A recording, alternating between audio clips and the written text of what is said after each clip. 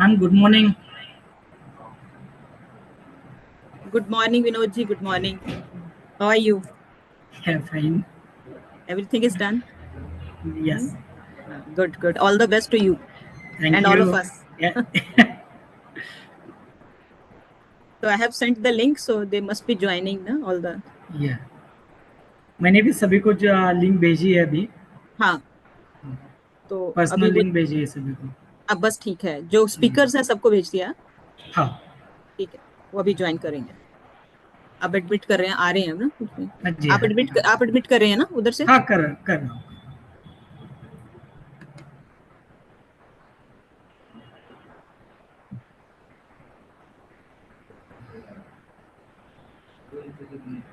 सिर्फ ये बताओ मुझे कि को होस्ट किसको किसको बनाना है.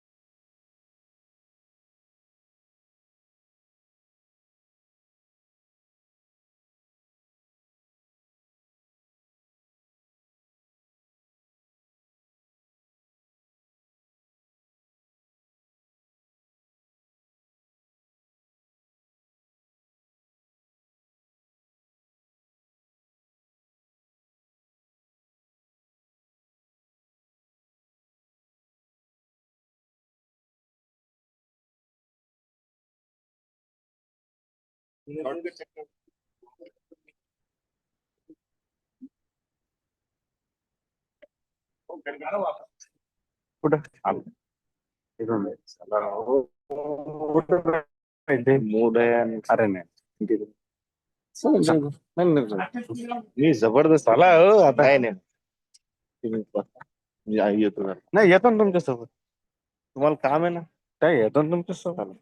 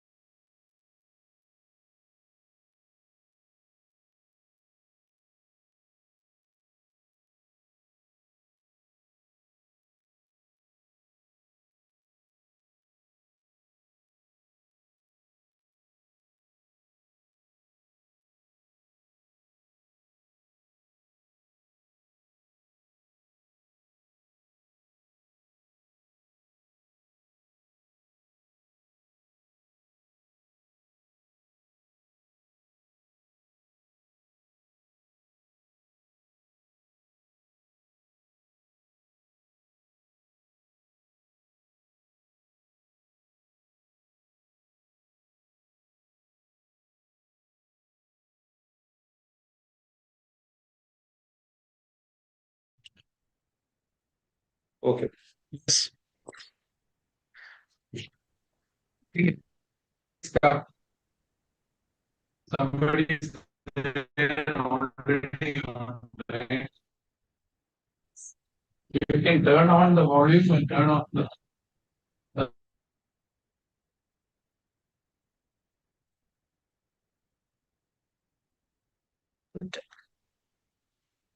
ಆಯ್ತು ಅನ್ಮ್ಯೂಟ್ ಆಯ್ತು.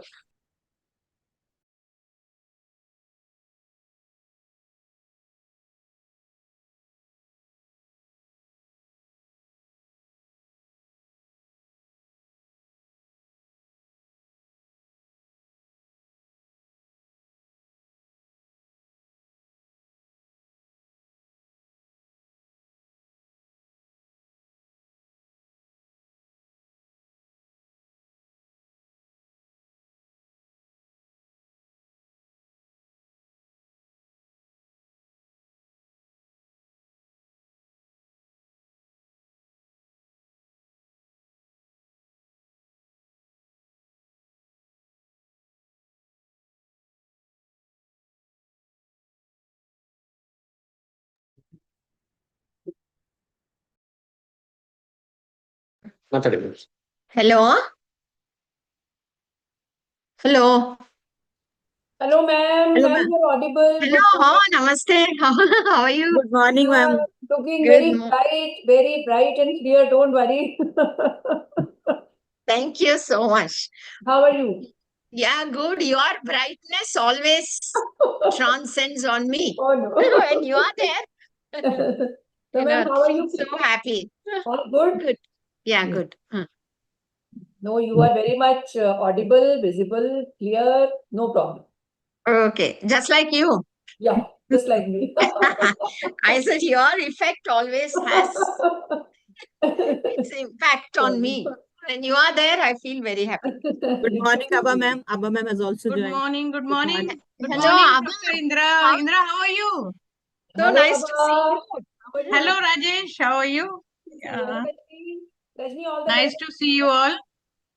I know. Great. Abba looks nice. Yes, Looking Abba. very fresh and nice in the Abba morning. keeps So I'll. on posting. Yeah, your mornings are always better, you know. Abha's Uh, DPs are also very nice. Keeps on changing. Pardon? Your DPs are very good on DP? WhatsApp. DP. Okay, thank you so much. Yeah. And you know, you are at a beautiful place, so the scenery is very good. Yeah. I was in Varanasi that time. Yeah. Thank you. John ಇಲ್ಲಿ ನೋಡು pin ಬಂತು. Just ನಾ ಯಾವಾಗ್ಲೂ check ಮಾಡ್ಕೊಳ್ಳೋದಷ್ಟೇ. ಏನ್ ಹೆಂಗ್ ಕಮ್ಮಿ ಮಾಡೋದು ಈಗ? ಏನ್ ಮೇಡಮ್? I shouldn't dominate. ಎಲ್ಲೇ ಓದ್ತಿದ್ದು ಹೆಂಗೆ ಅನ್ಪಿನ್ ಮಾಡೋದು? Professor ಇದು Mateen has also joined. Professor Mateen, good morning. Close ಮಾಡು. Where is he? Professor Mateen he's there. Professor Mateen, good morning. Some people are asking to be admitted, Rajni. Yes, they are allowing, ma'am. Vinod ji,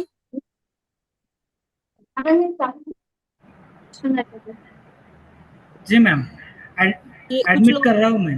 admit कर रहे हैं ना? हाँ जी जी।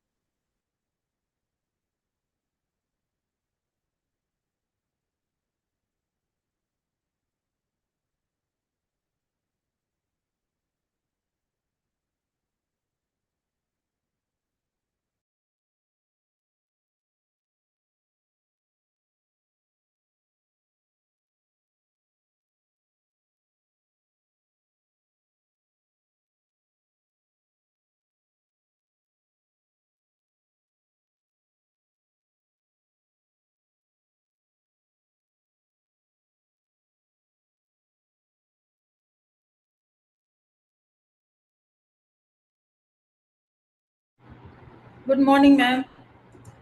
Indira ma'am, how are you? I'm good. How are you? I'm fine, ma'am. Good morning. Ma'am, namaste. Namaste. Good to see you. Hello Shweta, hello, अच्छा आप भी हैं? नमस्ते। हम भी हैं। वहाँ पर मेरे सामने सिर्फ 2 पिक्चर्स आ रहे हैं, आर इंदिरा मैम के और राजेश गिल मैम के। अभी आपका आया। हाँ, वो एक्चुअली कैमरा मैंने ऑन किया, भैया आपको देख के। श्वेता, नहीं, आप जब स्क्रीन पे आती है ना तो सारी पिक्चर्स गुम हो जाती हैं। मैडम सुबह मेरी खिंचाई क्यों कर रही? सच में। ये आपलं आपलं पुढे नाटक चालू Thank you. रश्मि की नहीं दिख रही है। हाँ, यस, मैं यहाँ पे हूँ। Shweta ma'am, good morning. How good are you? Morning. Fine. हाँ, मैं सबको है ना? कह के सुबह जगा रही हूँ कि आ जाओ सारे जल्दी से। हाँ, हार्ड टास्क मास्टर। हाँ, you are hard task master. हाँ।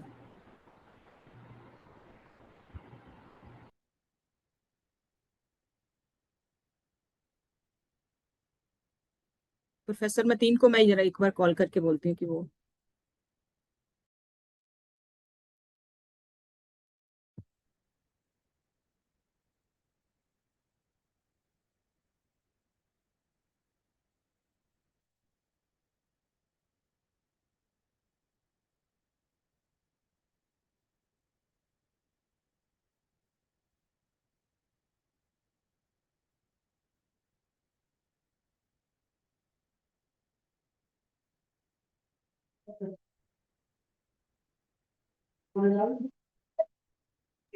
click the button, then we will be able to see you. Okay, done.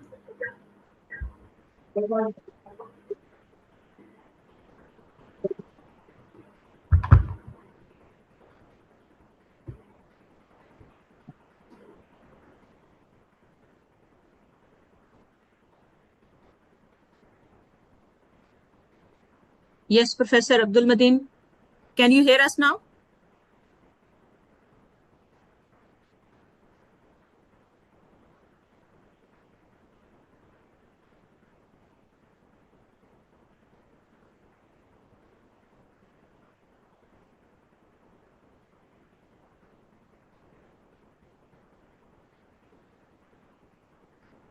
Professor Mateen,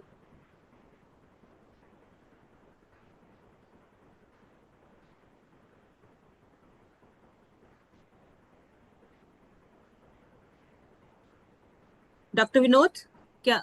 hello, जी मैम, जी मैम। क्या आप प्रोफेसर मतीन की मदद कर सकते हैं? शायद वो नहीं कर पा रहे हैं उस जी, एक मिनट। ना, उनको सुन नहीं पा रहे हैं। आप प्लीज उनको कॉल करके।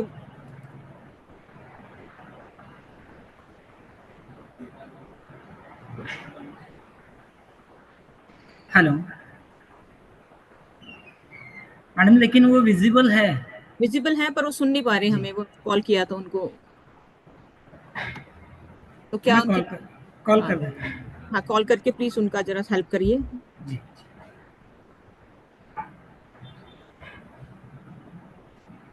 अभी प्रिंसिपल सर और मेश्राम सर ज्वाइन होने बाकी है, बाकी सब गेस्ट ज्वाइन हो गए।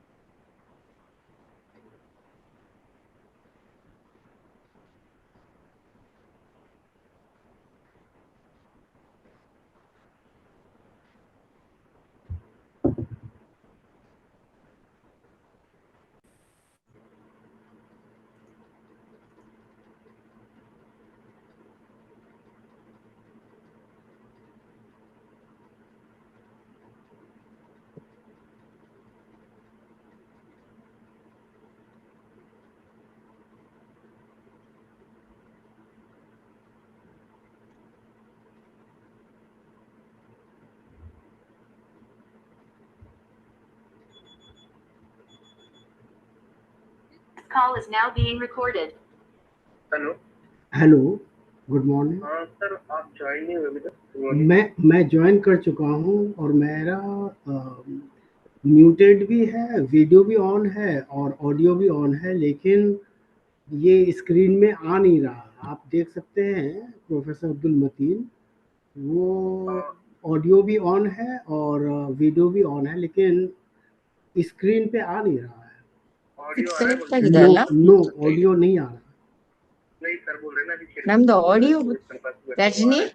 Yes, yes, ma'am. अच्छा ऑडियो आ Yes, रहा है, ma'am. लेकिन Rajni, मैं mine कुछ सुन also, नहीं I पा think रहा it's the हूँ। same thing. मेरा भी वीडियो नहीं आ रहा है स्क्रीन पर. Wifi. But we can see you, ma'am. You can see me? Yes. Okay, now laptop. it's come. But visible. हाँ, नहीं उनको बोलो छोड़ के speaker you should leave and then join. Built in. है ना? हाँ, Off ಮಾಡಿರ್ಲಾ? बिल्ट इन स्पीकर जो है। ऑडियो है ना? हाँ, नहीं आ रहा, वो तो मैं ऐसे ही करता हूँ।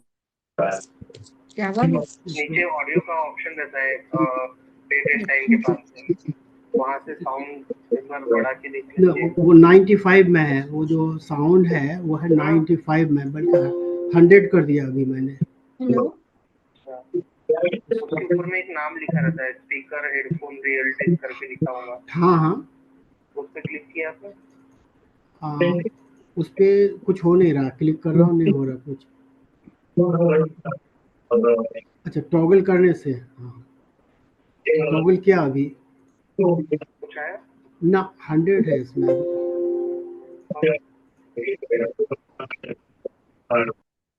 आज तो आपका आज तो स्टार्ट वीडियो मैंने भेजा था आपको, अभी आया था? अभी ना, जैसे मैं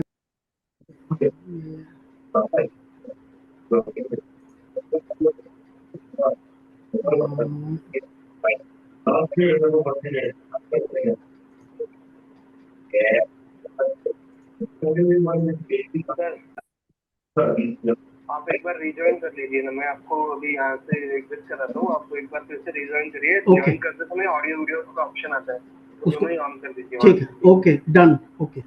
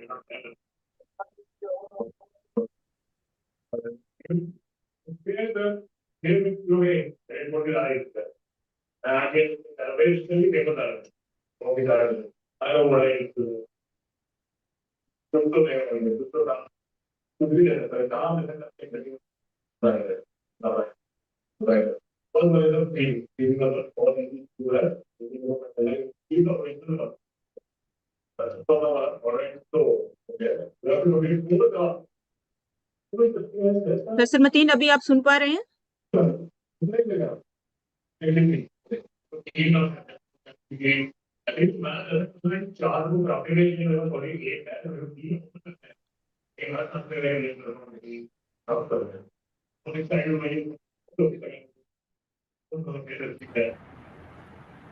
नहीं मैम, उनका प्रॉब्लम आ रहा है, अभी हो जाएंगे वो, क्योंकि उनको सॉल्व कर रहे एग्जिट हैं कि करना। उनको? हाँ, कर रहे हैं, वो कर रहे हैं, सॉल्व कर रहे हैं। उनको एग्जिट होना पड़ेगा एक बार।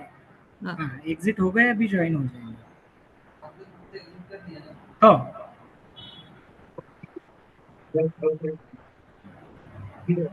बाकी सभी गेस्ट ज्वाइन हो गए।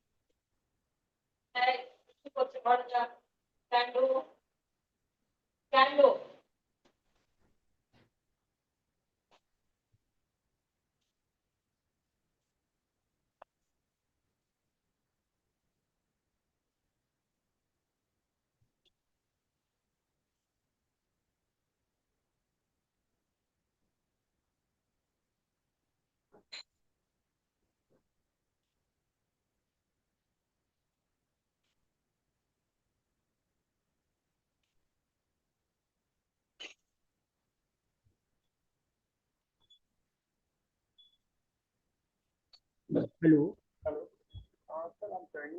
नहीं, मैं देख रहा हूँ कि वीडियो भी आ रहा है और ऑडियो कभी कभी आ रहा है। कुछ प्रॉब्लम है क्या? दोबारा डिस्कनेक्ट करके फिर ज्वाइन करूँ क्या? मेरा डिस्कनेक्ट करके। Okay, okay. आ रहा है, आवाज आ रहा है बोलते। नहीं नहीं, मेरा ऑडियो भी ऑन है, वीडियो भी ऑन है, लेकिन वो मुझे I am not able to listen, you know. अच्छा अच्छा, यू आर नॉट ऑडिबल। आप रिजॉइन हो जाए ना डिस्कनेक्ट करके एक बार। Okay okay okay.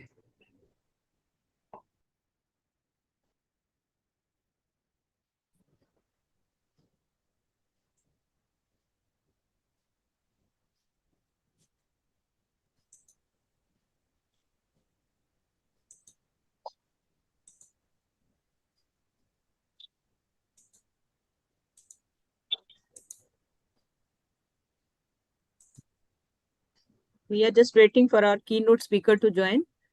So then whenever this problem is solved, we are going to start.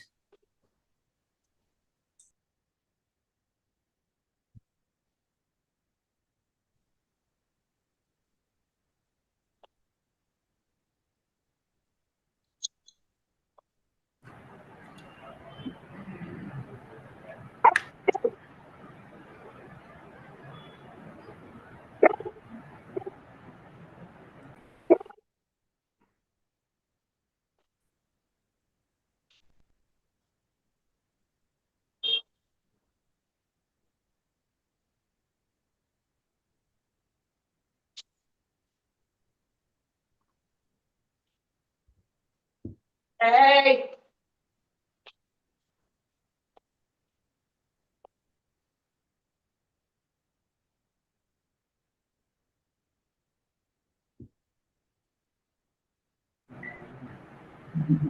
Sir join है लेकिन आवाज नहीं जा रहा है उनके पास।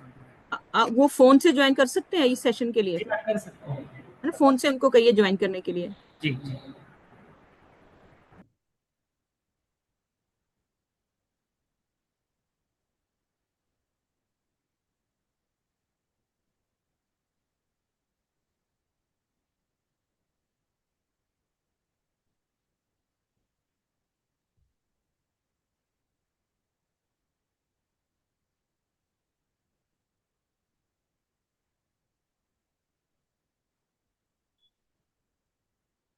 हेलो, हाँ डॉक्टर विनोद। हेलो, हाँ अभी आवाज आ रही थी डॉक्टर रजनी बाला की। और ठीक है जी सर, आवाज आ रही है आपको? ठीक है, आ रही है तो ठीक है सर, फिर हम सुन पा रहे हैं तो हम स्टार्ट करेंगे फिर। हाँ अभी आवाज आ रही है। जी, वो 1 मिनट उनको को होस्ट बना देता है। हम्म। लेकिन दूसरे कौन से नाम से?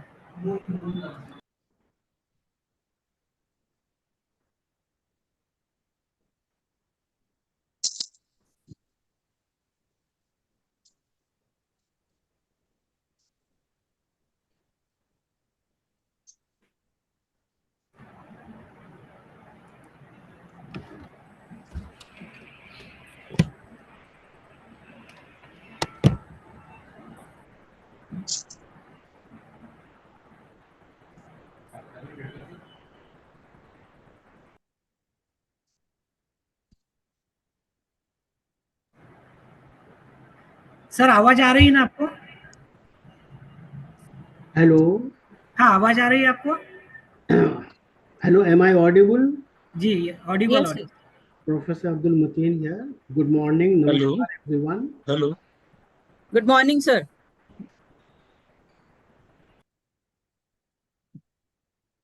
Audio is working, but video, I can't see myself.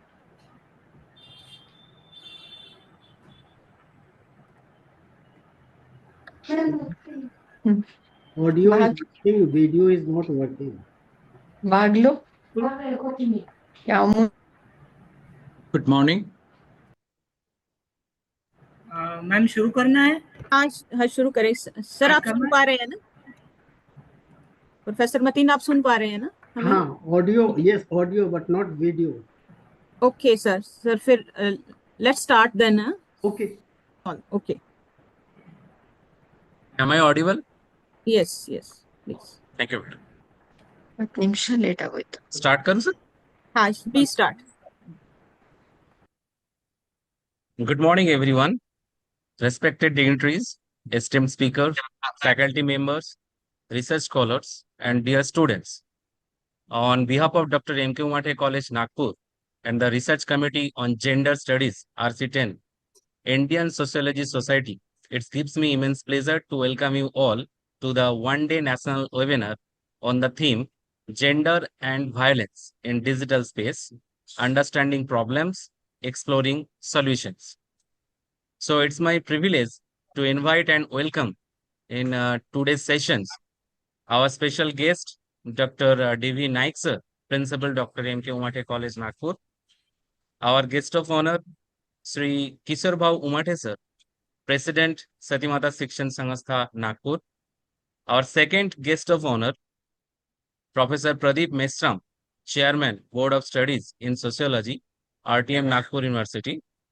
Our chief guest, Professor Sweta Prasad from the Department of Sociology, Varanasi in the Hindu University, Varanasi. Our guest of honor, Professor Rajesh Gill, former Professor, Department of Sociology, Punjab University, Chandigarh. Our keynote speaker, Professor Abdul Martin, former Professor, Aligarh Muslim University, Aligarh.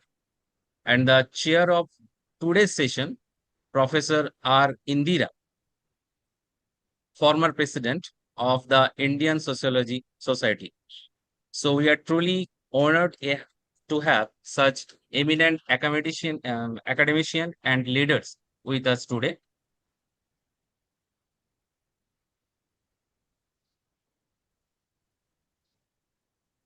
To formally start the program, now I invite Dr. Rajni Wala Madam, Convener RC10, ISS and Associate Professor, Department of Sociology, PUC College, Punjab, to introduce the theme of this webinar. Rajni Wala Madam. Thank you, Dr. Apurva. Respected Chair, Professor Arindra, our Chief Guest of the day, Professor Shweta Prasad ji, Guest of Honor, Professor Rajesh Gill ji, Professor Abdul Mateen ji, our keynote speaker, Principal Sir of Umathe College, Professor Pradeep Meshram, President of Umathe College, our colleagues from RC10, Professor Abha Chauhan and Professor Sudeshna, Professor Dhananjay, and other dignitaries and dear participants and the paper presenters. It is my privilege to introduce the theme of the one-day national webinar jointly organized by Research Committee on Gender Studies, Indian Sociological Society and M.K Umathe College, Nagpur. The RC10 has long been at the forefront of critical engagements with gender in Indian sociology. It has consistently worked to ensure that questions of gender are not marginalized but placed at the center of academic debates and social concerns. Through its conferences, seminars, and research forums, RC10 has brought issues of women's labor, social justice, representation, embodiment, resistance, identity into sharper focus. Today, with this webinar, we continue that legacy by addressing a theme of immense contemporary significance, gender and violence in digital spaces, understanding problems, exploring solutions. We are grateful to Dr. M.K Umathe College, our collaborating institution, and especially Dr. Vinod Khedkar for supporting this endeavor. Such collaborations remind us that research does not remain confined to papers and classrooms. It has the potential to shape awareness, empathy, and policy. Together, RC10 and Umathe College affirm the importance of combining scholarship with action. Theme, Gender and Violence in Digital Spaces, Understanding Problems, Exploring Solution, is not only timely but essential. Digital technologies have reshaped our world in unimaginable ways. For many women and gender minorities, digital platforms have created new opportunities for learning, expression, entrepreneurship, and solidarity. Voices that were once silenced in public spaces have found resonance in virtual spaces. However, as it's often said, the case in history, every new space of empowerment has also become a new site of control and violence. The digital realm, which we once imagined as liberating, now mirrors and in some ways amplifies the same hierarchies that exist offline. Harassment, misogyny, stalking, image circulation, deepfake, hate campaigns, identity theft. These are not just technical disturbances, but forms of psychological, emotional, and social violence. Unlike physical violence, digital violence does not end with an incident. It remains archived, recirculated, and replayed. It does not always strike in the presence of others. Often it follows a woman silently in her phone, her messages, and her thoughts. This is why our deliberation today is not simply about technology. It is about dignity, safety, and citizenship in the digital age. We must ask ourselves important questions. How does gender operate within virtual terrains? Are our legal and institutional structures equipped to respond? Can education cultivate responsible digital behavior? Can platform be held accountable? Can offline spaces be reimagined not as hostile territories, but as safer and more inclusive commons? These are not only academic questions, these are questions that affect citizenship, dignity, and equality in the digital age. The purpose of today's webinar is not merely to discuss these questions academically, but to collectively reflect on them with empathy and responsibility. We aim to move from recognition to reflection and from reflection to resolution. By the end of this program, we hope to gain not only deeper insights into the issue, but also clarify on what can be done by individuals, what can be done, institutions, policymaker, and digital stakeholders, what can be done by them. Let today be more than a discussion. Let it be a collective commitment, a commitment to ensure that digital spaces do not become extensions of fear, but platforms of freedom. A commitment to affirm that safety in virtual spaces is not a privilege, but it is a right of all of us, and a commitment to uphold that technology must empower, not silence. If our discussions today can move us closer to these affirmations, if they can generate even a small shift in how we think, act, and respond, then this webinar will have achieved its purpose. With this spirit of dialogue, solidarity, and hope, I welcome you all to today's deliberations. I welcome all my friends from RC10 and from M.K Umathe College. Thank you so much. Thank you, madam. Thank you. Now I invite our dignitaries to address the webinar.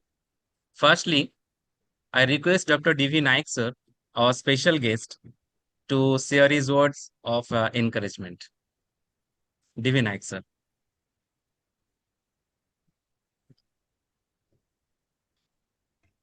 Good morning. All the dignitaries present here, Patron Shri Kishore Umathe, Chairperson of today's function, Professor R. Indira ma'am, Professor Shweta Prasad ma'am, Professor Rajesh Gill, the keynote speaker of today's function, Professor Abdul Mateen sir, Professor Dr. Pradeep Meshram, Dr. Vinod Khedkar, ladies and gentlemen, esteemed guests, faculty members, and dear students and scholars. Good morning and a warm welcome to each one of you. It is an immense pleasure to gather here today for our national webinar on the pertinent topic of gender and violence in digital spaces, understanding problem and exploring solutions. As we navigate an increasingly digital world and implications of our online interactions have become a critical area of study and concern. Today, we find ourselves living in a paradox. While digital spaces can offer empowerment and opportunities for connections, they can simultaneously serve as a platform for harassment, discriminations, and violence against individuals based on their gender and identity.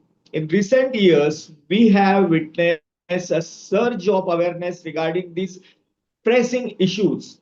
Reports of online abuse, cyberbullying, and gender based violence within digital platform highlights the urgent need for dialogue, discussions, and proactive measures.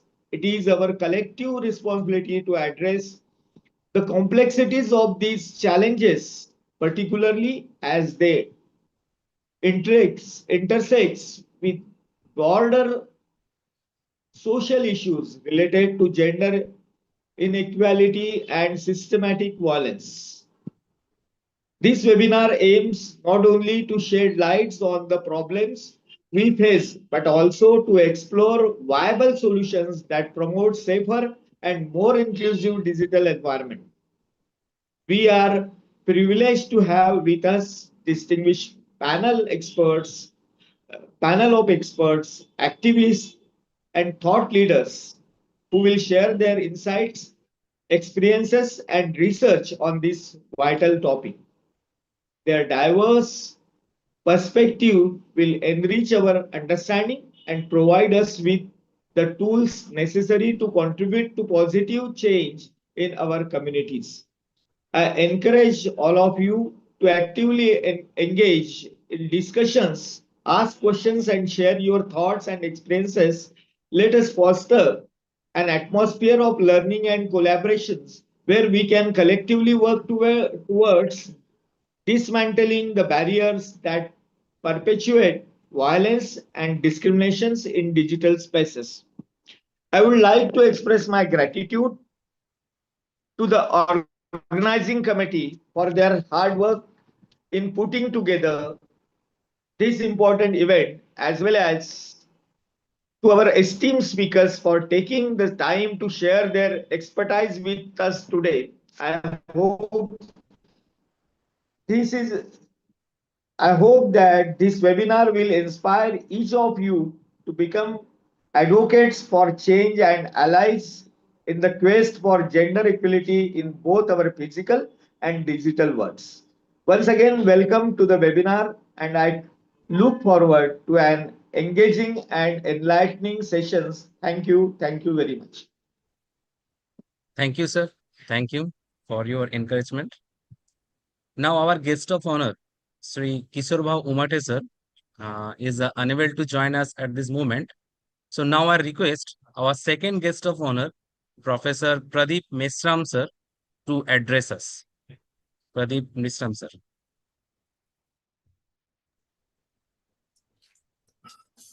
Thank you.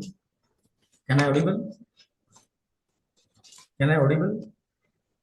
Yes, sir. Yes, sir. Yes, sir. Yes. Yes, sir, we can hear. All the dignitaries in digital spaces.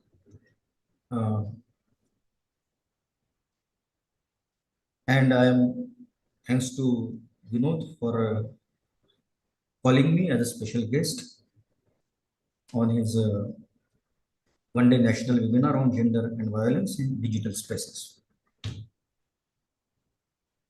Dear friends, this violence is also referred as technology facilitated gender-based violence, that TFGBV mostly, and it is a rapidly growing global issue that affects women's and LGBTQIA plus across all populations.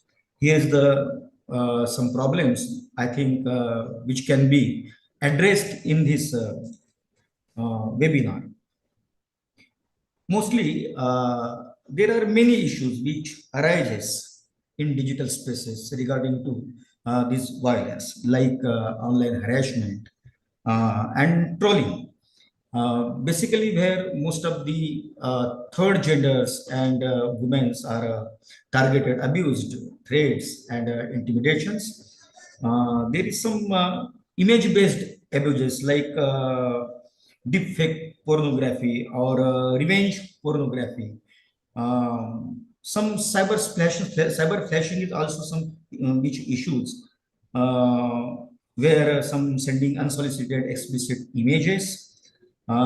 These all issues not only abuse to gender, but it harms to whole humanity. And in India, specifically in metropolitan cities, and even though in rural areas, these issues are harm to women folk.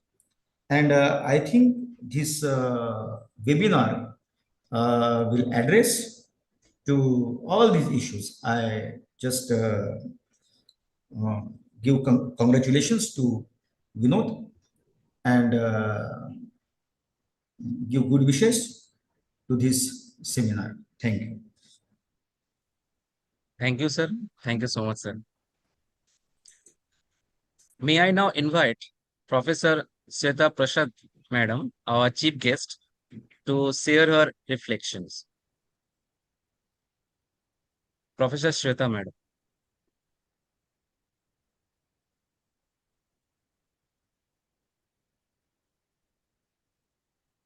Madam. Yeah, thank you. I was muted actually, so I tried to unmute myself and hope I am audible now. So thank you RC10 and the members present here online for having me here. Thank you Dr. Rajni for inviting me forcefully to join this webinar at least for 5 to 10 minutes. So as and I was requested to share my message on behalf of the Indian Sociological Society, as RC10 you know is very important part of Indian Sociological Society. So violence in digital spaces, the topic which you have selected for today's webinar is very important one, and hopefully after this webinar is over, you'll come up with certain suggestions, recommendations that may be useful for policy formulation at national level, because digital violence is something which has affected almost everyone, because pornography deepfake is something that is affecting more, uh, impacting women more than men, but there are other forms of digital violence also which are affecting men equally. So digital platform that had once promised to create a kind of level playing field where the in fact it was perceived to be a universal equalizer where everyone will be equal in digital era on digital platform, but it has turned out to be something else, where digital platform is not only reinforcing the traditional biases, traditional gender norms, traditional gender violences, but it is creating newer forms of violence which we all were listening to. You all have mentioned those violence, deep fake, revenge pornography, and many other kinds of violence. Uh, we can see these are newer forms of violence. So what we have to remember here is that digital platform is also part of our society, and we must remember that technology is never neutral. Technology is dependent on, for its use it is dependent on the person using the technology. This is one thing. Second, gender violence is not something that is new. So these two facts combined, the technology is in hands who are preferring to misuse it. There are others who are using it for the welfare of people in society also, but there are others also who are somewhere using this technology to terrorize people in society. Here, I would like to remain gender neutral because all are terrorized, not only women. So, this kind of the impact which digital space is having, creation of newer forms of violences against women, against men, anonymity and speed that is associated with this digital spaces. These two characteristics of digital spaces ensure that violence has magnified impacts on society, on the individuals going through these violences, because the anonymity of and the speed leads to the spillover impact, where violence of physical spaces or online spaces spills over to offline or online. It depends on where the form it has started. So this spillover impact which the digital spaces have on violence against women and men and other categories also is something we should be seriously concerned about, and we are very slow in addressing these forms of violence, because we still have traditional modes of addressing the kind of violence we face in society. So we have to come up with newer forms of uh, policies, programs, acts to address this kind of violence. So digital era is not something we should be scared of, but we must have layered understanding, nuanced understanding of the violences that is taking place on digital space and in digital spaces, and prepare ourselves for the same. With these words, I wish the conference all the very best, and it is going to be a grand success. I know by the kind of participation I can see and the kind of organizers who have organized this program. So all the very best from my side, from the side of the Indian Sociological Society, and I'll join you all whenever I get time. Thank you so much. Thank you for having me here. Thank you, madam. Thank you so much, ma'am. Now I request Professor Rajesh Gill, madam, our guest of honor, to address the Thank you very much. Rajesh Gill, madam. Very good morning.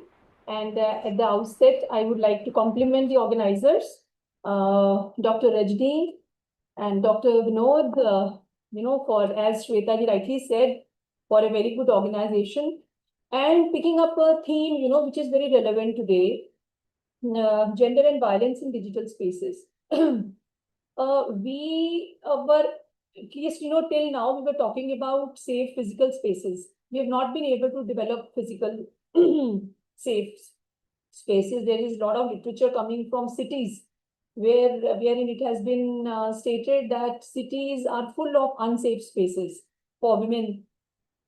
I am focusing here on women, although this, as Shweta rightly said, digital violence is not only against women, but the third gender also. It's very prominent, of course, against men also. Uh, you know, uh, we are now having different forms of violence on online violence. For instance, cyber stalking, sending obscene messages, pictures, and pornographic stuff, to victims. Revenge pornography. I have come across several cases in various, and as I'm working in various committees. So a large number of cases have been reported of revenge pornography. There is a relationship, and when there is a breakup, suddenly, there is a revengeful attitude, and all the private pictures, videos, stuff, is circulated. Non-consensual publication of private, sexually explicit messages showing the identity of women as ex-partners after breakup. This is very common in among dating partners, among the young boys and girls in educational institutions, and it is alarming. Sextortion is very, very rampant, where the victims are blackmailed on the basis of, sex. Now, the most alarming thing in this violence is that everything is fake. The person I'm interacting with, I don't know whether his identity is true or false. And most of the time, the identities are fake. So therefore, it's all an illusion. Yes, we have framed laws. We had some laws in IPC, then in BNS, now in IT Act also. But there are two issues. One, do we report these cases without any inhibition? And secondly, what about the execution of these laws? So these are very pertinent issues. Underreporting is rampant. One, the major reason, mainly the girl victims, they don't report because of the fear of parents knowing it. The parents don't know about all this, and the girls are very scared that their family would come to know of it. And, the perpetrators make use of this fear. Another issue that is important is gender-based digital divide. COVID has shown us that there is a huge gender divide, digital divide on the basis of gender all over the world, but it is rampant in India. In India, if there is a smartphone in a family, it is the male.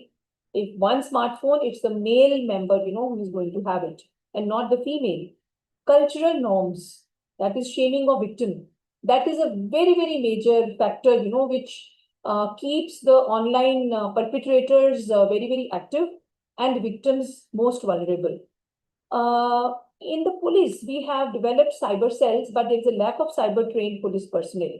So when the complaints are filed, we don't have trained police personnel in cybercrime, because of which most of the cases are not solved. According to a recent UN United Nations study, 73% of women journalists have reported to have been harassed online. face gender violence.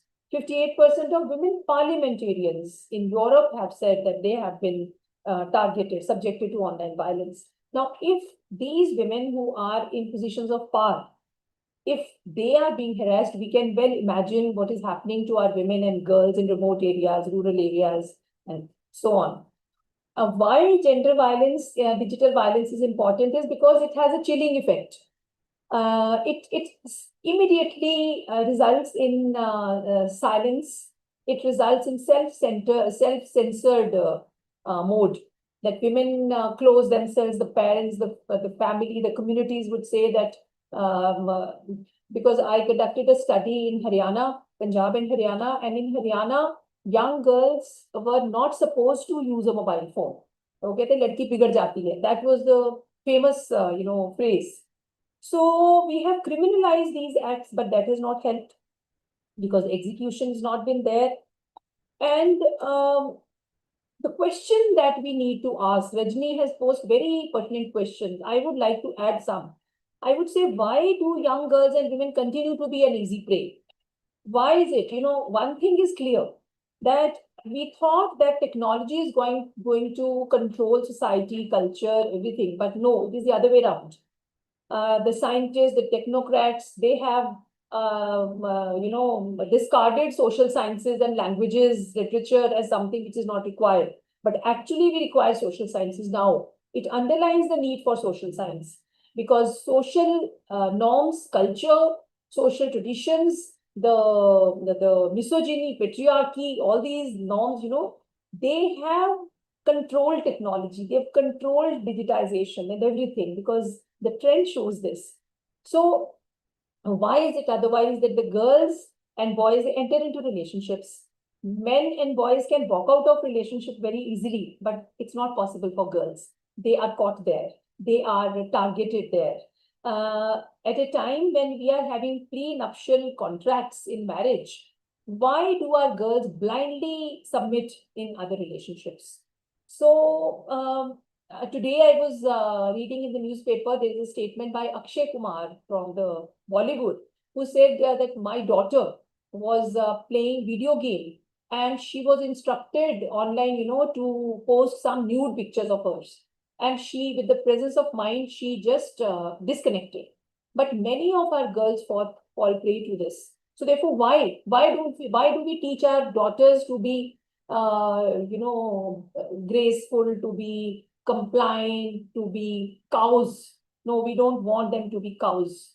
We want them to be shrewd, intelligent, and clever.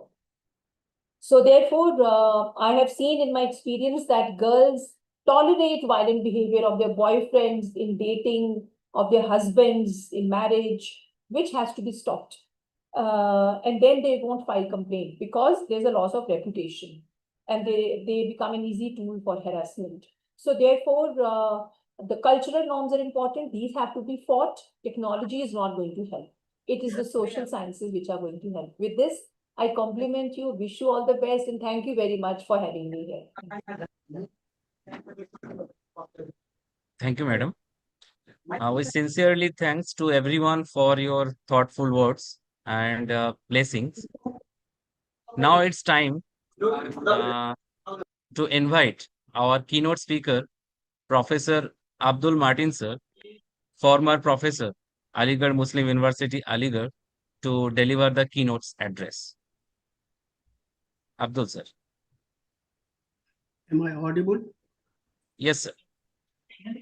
Good morning. Namaskar, everyone. First of all, I am grateful to RC10, especially Professor Abha Chauhan, Dr. Rajni Bala, for the kind invitation. It's a great honor for me. Professor, ये कुमेश तो उसके लिए I hope I'm audible to everyone. Yes, sir. Yes, sir. Yeah. Professor R. Indra, Professor Shweta Prasad, Dr. Nayak, Professor Rajesh Gill, Dr. Rajni Bala. Good morning, esteemed colleagues, distinguished scholars, and friends.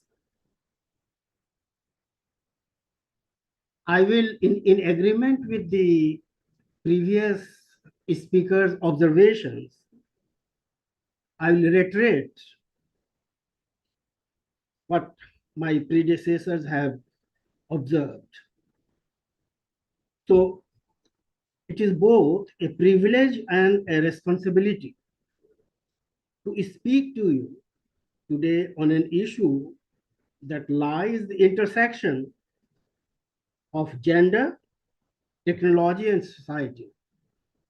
Gender and violence in digital spaces with a particular focus on India.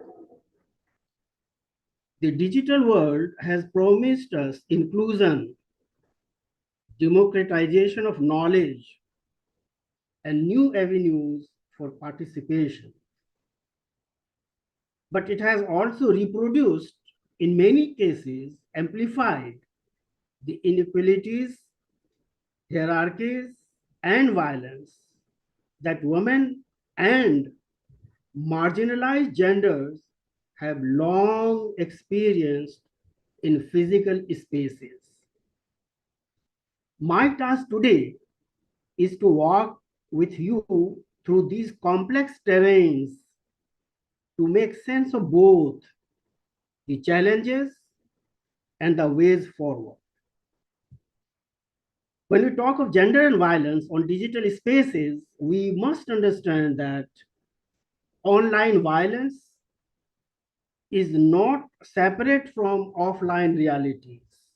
Rather, it is a continuation of patriarchal structures, a new stage where old prejudices find new expressions. In India, the rise of affordable smartphones and data, thanks to what we may call the geo revolution, has created one of the largest pools of internet users globally. Yet, the gender divide is stark. The Internet and Mobile Association of India reports that only about 33% of Indian women are active internet users compared to nearly 67% of men. Within this already uneven terrain, women who do enter digital spaces face harassment ranging from trolling, body shaming, stalking, morphing of images to targeted hate campaigns. Scholars and rights groups have categorized digital violence into several forms. Digital gender-based violence, that is DGBV, includes harassment, trolling, stalking, non-consensual intimate image, that is NCII sharing, morphing, deep fakes, and doxing. Network misogyny, abuse amplified by coordinated campaigns, intersectionality, caste, religion, class, sexuality, and disability compound vulnerabilities. So when we talk of digital gender-based violence, that is DGVV, it refers to acts of harm, harassment, and abuse mediated through digital technologies that disproportionately target women and gender minorities. Common forms include trolling, which involves posting abusive or provocative content online to intimidate or silence individuals. Cyber stalking, or the persistent and unwanted monitoring of a person's digital presence that can escalate to offline threats. Morphing, where images are digitally altered without consent, often for sexualized or defamatory purpose. And deep fakes, which use artificial intelligence to generate non-consensual sexual imagery or spread false narratives. Another manifestation is doxing, the malicious publication of private or identifying information such as addresses or phone numbers, exposing individuals to real-world harm. Beyond these individual tactics, network misogyny captures how online hostility against women is collective and systemic, with groups coordinating across digital platforms to harass, discredit, and silence female voices, reflecting the entrenchment of patriarchal norms in digital spaces. Digital violence cannot be understood in isolation from India's socio-cultural fabric. Patriarchal norms still control women's mobility, dress, and speech in physical spaces. These controls migrate online, where family honor, caste identity, and community reputation often intersect with online violence. Rural women, Dalit women, and LGBTQ plus persons face compounded vulnerabilities. Thus, the violence is not just gendered but also deeply intersectional. Research and case studies reveal that online violence induces fear, anxiety, and depression among women, pushes women into self-censorship, curtailing freedom of expression, produces digital withdrawal, a retreat from platforms that could otherwise empower. The irony is stark. The same digital spaces that were supposed to expand opportunities for voice and visibility often end up reinforcing silence and invisibility. India does have laws that deal with aspects of online abuse. The Information Technology Act 2000 addresses cyber crimes. Sections of the IPC cover stalking, defamation, and obscenity. The Indecent Representation of Women Act also applies to digital platforms. Act enforcement is weak. Women who report face police apathy, lack of digital literacy, or secondary victimization. The law, in many cases, has not caught up with the pace of digital innovation. Globally, UN Women and Amnesty International have highlighted online gender-based violence as a human rights issue. In India, civil society organizations like the Internet Democracy Project and Feminism in India have campaigned to make the issue visible. But we must ask, are our regulatory mechanisms responsive enough, or are they merely reactive, chasing after crimes rather than building preventive ecosystem? So, what needs to be done? Let me now turn to what I believe are possible pathways forward. Number one, digital literacy. Women, especially in rural and marginalized communities, need training to identify, resist, and report online abuse.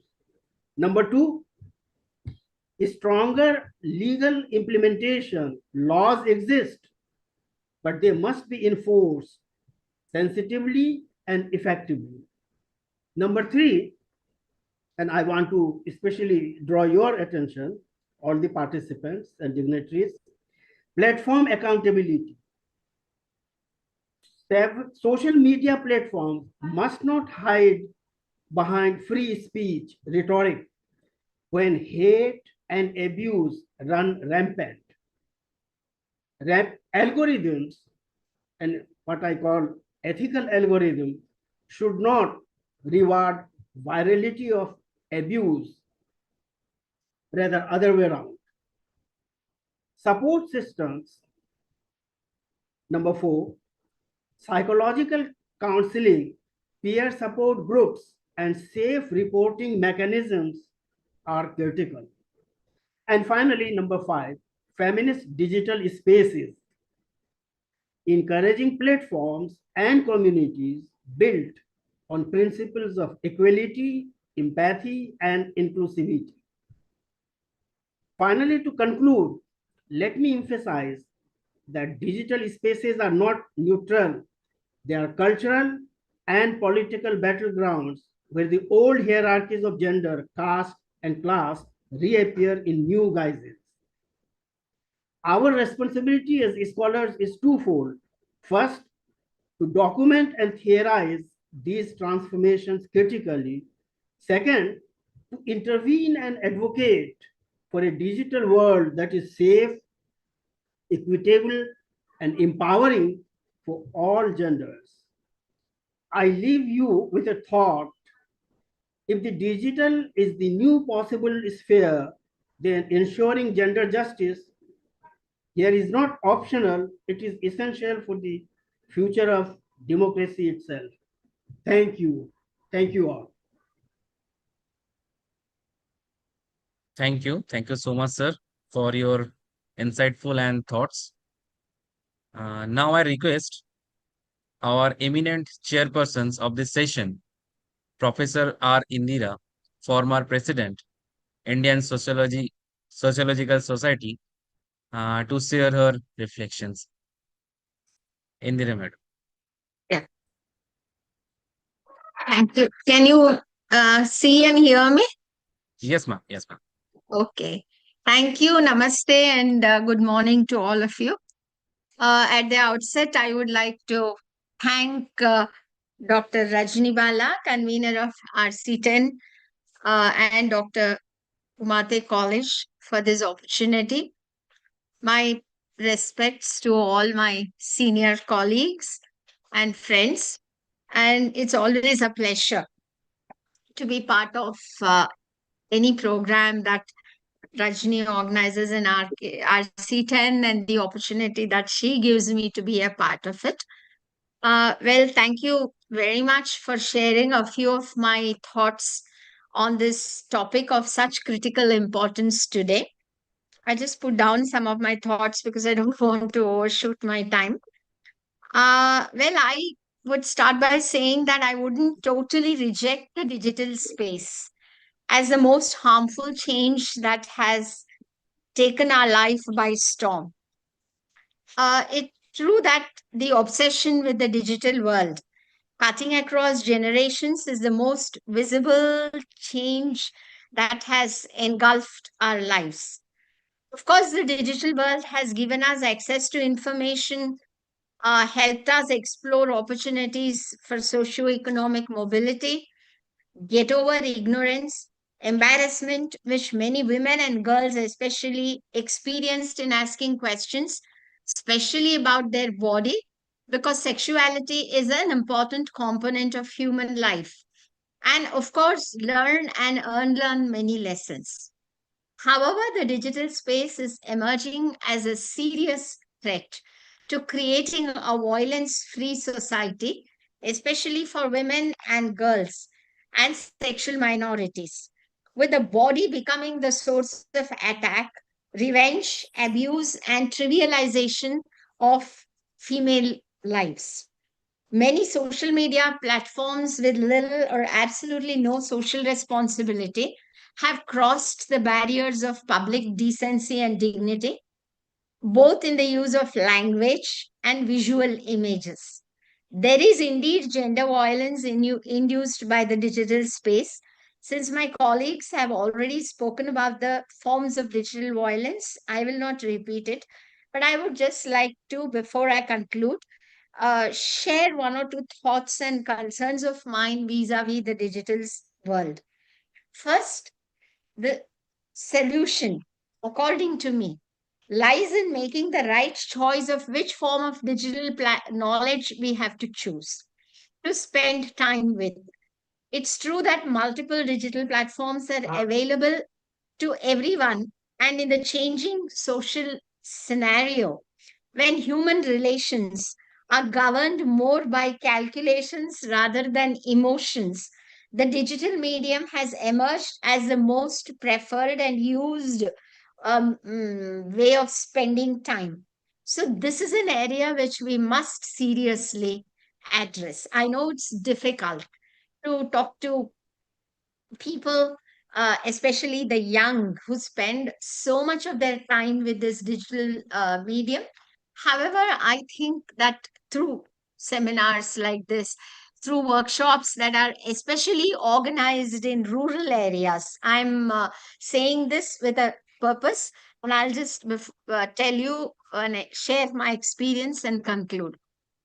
We must address small groups of adolescents, especially school and college students, and let them know that while it is important to keep themselves informed about the changes happening in different parts of the world and to achieve what today is being called aspirational mobility, they need the digital space. They need to understand, they need to learn, and as I very consciously said, unlearn many myths in which they are living. It's also very important to tell them that they are being targeted for different forms of violence, many of which they don't even realize. See, in life, I have felt as a teacher, there are two ways in which you look at mistakes that we make. Some are mistakes which we can rectify. It's already done, but there is space to change. But we must be very careful, and as teachers and guides and people who are, what do you say, thought leaders, that's the word that is coming up now. As thought leaders, it's very important for us to share with them, whether they like it or not. There may be some who will not listen to you. There may be some who will say, oh, come on, this is too much of a lecture, which we have heard before. It's our duty to talk about this, to discuss this to youngsters in smaller groups, to adolescents especially, and those just entering adulthood, about what dangers await them, those that can be set right and those that cannot be set right. And this only thing that I would like to share with you is a recent experience of mine in a certain women's college. I will not take names. Here is a colleague of mine who heads the sociology department. And when we were organizing a program, we wanted to organize, we did that, a program on methodology. And we were just saying, how many students do you think will be there? And she was saying, ma'am, in this batch, and it's becoming quite common in quite a few colleges, and many of us who are here are teachers, and those have concerns for society. So we will have to give critical, serious thought to this point. She said, when this batch joined, there were 60 girls. This is a women's college in a kind of a semi rural area in our district. And now, when they came to final year, the number has become 15. This is quite shocking for me. I said, how can 60 become 15? She said, of many of them have been withdrawn. This is something very dangerous. You're talking of education as a leveler, you are talking of education bridging socioeconomic gaps. You're looking at education as an opportunity for young girls to achieve social mobility. And when I heard, she said, I said, what do you mean withdrawn? So she said, because of friendships with boys that they've been making through Instagram. And because, many of them have left their homes, they have gone away. Some of them have been brought back. Others, of course, did not come back. They went to stations. They have been put in the girls' balamandras, etc., etc. So there are many parents who fear that if they allow their daughters to continue in college, they will not listen to them. They will get married or whatever to people of their choice, and how caste, patriarchy still play their part here. So they withdraw them from college and get them married. Now, this is a very dangerous trend that I noticed. And it is terrible because you want women to be educated, you want them to chart out their paths, you want them to be economically independent, make choices. We are talking so much about empowerment. You have some 300 schemes, put the state and the central government together. Where are our girls heading? So it's very important, because Rajani is also like put solutions as the main one of the main parts of the seminar theme. I think that, well, very nicely. Please tell them it's good to have friendships, and you should be married to the people of your choice. But there is an age for that, and there is a time for that. Don't run away from your homes. We're doing a project on intimate partner violence in one of Karnataka's districts, which is supposed to record the highest amount of gender violence. And there, when we were doing our field studies, meeting institutions that are concerned with, addressing issues of gender violence, they were telling us, I remember, I'm just sharing this with you. There was this head of a Santwana center who asked me, ma'am, can you not have Instagram banned? I said, how can I do that? So he said, you see, it is through Instagram that these connections are being made. We were able to meet many of those young women girls who have not reached adulthood, but they have already got into relationships. Some of it, leading to pregnancy, and the parents are not ready to take them. They don't have any support. They have given up their college in between, and so no education. So think of their future. So all I want to say is, thank you very much for giving an opportunity to speak at this webinar, which is addressing an issue of very critical importance, because many of these spend a lot of their time on, everybody does that. It is cutting across generations. And surely I will tell you that it takes you out of boredom.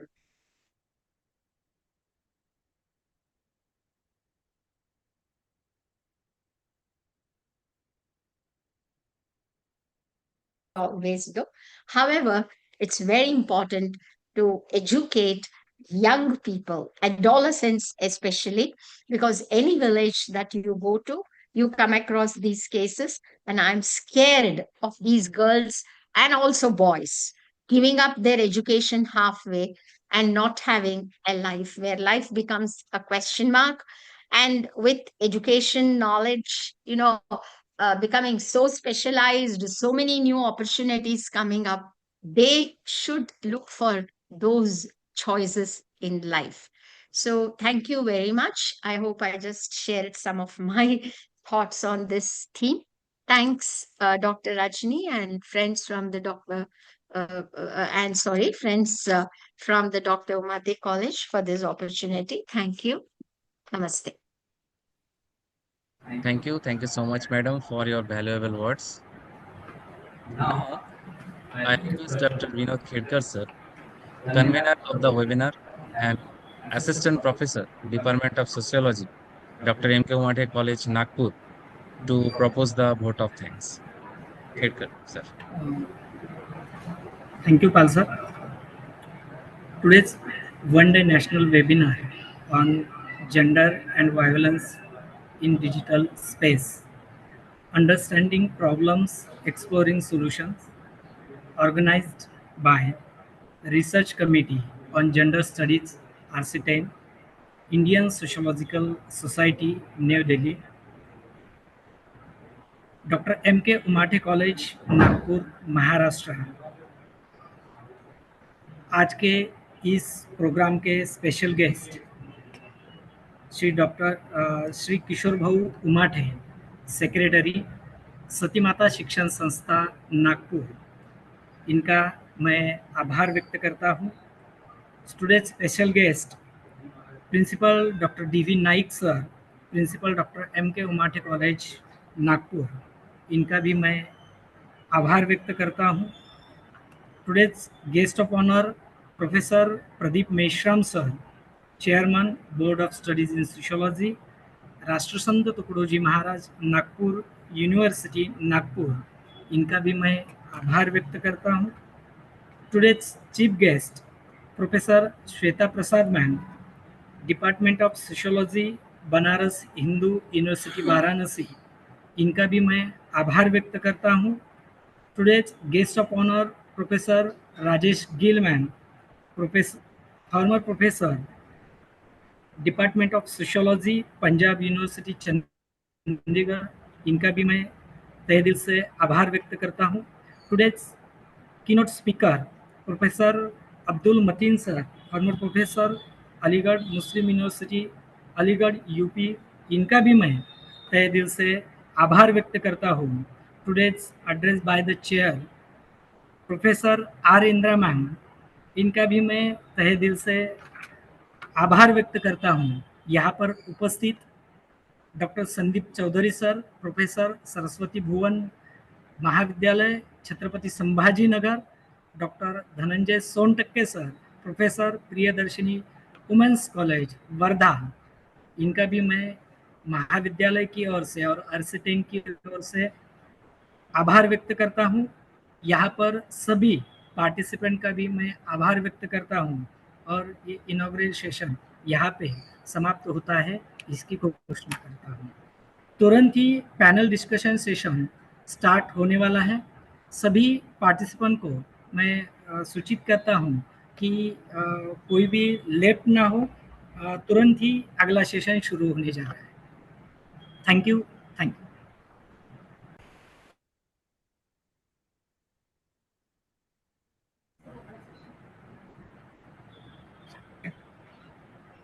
Ma'am.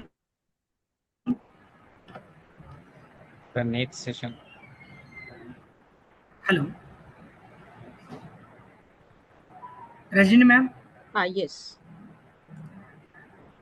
I think, let me check, all the panelists have joined. Professor Sudeshna, are you there? Professor Sudeshna? Yes, Rajni, I'm there. Sudeshna ma'am join है। Yes. Professor Leena Pujari? वो भी join है। अच्छा, ठीक है। धनंजय सोनटक्के भी join है। हाँ, धनंजय सर। आबा मैम भी हैं। Doctor Usha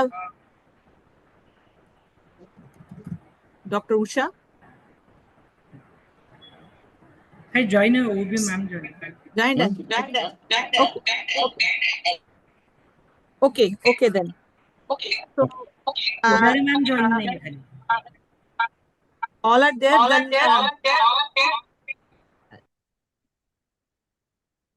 Hello. Echo हो रही है आवाज। Good morning. Yes. Professor Usha is also there. Yes. So I welcome you all to our panel discussion session, for which again we have a galaxy of speakers, and very thankful to all of you for giving your consent to be a part of this session. We will have this session on the theme Women in Digital Era, Risks, Rights and Resilience. The session will be chaired by Professor Abha Chauhan. I welcome you, ma'am, Professor Abha Chauhan. She is director from Center for Kashmir Studies, Central University of Himachal Pradesh, Dharamshala, and the former president, Indian Sociological Society. Professor Abha is there. Thank you, ma'am. And I will just introduce briefly the panel speakers. We have with us Professor Sudeshna Mukherjee. She is the co-convener of RC10 Research Committee on Gender Study, Indian Sociological Society, and also the director, Center for Social Impact, Chanakya University, Bangalore. Welcome, Professor Sudeshna. We have with us Dr. Usha Viti. She is the former director, Center for Women's Studies, Pondicherry University, Pondicherry. Then the third panel speaker is Professor Dhananjay Sontake, Head Department of Sociology, Priyadarshini Mahila Mahavidyalaya, Varda, Maharashtra, and he is the member of Advisory Committee of Research Committee on Gender Study. I welcome you, sir. Dhananjay, sir. We have with us as a fourth panelist, Professor Leena Pujari. She is the Dean, Faculty of Interdisciplinary Studies, HSNC University, Mumbai, and also Professor and Head Department of Sociology, HSNC University, Mumbai. Thank you, Professor Leena. Welcome. So I with all your, because I don't want to stand between you and the great ideas these speakers are going to give us, the food for thought. So I will request Professor Abha Chauhan to take charge of the session. Professor Abha.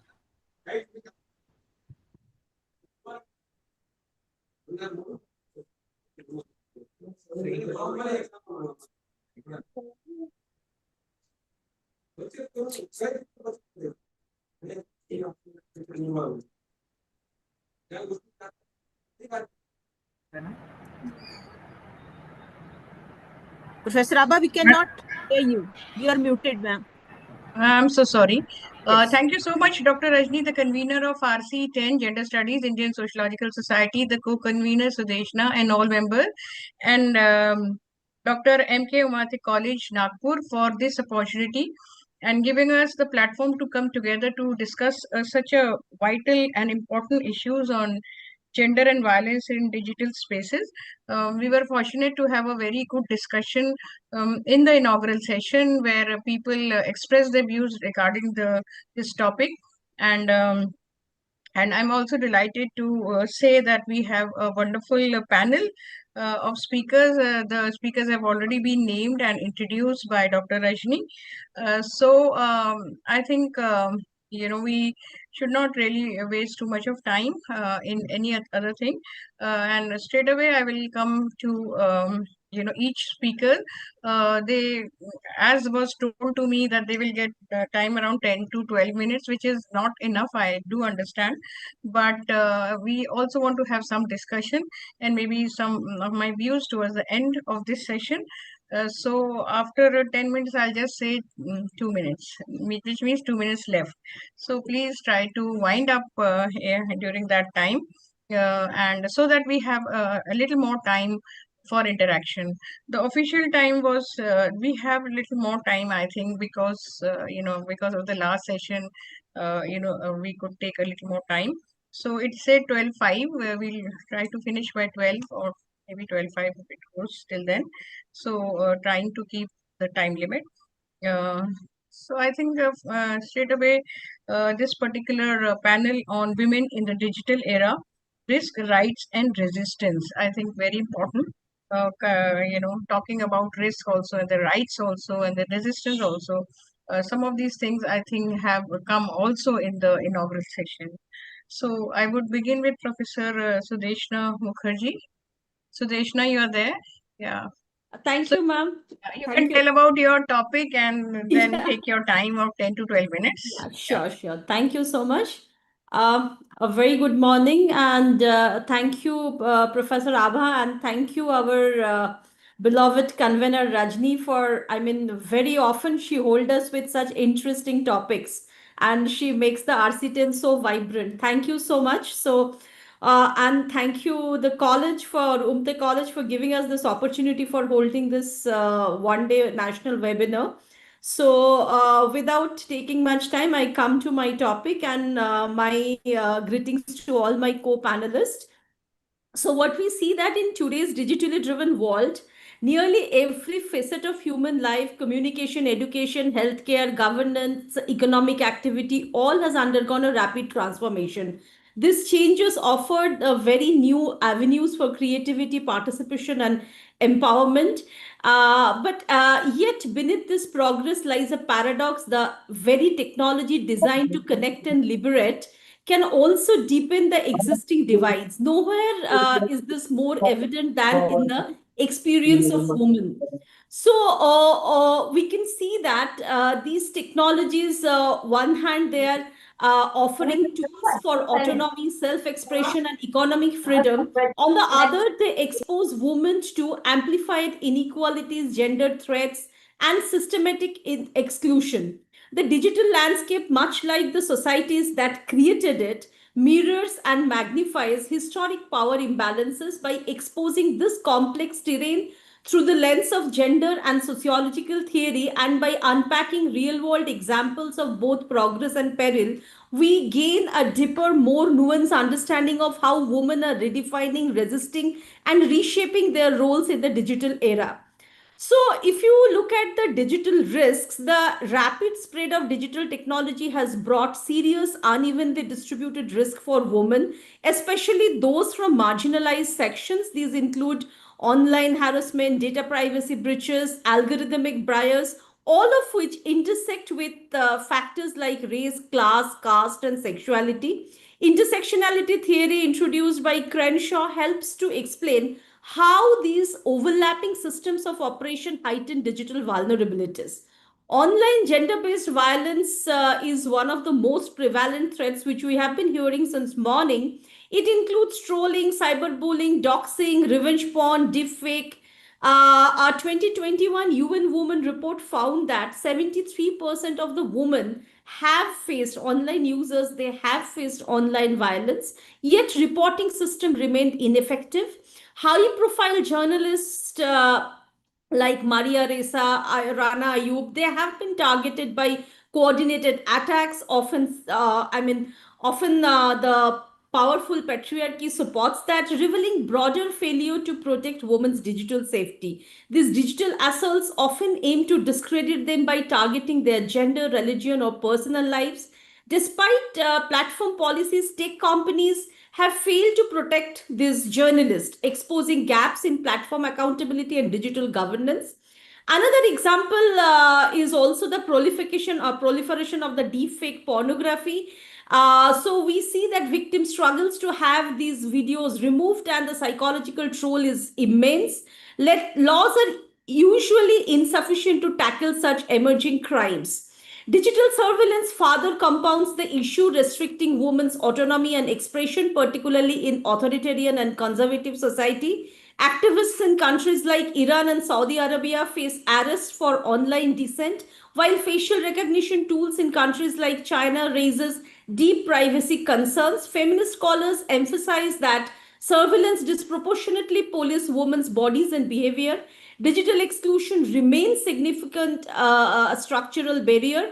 Despite growing internet access, women, especially in the rural and low income areas, and Indra ma'am was telling, remain 17, they're less accessed than men in the online. So barriers include lack of devices, digital literacy, and patriarchal restrictions. But finally, I would like to emphasize on that algorithmic discrimination. In hiring platforms, it reveals how technology can certainly reinforce gender inequality. A 2018 study by Reuters found that Amazon's hiring algorithms systematically downranked female resumes for technical roles. The model, trained on male dominated historical data, mirrored societal biases, showing how machine neutrality is a myth. Feminist scholar Safia Noble argues in Algorithms of Operation that search engines and AI reflect society's biases are often exacerbate them.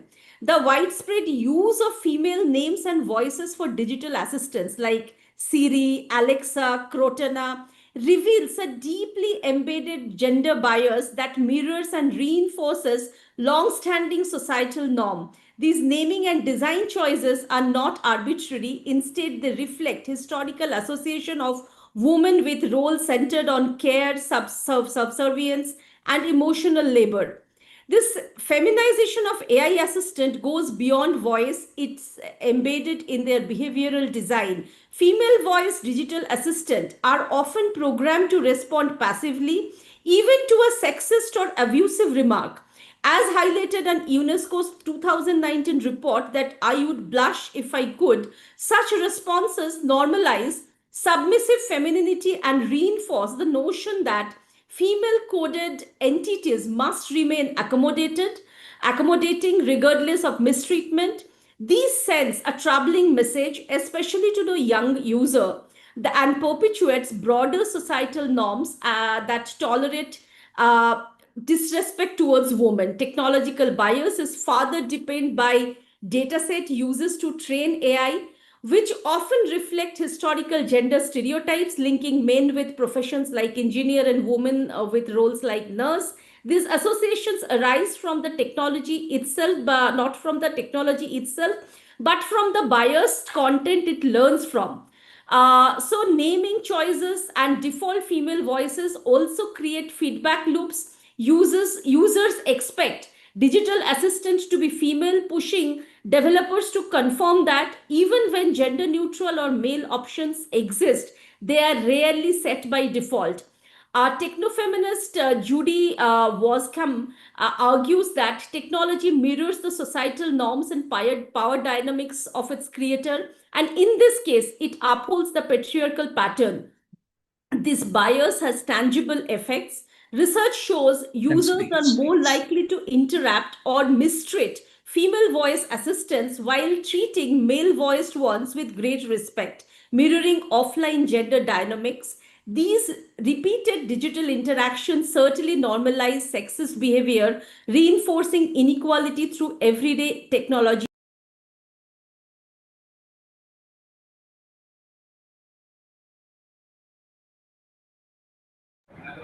Ma'am unmute हो गए हैं।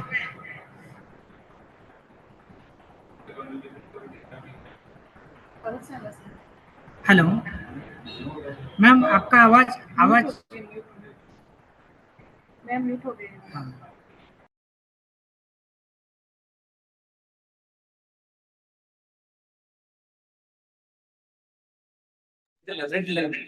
Sudeshna, unmute yourself. Sudeshna, your voice, you are not audible. I think you are muted. Last 2 3 Yeah, minutes. can you hear me? Now Yes. it's okay, yeah. Yeah. So I just the last paragraph last section I just read that actual progress requires more profound structural shift, including diversifying AI development teams, auditing training data sets for buyers, raising public awareness about gender technology, and reinforces inclusive design standard. Ultimately, naming and programming assistant as obedient feminized entity is not just a design choice, it reflects and reinforces the systematic gender bias. So, in the form of digital rights, we see that the main thing that to make that full and equal participation in online spaces, access is the foundational term that encompasses not only connectivity but also the affordability, local language content, and digital literacy. Safety remains a major concern as online harassment continues to deter women's participation. Feminist groups such as Take Back the Tech and the Association for Progressive Communications advocate for platform and prioritize women's safety by design rather than as an afterthought. Privacy and data autonomy are also critical. Women's data is often collected and misused by apps and platforms alike without consent. Women's data movement now demand greater transparency, ethical data governance, and control over the personal information. And finally, we need that right to expression is essential to the digital empowerment. Movements like Me Too and Ni Una Minos have exposed injustices, yet women's digital activism is frequently met with censorship, harassment, and legal retaliation. So, this reveals the fragile and often contested nature of women's digital rights, where freedom and expression is allowed but rarely protected. So, we have numerous positive case studies like how digital platform is facilitating the entrepreneurs, how the She Code, a global program that teaches coding for the woman. We can think about the in Afghanistan, some women, like we know that in Talibani Afghanistan, how women's education access is curtailed, and some Afghanistani women from abroad, they are promoting that online learning platform for the women in Afghanistan. So these are remarkable. We have 2 the minutes, examples of the Sudeshna. Me Too. Yeah, I'm just finishing.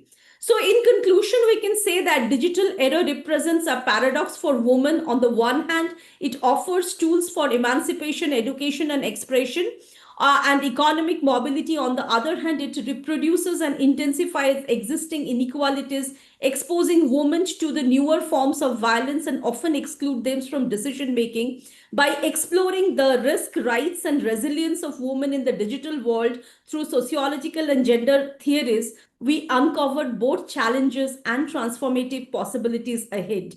So in doing so, we can see that digital age becomes not another frontier of exclusion, but a catalyst for gender justice and collective liberation. Thank you. Thank you so much, Sudeshna, for sticking to time, well in time, and bringing out some very important issues. Uh, Digital technology, both as challenges and as risk for women. I quickly move on to our another presenter, Professor Usha VT. Ma'am, please go ahead with your presentation.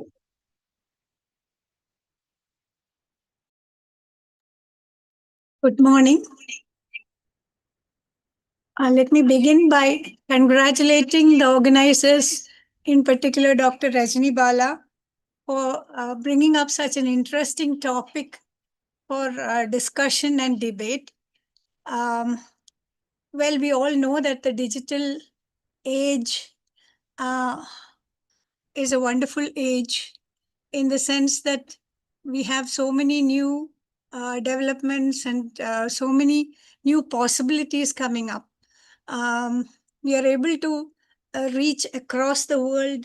We are able to do so much more than we would ordinarily have been able to do, merely because of the coming of technology and the new developments. In fact, the very fact that we are able to talk to each other today is also a possibility that has been brought about by the digital developments. But one cannot always say it's just such a wonderful thing. Yes, it has negatives. As in the case of every new step that we take, there are both positives and negatives. So let us first look at the positives and then the negatives and make an analysis of the same. I have put together a PowerPoint. So I'll just share that. Can you help, please?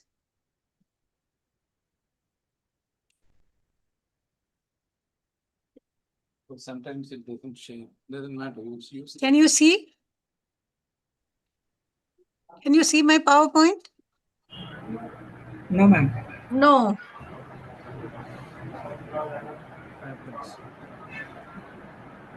Sometimes it happens when you share, it just goes off.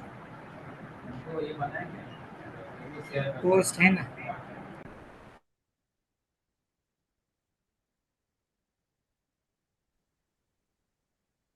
Does it come? Has it come? Can you see it now? I can just speak. Not it. It's like that.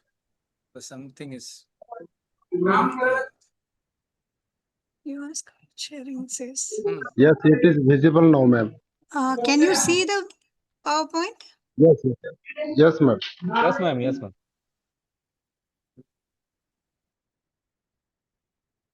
All right, you just speak. So sometimes it happens. You can use the PowerPoint. Speak. But where am I? Can you hear me? Can you hear me? Yes.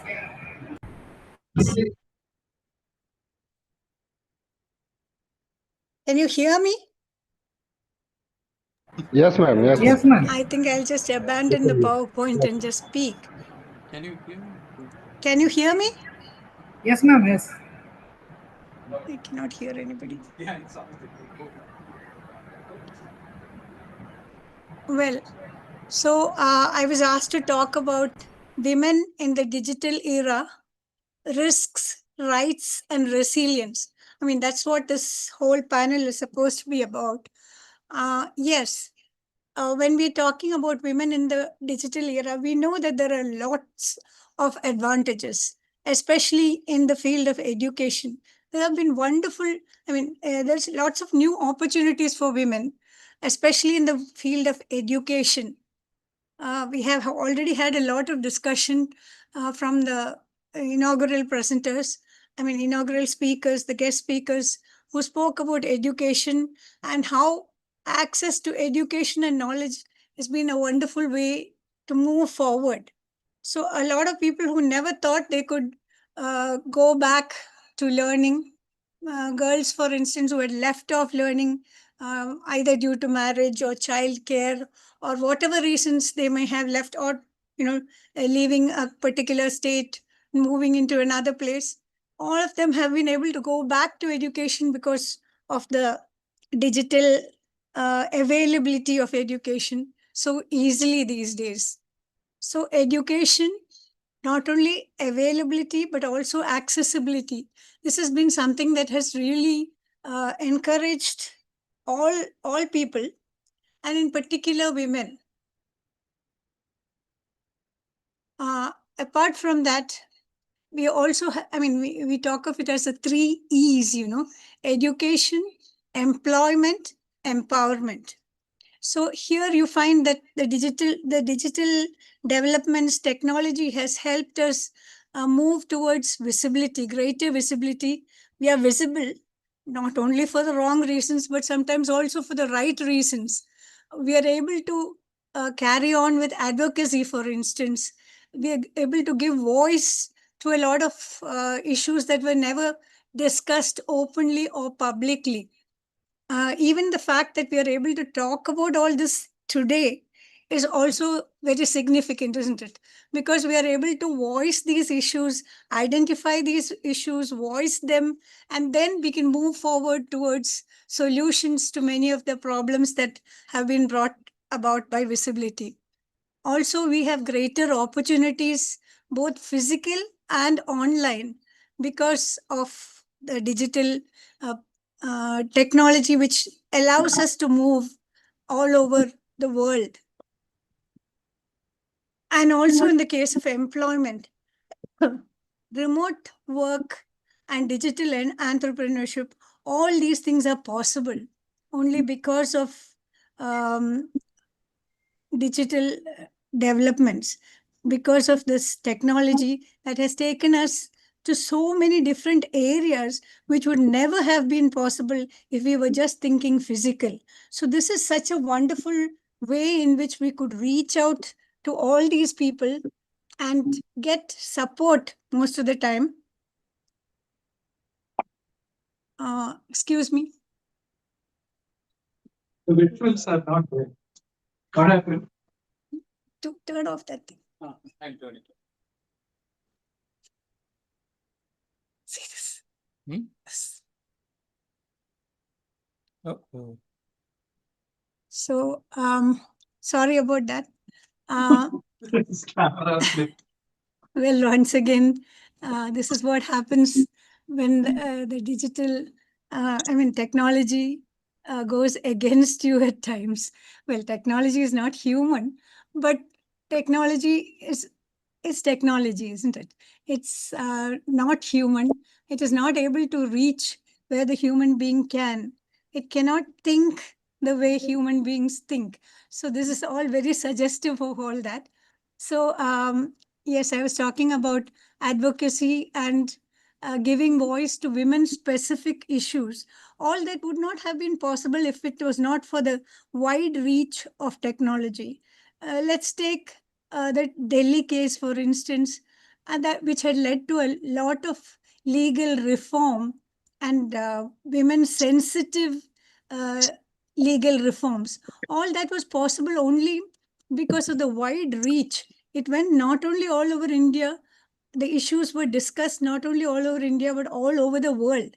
And therefore, we had to bring in legal reforms. And this has helped us a great deal in moving forward and moving with greater safety. So, so I was talking about reach, networking, and possibility of easy access. And also about community building and networking. All these things are the positives that we were able to achieve through the development of this technology in the digital era. But there are also huge risks of being women in digital spaces. Of course, we have already had a lot of discussion about online harassment and cyberbullying. We know the risks of women going online, how they can be used. We use terms like doxing, where a woman's information about a woman is found online and transferred without her permission and used against her very often. So this happens when online harassment is almost as bad as physical harassment. Though you may not be physically able to touch a person, you can stalk a person and also create threats in this manner. Also, you have a lot of privacy violations taking place. Of course, men also are having the same kind of problems, but in the case of women, it becomes far more dangerous.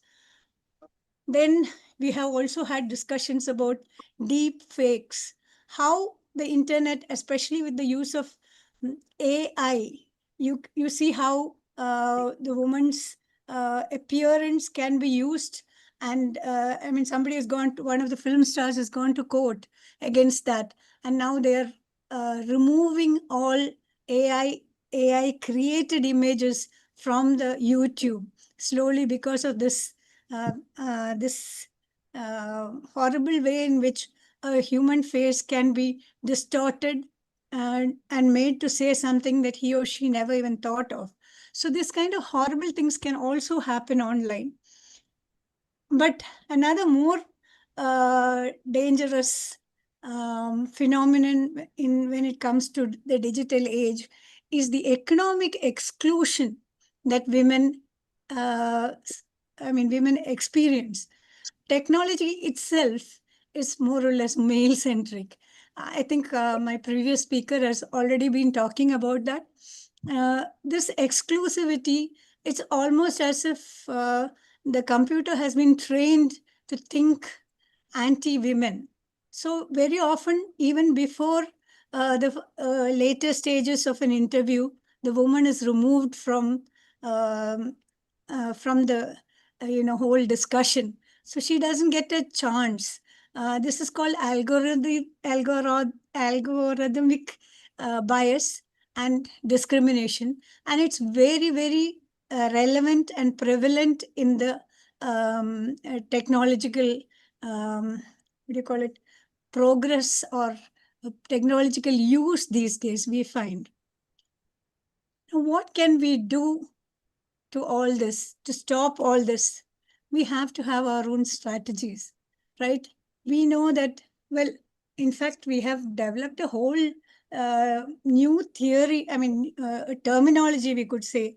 For instance, the question of male gaze, that was developed by Laura Mulvey as far back as 1975, when she spoke about how the digital, the digital film, this was in film theory, film and advertising, how the digital sphere is framed to think like a man, or from a male-centric point of view, a patriarchal point of view, looking down upon women, silencing the woman or marginalizing the woman, or giving her less dignity than she should be given. So this kind of, and of course that leads to pornography and all those kind of things. So this concept of male gaze itself is something that has been brought up because of technology, and the digital era is propounding it in a very serious manner. Then we have terms like a manosphere that has come up nowadays, a whole world of, digital sphere which has become manosphere, which is more male than female. So again, we have words like mansplanation. So very often when men talk down to women, try to explain things from a male-centric point of view rather than a female-centric point of view. So without putting women in the forefront, when these things happen, then it's called mansplanation. But Ushaji, 2 and minutes, of course, please. there's gaslighting. When Kindly whatever, wind up in 2 minutes. woman is Sorry. led to believe that whatever she does is less important somehow, and she's been downplayed, and so on. Then we also have the other side to it, where they try in advertisement, for instance, they try femvertising. So that's a new term that has come up again, in which uh, they try to make advertisements from a women-centric point of view to make them feel that, that again has been analyzed as a strategy to get women to be more interested in advertising, in the advertisement, in the product, and so on. So these kind of new developments have also been there. Well, you can see both the positive and the negative sides to all that. So, Usha ji, you have to wind up, please. Sorry. Probably. Am I Can you running hear me? short of time? Yeah, 2 minutes. Yeah. Hello? Please wind up in 2 minutes. I move to what needs to be done. Some resilient strategies have to be taken up in the digital era. And digital literacy is very, very important. It's not just, we cannot take it very lightly. Anybody can go online and do anything. No, you can go online and do anything, but some amount of literacy, some amount of awareness is very essential. Unless you know what is dangerous for you when you go online, what is dangerous for you, how you can keep yourself safe. If you're not aware of all that, then it becomes very difficult.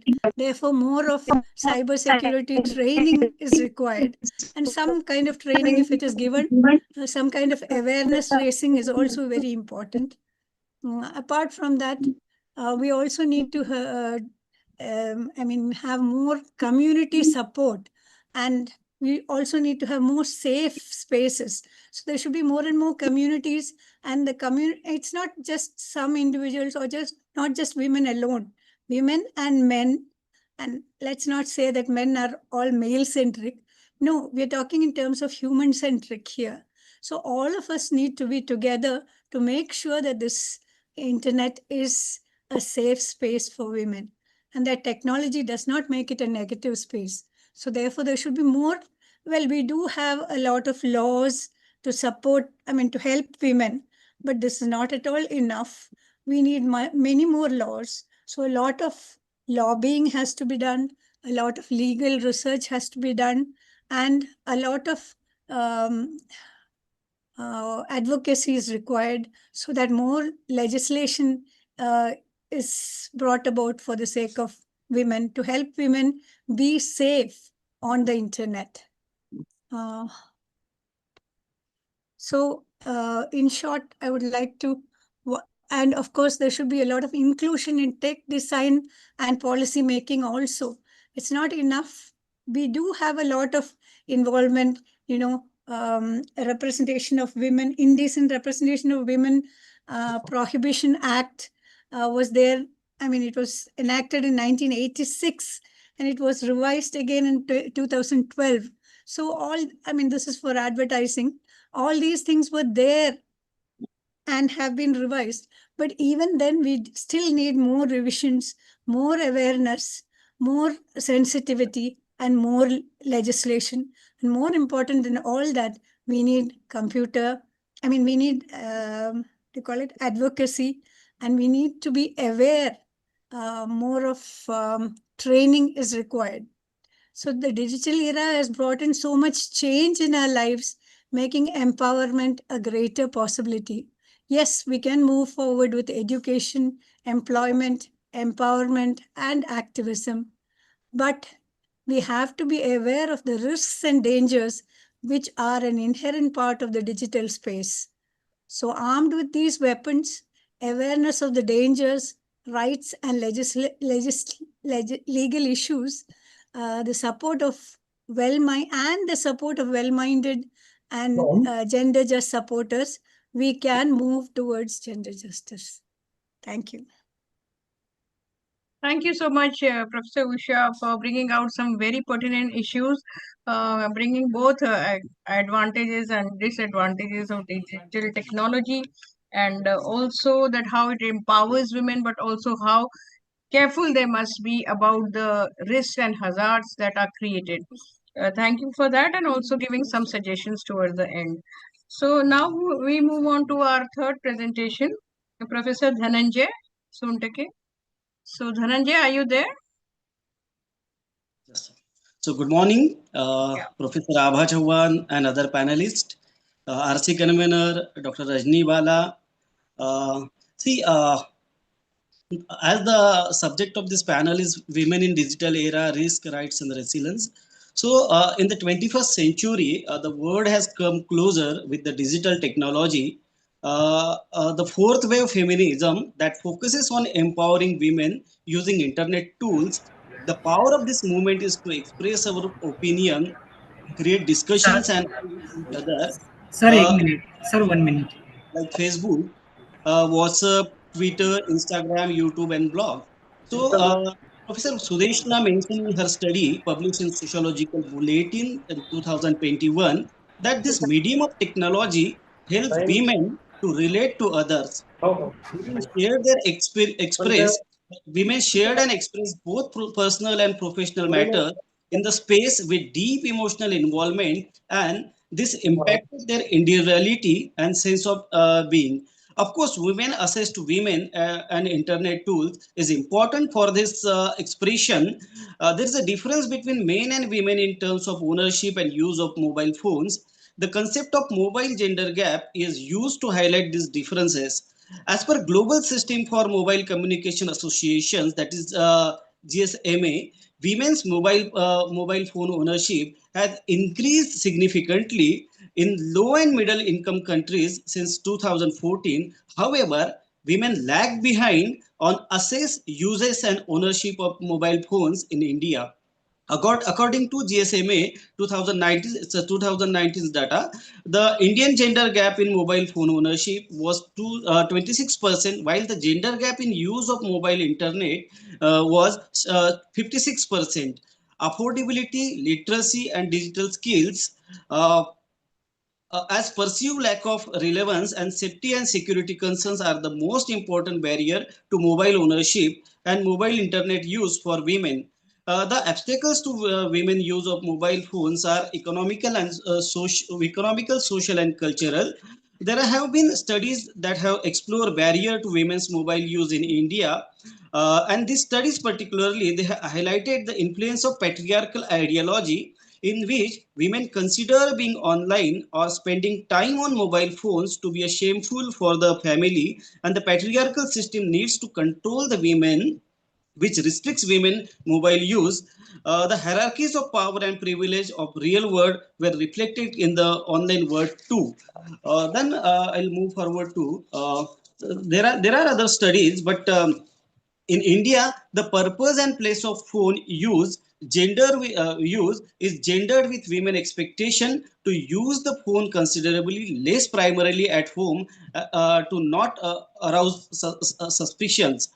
This gender geography of phone use is closely linked with perceived notion of honor. It is perceived that women mobile phone use will lead to reputation harm for women and their families because rumors may spread about women activities. So we are using a social network, but here for the purpose of explaining some things, I'm using the word India's anti-social network, cyberbullying, and gender violence. Initially, it was believed that the popularity of this medium increased because it was possible to stay in touch with our real life friends even in the virtual online world. It was also said that the technology could be used to eliminate loneliness. Naturally, people started saying that they could get support through social networking. As point made by Shirley Turkles in her book Alone Together is very important here. People who are very connected on social media actually feel very lonely. Perhaps these people are trying to be so as active on social media as possible to hide what they are feeling inside. Many young girls who have been disappointed or neglected for some reasons in their personal lives are still posting their pictures on Instagram.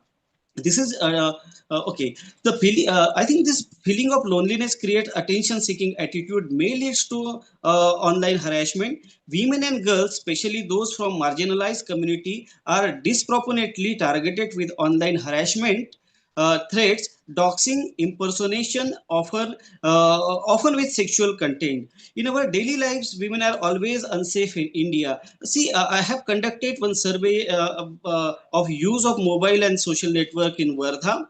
We interviewed nearly 60 women, mostly they were housewives. When asked about trolling, their response were quite aggressive. On social media, being a woman, on social media, being a woman is basically a huge crime. They said, in daily life, criminals at least afraid of other people and the judiciary.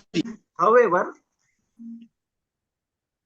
However, on social media, since there is no such fear using extremely abusive language, threatening to torture, destroy all issues, making dirty comments literally happens at any moment. In fact, that any woman freely express her opinion on social media, and sometimes just being on social media is enough for her to be harassed online. If the country's politically powerful women are not spared from this, what we can say about the other women's? See, then the previous speakers they talked about the cyberbullying and everything. I'm highlighting one other thing that is we can say it's humors. So Rahul Nishant, a PhD scholar, worked on female targeted jokes. So humor is very effective women in cultural practice. We have seen that women have never been at the center of jokes before, or if they were, women's sexuality was not displayed as an object. But now this situation has changed a lot. In other words, making fun of women has become the main part of jokes. Patriarchal ideology is very effective in women-centric jokes, and it objectifies women. They are portrayed as stupid, ignorant, false, addictive to fashions, considering themselves beautiful and intelligent, spending money on shopping, coming home late at night, making their husbands slaves, like this. But women in society are making progress at the one hand. We are saying women in society are making progress, playing an important role in change, while on the other hand such a false image of them is being shown through jokes. Okay, jokes. So moving forward, I'll skip some things. So we can say that the jokes are particularly there are sexual jokes are being increasingly popular in these days. Both men and both but men target women and objectify women are not only men plays an aggressive role in making sexual jokes. Men find such jokes entertaining. Such jokes are forms of ridicule for women's group. So there are another things like deep fake pornography and non-consensual control and etc. But I will end up with some things that use of I think the use of abusive language, often dehumanizing language, rape threats, death threats, using let's say all this reinforces gender norms, perpetuate patriarchy, making it stronger through constant bombarding of this type of content, especially in the teenage boys, create unsafe spaces for women and even the LGBTQ communities. The digital platforms are all equipped with reporting these types of content, because I am going through some trollers profiles, and when I try to report on their particular contents, so what I find that where to complain, and even there is no tab available as per on this, because the system says that they are not in accordance with their standards. So the question arises that the digital platforms are all equipped with reporting these types of ill types of content. So uh, uh, the virtual nature of internet and its interconnectedness allows people to participate in ongoing dialogues on various issues, from patriarchy and gender politics to personal experiences. But it is increasing importance to consider who controls the discourses and how to relate to race, caste, and the gender. So to conclude with, I think it is not means other people or other by panelists, they have talked about the remedies about calamities and all these things. So what I think, it is not, we always think, we always talk about the gender sensitization, and like Professor Indira also talked about the responsibility of teacher and all these things. So what I think, it is not enough to be a gender sensitive, we have to be a power sensitive. Reaching and we have reaching the unreached is very important, because they set the standards. We have to understand the trigger point, and it's very important. We have to understand the interplay between the politics and the cultural dimension, as they reinforces each other. Because the ideology of the political ideology, what they are fostering nowadays, they are fostering the values of self annihilation and self policing. So the self policing and the capitalistic society is producing the culture of the consumptions, and long back, as it is illustrated by the Frankfurt School, and they are talking about the cultural industry. So nowadays we can say that this political or this capitalistic societies, they are creating the new cultural the new culture, and and this new culture, the consumption is the purpose of life. And as I'm teaching in Wardha, it's a very small city, and I'm teaching gender to the first generation learner girls. So what I experienced, that means they have limited access to the all these tools, digital tools, but whatever access they have, and I'm experiencing with them that how they are using their digital space. And it's very important that they are not aware about this cyberbullying, and they are not aware about the misuse of their pictures and all these things. So I think this is we have to be very careful about dealing with these students, and we have to make some uh, like uh, Habermas talked about the what we can say, the public sphere. So we have to strengthen the public sphere, and we have to work a lot with the first generation student. So thank you very much, Professor Abha, and thank you very much, Professor Rajni, for inviting me. And that's all from my presentation. Thank you very much. Thank you so much, Professor Dhananjay, for bringing out certain new dimensions in your presentation, and especially drawing from your own work and your own project in Wardha. And I think, for example, the interplay between politics, power, and the generation of discourse with the use of new kind of technology, a new kind of culture is being created which supports this kind of patriarchal norms in society. So I think making it a little more sociological. So thank you so much for your presentation. And we move on to our last presentation of this panel. Professor Leena Pujari is here with us. So over to you, Leena. Thank you so much. Lovely to see Professor Abha and Dr. Rajni and all the members of RC10. At the outset, many thanks for this opportunity. RC10 of Indian Sociological Society, and of course, the dynamic leadership of Dr. Rajni Bala. She's always at it, working wonderfully. And of course, Dr. M.K Umathe College, Nagpur. Thank you so much for this opportunity. I think when you're the last speaker, it's both an advantage and disadvantage, because we have been enriched by the discourses that have happened before me. And then I'm often wondering as to what is left for me to say. Probably there'll be an overlap, but I'm going to pitch things differently. And I'm just going to be very brief and, flag off four concerns. So I'm just going to, I have a short PPT, and if I may just share the PPT. I hope you can see my screen. Is my screen visible? Yes, ma'am. Yes. Yes. Yes. Okay. And I think I should just begin by thanking Dhananjay for putting it so well and saying that it's not about being gender sensitive. It's important to be, to look at the interplay between, to look at issues of power and entitlement. And thank you so much for saying that.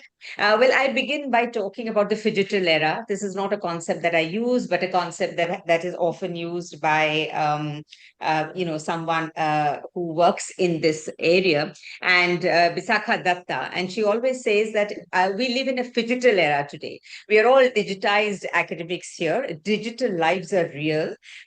So we are both digital and physical. We seem to be living in both these spheres.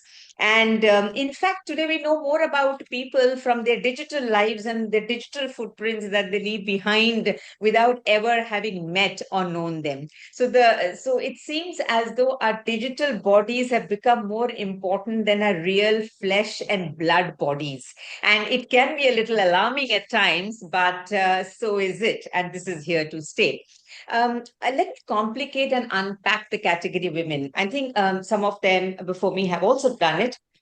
Because when we talk about women in the digital era, risks and rights, and of course resilience, we need to understand who is this woman that we're talking about. I mean, women we know is not a homogeneous category. There are multiple layers to it. So probably depending on the social location where I belong, a lot will depend on how much I can access the internet, what I can put there without being trolled, how safe it is for me, can I take certain risks, so on and so forth. I think there are these marginalized genders which become extremely vulnerable. Women of certain caste, women of certain classes, and of course, trans women, people with non-normative gender identities, particularly become extremely vulnerable in the digital space. And therefore, we need to understand that which category of women are we really talking about when we talk about women in the digital era.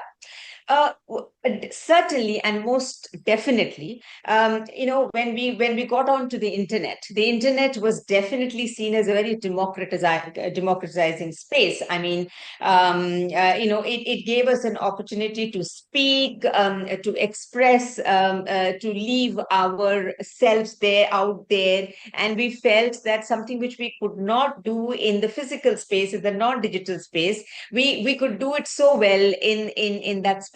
And Sujata Subramaniam's work talks about how, basically the internet and the digital space, it became a space for networks of solidarity and coming together, bonding of feminists, especially people, the trans people. And we saw that how commendably that was done, especially during the COVID era.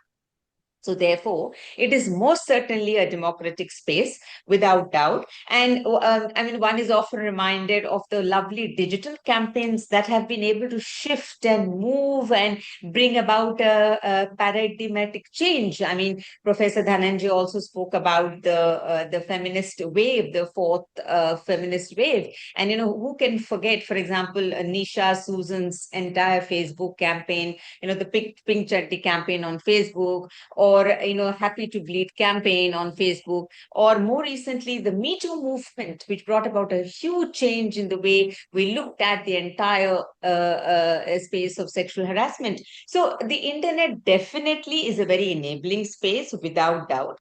And Sujata Subramaniam, in fact, I mean, the anonymity that it offers, the personal narrative that we need, when we write on Twitter, when we blog, it's wonderful.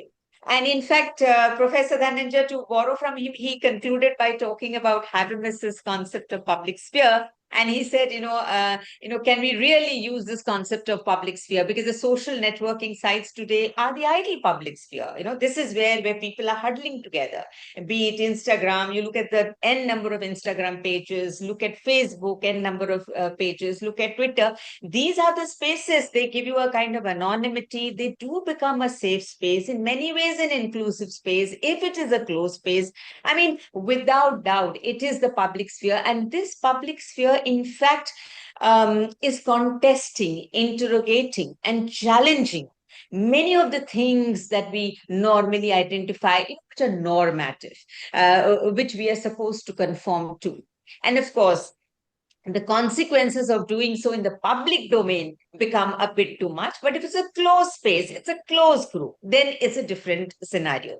However, contrary to what Sujata Subramaniam talks about, there have been feminists like, for example, Nancy Fraser and Carol Petman, who have in fact critiqued this idea of the internet being a public sphere. And they say, no, it hasn't. It is in fact as gendered, as misogynist, as exclusionary as a larger society. And one actually should, and it's not surprising. After all, the digital era is part of the larger society. So the fault lines of the larger society will get reflected in the digital era without doubt. So we began with we were very hopeful, thinking that this would be a different space, but it has, the deep fault lines in the larger society have been exposed also in the digital space. Now, how do we look at this entire scenario? Now, what do we do? The risks definitely are tremendous, right? And we have known it. There have been numerous studies, and those studies have been cited, and I don't want to get into them at all because people have already spoken about it, academics have spoken about it. There is, of course, a misogyny, the larger concept of misogyny. Now, this needn't be sexual harassment, but it is a more wider way of shutting you up, of closing down whatever you want to say, of creating intimidation, fear, nervousness, anxiety. That's of course a different level that we will come to. So the risks are tremendous. There is misogyny, there is shaming, there is bullying, severe backlash, and terrible cases of, I teach in a college, and we all are, right? Whether it is the undergraduate students that I teach, whether it's the postgraduate students that I teach, or whether the PhD scholars, one thing that is common. Do I need to stop?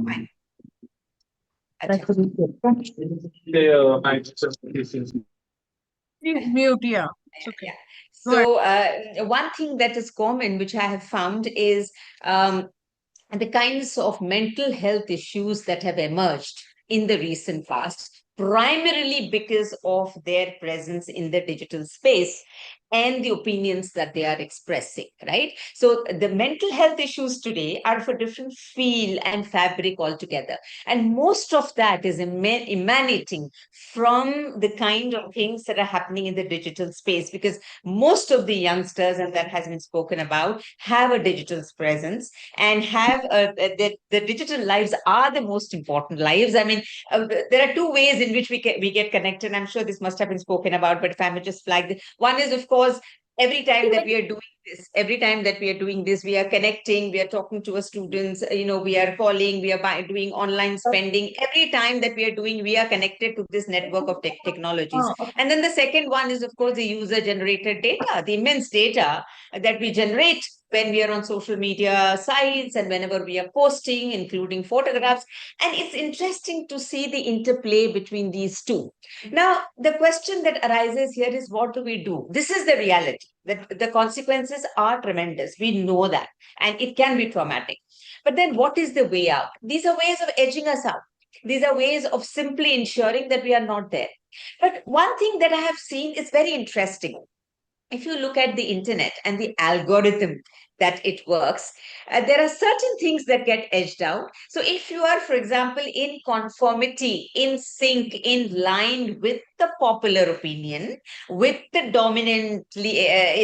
with the dominant way of looking at things, you are safe, right? So for example, you can definitely write on gender, but probably when you write on feminism, it's going to invite a backlash.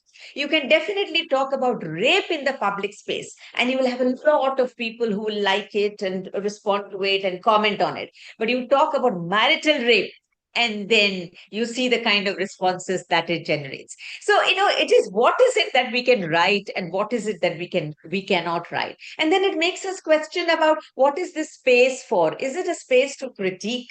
We thought of it as an enabler, we thought of it as an inclusive space, we thought of it as a safe space where I'm not going to be judged, right? Where I can speak my mind, and where I can interrogate, right, the dominant perspective. And then you realize the consequences are so much, okay? Then is it worth taking the risks Do I take the risks? Do I edge out? And then, of course, people will tell you that you have to be very safe and you have to have the security systems in place, make sure that this is there. And, we've had so many instances of parents telling their kids that you needn't be there. You have to be careful. What are you writing on social media? It is in the public domain. You can't put it out there.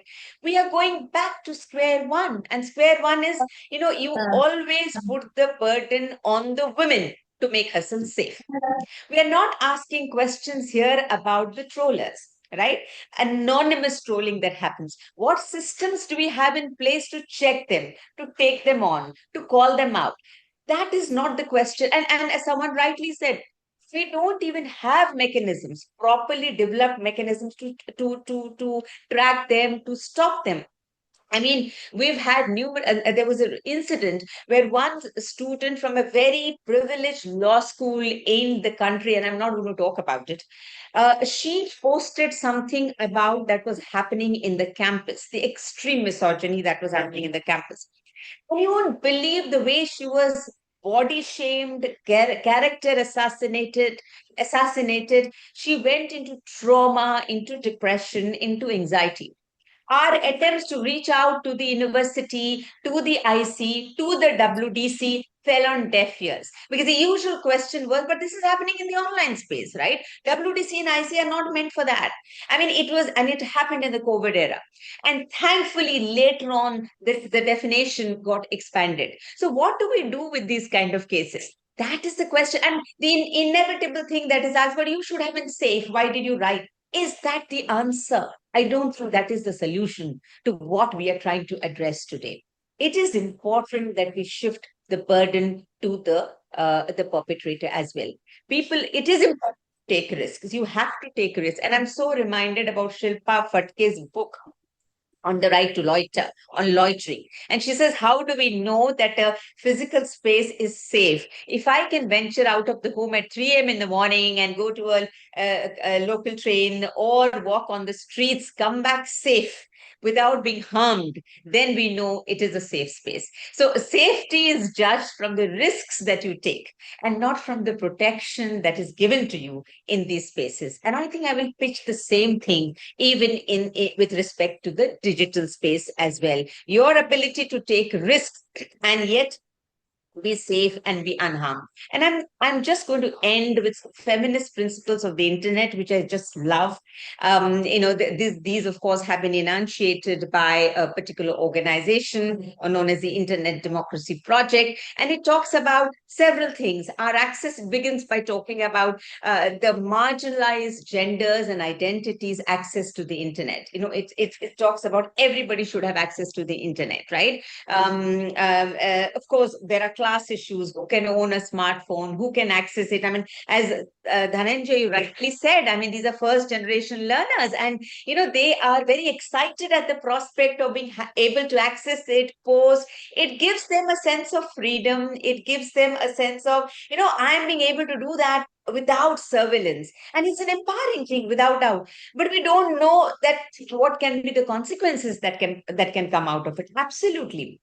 Now, the access to information, whether we have access to all kinds of information, only some have. Usage of technology. I mean, technology, how many of us have this technology? It's only, these are all technology mediated empowering spaces. If I don't have the technology, I will not be able to get onto the space. Internet has to be a space of resistance. I have to question, I have to interrogate, and I should not be judged, right? Of course, it is responsible resistance, right? It is a space for movement, and it is not irresponsible, right? We do exercise that kind of responsibility. It is, as I said, about movement building. Most of the movements today are being fought in the digital era, are being waged in the digital era. I mean, we have moved on from that era when we could see people on the streets sloganeering, holding placards. That kind of visibility is just gone. Internet governance. I mean, who is controlling the internet? Who is designing the algorithms? How are they being designed? Who owns this technology? And mostly it's men. And people have spoken about this before me. It is men. It is important that women get onto it, right? So that if you don't bring about these shifts, then the algorithms will keep defining things for us in a particular way, most of those things will be gender unfriendly. We need to amplify the feminist discourse on the internet. And there are lovely feminist groups, but not all of us have access to it, right? And of course, it says that we need to reject the label of harmful content, because most of the harmful content that we're talking about is the content posted by women, is the content that has to do with women and children, for example. And in many ways, that becomes exclusionary because you're denying my access to that kind of content, right? And most of the content is interrogatory content, which questions. So you are saying is harmful, right?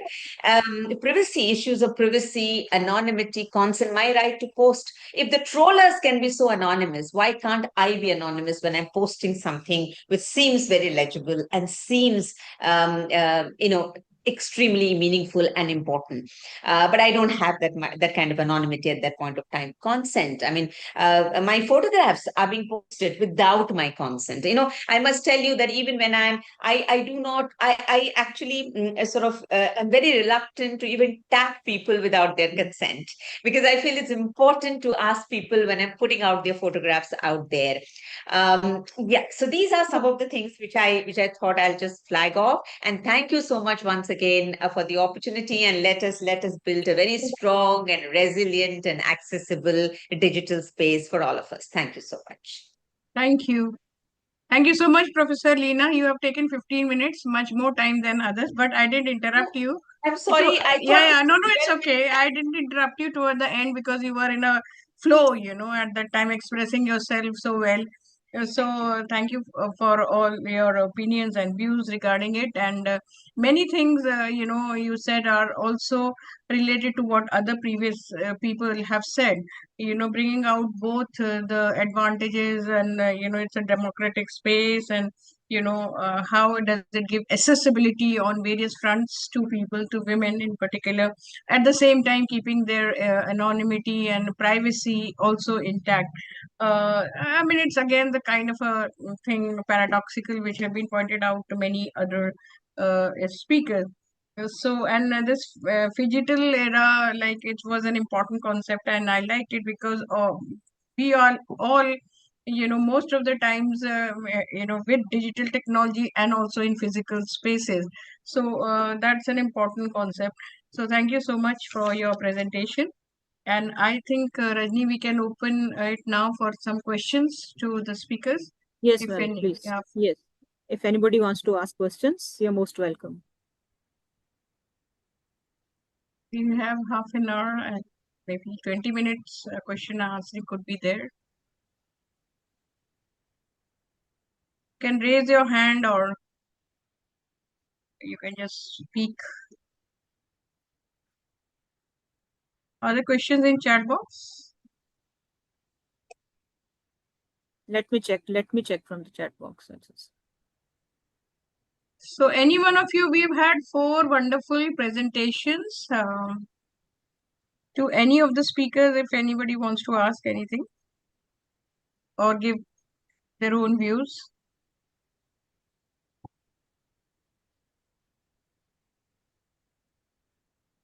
Rajni? Yes, if nobody's asking, then I'm just adding something, some of my observations. I'm very thankful because all the speakers, they have touched upon many important aspects of this gender violence on the digital spaces, and rightly said that though it concerns all of us, all men, women, and third gender, but women are the worst victim in this category, and we all know that because all of us, we are using internet, and I have also a habit because of this researcher's mind. I also have a habit to check what comments are there if something I think is something controversial type of post. So I have always noticed that people can go up to such levels, up to such a low level, that any woman who has some respect, they will just think and think 100 times to post anything on the internet. So this is very discouraging for all of us also, who are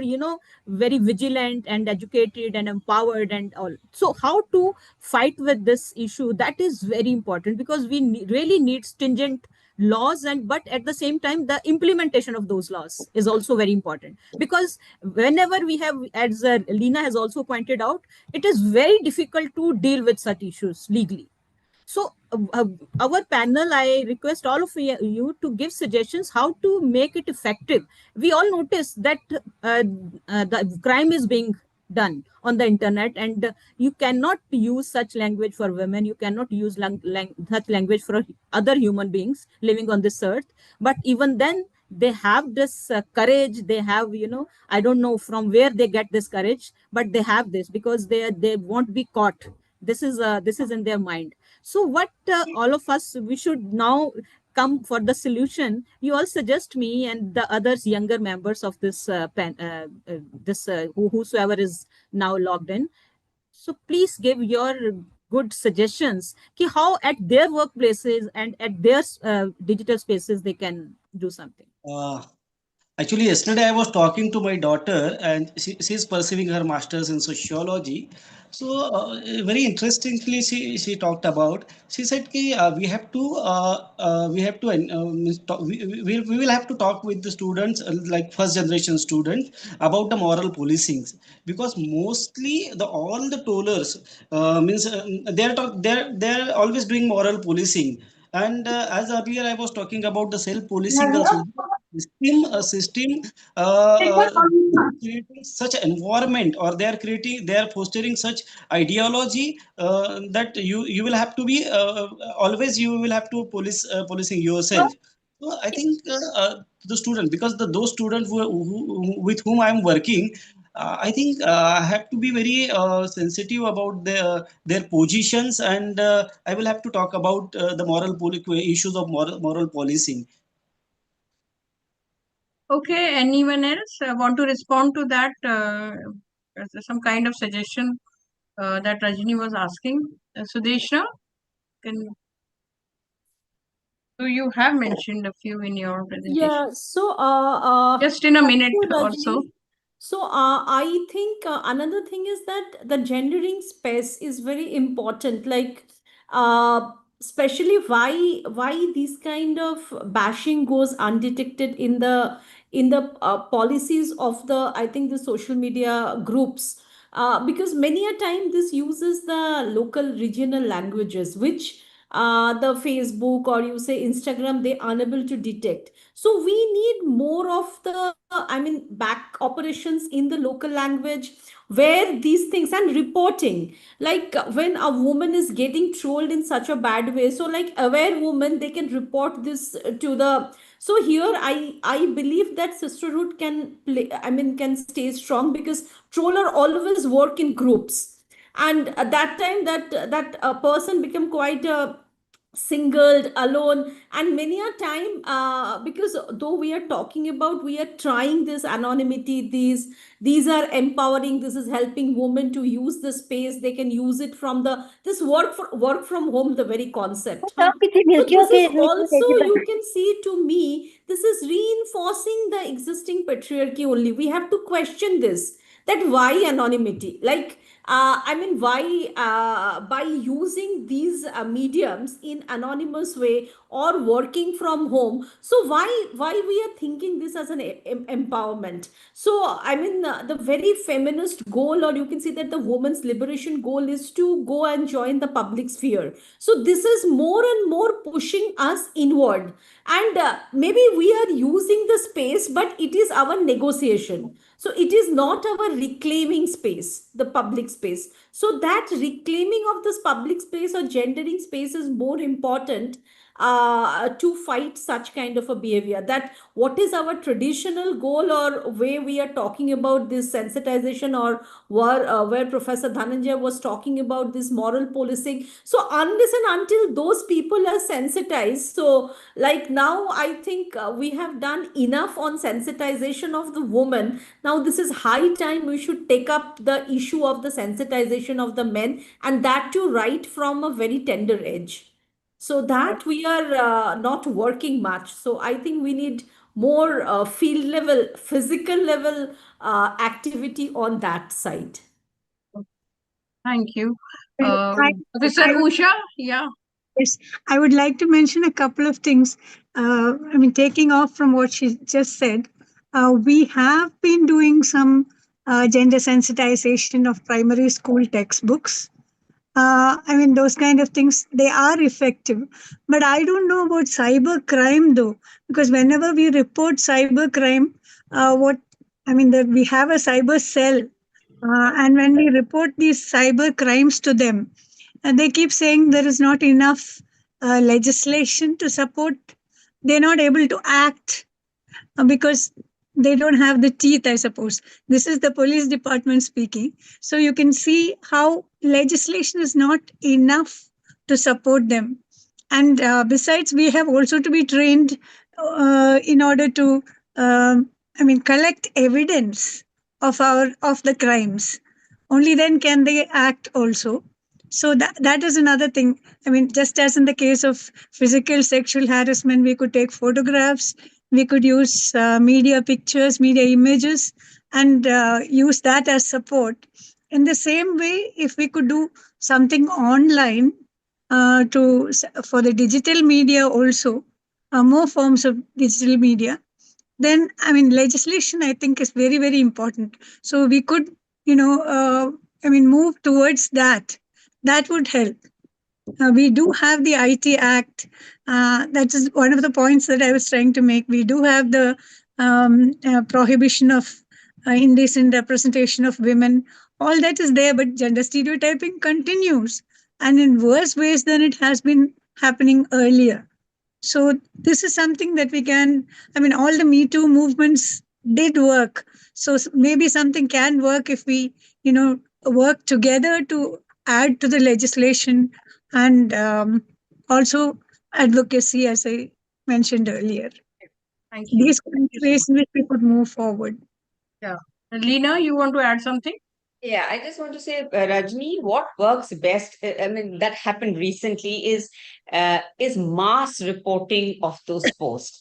And here, then the particular social media outlet does bring it down. That happens. But as Sudeshna said, that kind of solidarity is necessary. So, when it is reported by 100 to 200 people, then those objectionable posts, obscene posts, which troll you, they actually come down. Otherwise, I have seen you can have a cyber cell, you can have, because we keep receiving this kind of complaints. We do lodge complaints, but the police especially, I feel, is not equipped to handle these cases because it's still very new. Tracking, being able to do that, it gets very difficult. I think it will take some time for these things to be in place. So the usual response is, don't get onto the internet. Reduce your footprints on the internet. You be safe. You be careful. This is what happens. And we don't want that, right? We don't want that all the time. Then the burden comes back on us again to keep ourselves safe all the time and not on the perpetrator. Just Sudeshna, when you were saying about reclaiming the public spaces, but there's also a feminist movement towards reclaiming the private as well. Because the private has always been seen as secondary to the public. So, there is also an attempt to go back to the private space and to redefine it from the perspective of the feminist, the woman, rather than looking at it from a male-centered perspective, which is what it has happened. So many women, in fact, are very happy about the fact that there's working from home in men. So I think that's a little tricky and complicated about how we see that. Yeah. Thank you. Lastly, Usha ji, you want to say something? Just a minute. I wanted to add a small comment. We have tried sensitizing the police department. In fact, in Kerala, we have taken up a huge, the Women's Development Corporation has taken up a huge initiative to gender sensitize all the police personnel in Kerala, which is a huge thing, and it's been happening over the last few years. I'm also part of the initiative, but I wonder how much, what we've been encountering is a lot of resistance, especially from the male police. So it's very, very difficult because, that's a department that works on hierarchies, isn't it? Works with force. So where do they draw the line? It's very difficult for them to act So, I mean, we have to find a biomedia solution by which they can act on our behalf, not against us. And that is something we have to worry about. One thing I Thank just you. would just one Oh, thing. just half a minute. Professor Sudarshana talked about the male sensitization. I think it's very important because we always, in the sensitization program, we try to teach something. Again, it's a question of moral policing to the girls. But personally, I have conducted some, or usually I conduct workshops on the awareness of patriarchy with male. And what I found that even I was trolled by my male friends, and some of them they are sociology teachers. So sensitization is very important. And what I think we have to evolve some new methodology as far as the sensitization, because when I talked about the patriarchy, so people said, "Oh, sir, you always talk about you always take the side of women and all these things." So no, so what I started now. Uh, first I talked about the male, that how patriarchy gives even the how a patriarchy is or the male is dominated by the patriarchy, and this is something. So I started talking about the male first, their rights, and then I come to the female. Then now it is working. Okay. It's a good policy. So yeah, a good kind of solution to the issue. Thank you so much, all of you.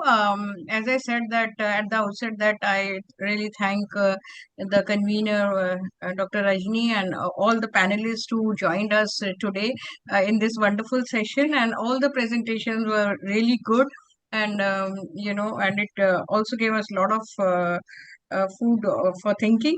There are a few points that I would just like to conclude and kind of wind up this session with. The few points which have been common to most of the presentations, and of course, there were specific inputs as well. So, this was very clear that there is a gender divide or a gender gap. Even in the inaugural session, it was pointed out that there are many more male users of this digital technology than women. And then this is actually exacerbated by the kind of people who use this technology, and this issue of intersectionality. When you even take women, that also came out very clearly, that there are rural women, there are women of marginalized communities, caste, class, and also the issue of power.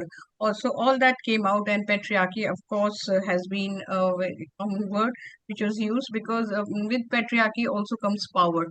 So the way technology is being used, you think of postmodernists who would say that power is everywhere, and sometimes you realize it's actually everywhere. You know, and it is for us to realize that. So I think all the presentations somewhere had this underpinning of theoretical inputs, and as well as substantive aspects. So intersectionality, which is a term which we use very often, not only caste, class, gender, but we have to go down even within the caste and even within the class. So if you have poorer women or a marginal women, and in my own studies, I've seen it's not only a question of being digitally informed, which is of course very important, and how much we are not the first generation learners, and our also knowledge and information about digital technology is very limited. We have to learn from our own children. But there are different kind of vulnerabilities which I have seen. Women living in slum areas, women living, as I worked in the conflict ridden zones, so women who experience this ongoing conflict consistently, and in what condition they have to migrate, what happened during the COVID situation. So I think every situation presents a particular context which has to be brought out in our studies, which makes our research much more deeper, and much more thick, like you say, thick description. So I think every situation, every presents a context in which there are different kinds and different forms of vulnerability. I would just say one thing, when we were doing fieldwork in the line of control, near line of control villages, their data was being digitalized, and so many problems. The ration cards has not been bifurcated for years. They don't know small spelling mistakes. So considering this, because there are many ethical questions in this, and we were thinking, this always comes to our mind when we go to do research, that what can we give to our own respondents, because we take so much from them. So I just told my students and research scholars, please help them digitally, help them to make correct spellings, to do good proper entries and all. And they were so happy. They say every time you come to the village, they would all welcome us, not only with the information but with a lot of food and everything. So I think this has really not reached to a vast section of society. And I mean, as researchers, as teachers, I think it's our job to explore these different kind of situation, different kind of vulnerabilities that people face. It's not only gender, but we have to absolutely disaggregate to the last level. So this has come out in various ways, but our research could further enrich this, and each one of us, in fact. And the question of both advantages, disadvantages in various ways, how it is paradoxical, how it is democratic, connecting, etc. On the one hand, and how we should, and what way we should be very careful about being information being misused, about the risks and hazards. And that was the title of our panel, so that has been brought out. And I do agree that when we talk about public space, as you were talking about Haber mass, communicative action, etc., that I firmly believe. And before that, I would just say that, or it was also pointed out, and I'm not really naming people because I know all of you have somewhere down the line it was there, that as our society is, so similarly it is reflected in our digital technology as well, whatever platforms that we use. So if there is inequality, there's so much of hierarchy, it will be there. So my firm belief is that we have to make public spaces more gendered. When we were reading Habermas, we like coffee houses, other places that he talks about, it was largely male. Even today, you go so many places, only men, you won't hesitate to enter. Night, you won't take a taxi which is not run by women. So, like in Kerala, when I was with Ranjit, she told me there are she taxis, so women can drive. So you feel much more safer. What I'm saying, there is an absolutely need of larger number of, or the critical number of women to be there in public spaces, so that everybody feels. I mean, we shouldn't say that it's just not being equal or something. If if women are there in a critical number everywhere, even at petrol pumps or whichever place you name, you'll find that the girls would always feel safer to move out. So you have to make the public space much more gendered. But I agree with Lena when she says that even the private spaces have to be there, because it's not public opposite private. There was this slogan, personal is political. Yes, it is, but we also need our private spaces. We need anonymity. We want to work, sit somewhere, and that nobody should disturb us. And otherwise people would keep on saying, why do you do this, when do you do this, why are you not working? So I think we need also private spaces, and which are sometimes within the home, which are not even within the homes. You can go to the library, you can go to the cafeteria, and you look for those public the private spaces. So sometimes it seems that people are in a group, community communicating, and somebody did point out that you are actually alone. I think maybe Dhananjay, that you are actually alone and not really in a group. This we have seen family go out, but people talk individually. But I personally feel I have seen young girls, sitting in a cafe alone, or in a library inside, because then you put your phone on silent and do that. So what they are seeking for, they are seeking for public, personal, private spaces, which maybe they don't find in a house or in a joint family or whatever. So I think both of these things are absolutely very important, some of which have been already pointed out. And again, different kinds of crimes and different kind of violence related to gender. Again, I'm not saying that, but just to continue this, I have also so many times, and I think all of us have seen these kind of stereotypes. This is the kind of language which was, say, very symbolically very derogatory, and jokes. And even I've seen, I'm very fond of शेर और शायरी, तो उसमें भी हमें हमेशा देखने को ये मिलता है, या फिर poems, हास्य कविता, any number of them, you see that very kind of a different portrayal of women, all the time, that if she goes home, it's good for us. I say that it is good for us also, that if you, whenever you go away, like when men go away, it is good for women also. It's not just one way, that a man is happy because his wife is going to her mica. What is this? I mean, it can be just the other way around.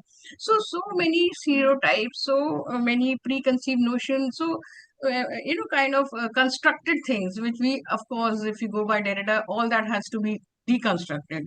We have to unlearn, as our teachers would always say that. So we have to make changes in the society as well as in the digital world. And my last point is just this, that regarding suggestion, I'm not giving much. Everybody has given, and I think I do agree with most of them. And very good suggestions have already come up, like digital literacy, awareness, training, counseling, all that. And one, I think Ushaji mentioned, was about community support. That is so very important. Safe places, again, that I was mentioning, wherever the spaces that, young girls especially could find and feel safe about it. So that those are very important thing. And so public sphere, of course, is important in that sense. And then there was this question of laws and legal right, legal resources, advocacy, etc. More stronger laws is also said in the inaugural session. And another thing, the last thing probably is that more inclusiveness and more, I think Ushaji was also using this word, like technical design, and more women, when you design something, when you advertise, or you are making a policy, where are women in those, so if you, when you are forming the particular platform, you are very careful of this at the level of designing and policy making. I think probably that could provide a little more gender sensitivity. Otherwise, it's a very complicated and complex kind of a world. You know, on the one hand, we need to be digitally literate, educated rather, have knowledge. And somebody pointed out, I think probably in Professor Indra in the morning, that what do you choose from this? The digital world offers you so much, plethora of things. So you can take what you think is really good, knowledgeable, of your interest, entertainment, whatever. But then what you should also exclude, because there are whole lot of other things. Some people in rural area that I was talking to you, they were saying they're also misusing this technologies, floating these kind of messages and dancing forms in the rural areas, all vulgarity and all. Also, that's being, so we don't know. I mean, so one has to be very clear of what to take and exactly what to leave. So inclusion and exclusion both have to be there, because digital world actually provides with you with everything. And the best thing that it has done is to provide us with this platform where we can interact with each other from Himachal Pradesh, myself, and I think Maharashtra, Delhi, South, and the southern part of India. So thank you all. Thank you all very much for giving me this opportunity. Thank you, Rajna. Yeah, over to you. Rajni. Thank you so much. This is now we are right in time. First session also we had 10 minutes before that session. So now I request the Professor Purva to say a vote of thanks, because from my side, I'm very, very happy and blessed to have all of you, because we had a wonderful presentation from all the speakers.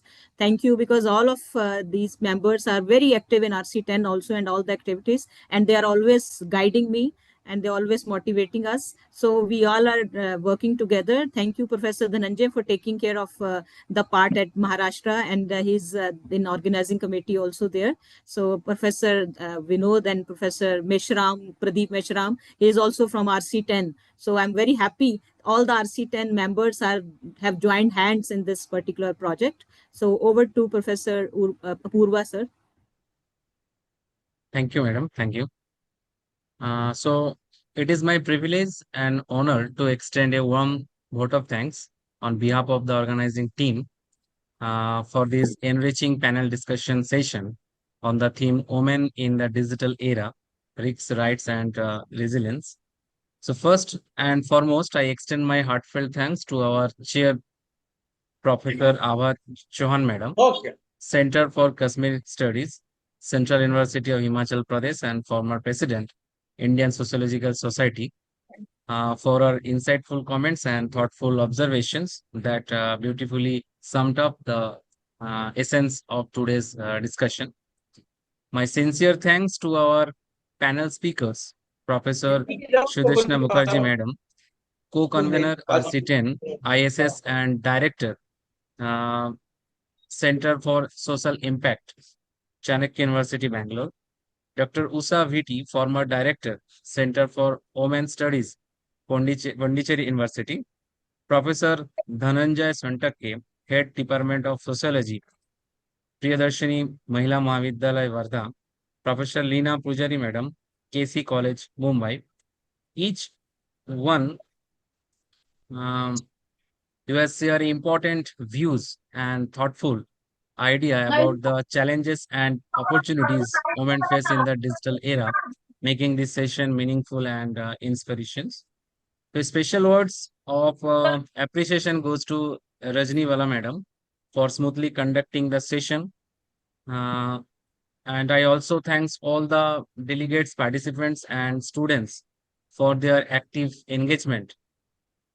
And lastly, I acknowledge the effort of the organizing team and technological support staff for encouraging the seamless conducted of this session. So once again, thank you all for your valuable time and contributions. So have a wonderful day ahead. Thank you. Thank you. Thank you. Thank you, everyone. Now we will start with the technical sessions. So some of the links have been sent to the different participants, and these links are there in the group. So we have 3 parallel sessions now. So I will request Professor Sudeshna Mukherjee to chair the first session because Professor Sudha will be joining soon. So please take care of that session, ma'am. Professor Sudeshna Mukherjee. Sure. Rajni, will it start in this link or I have to yes, join in some this other in link? this session only. In this. Okay. Start with this first session, and second session will be chaired by Professor Anshu Ketia, and the third session, parallel session, will be chaired by Professor Pradeep Meshram. So these links have been there. So all the participants are requested to go to their particular link, whatsoever has been posted in the group.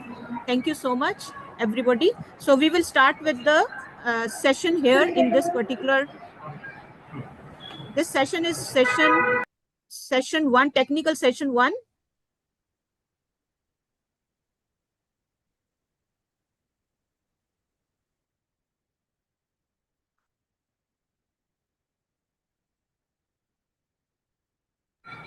I'm just reading out the names and giving it to you, ma'am.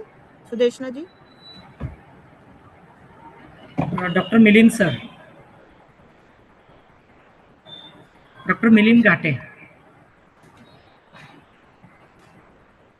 Yes. Hello, sir. हाँ जी. So yes, this is session 1.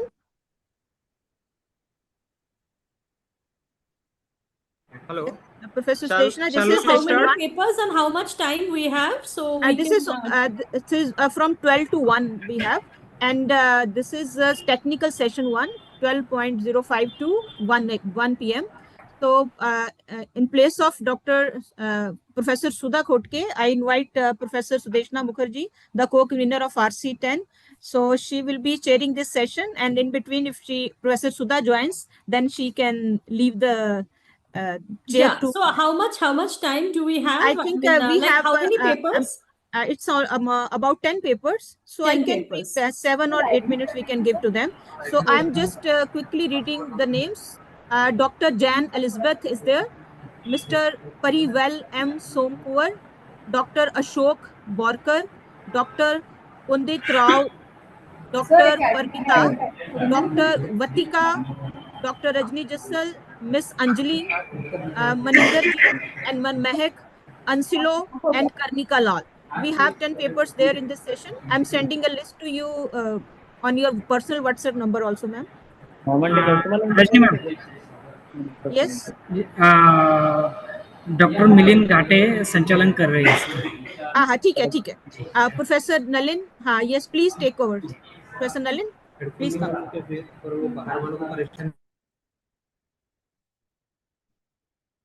Yeah. Hello. So, Yes. yeah. Yes, thank you, madam. Shall we start, ma'am? Yes, Yes, Namaste, please. Professor Milind. Please, you start.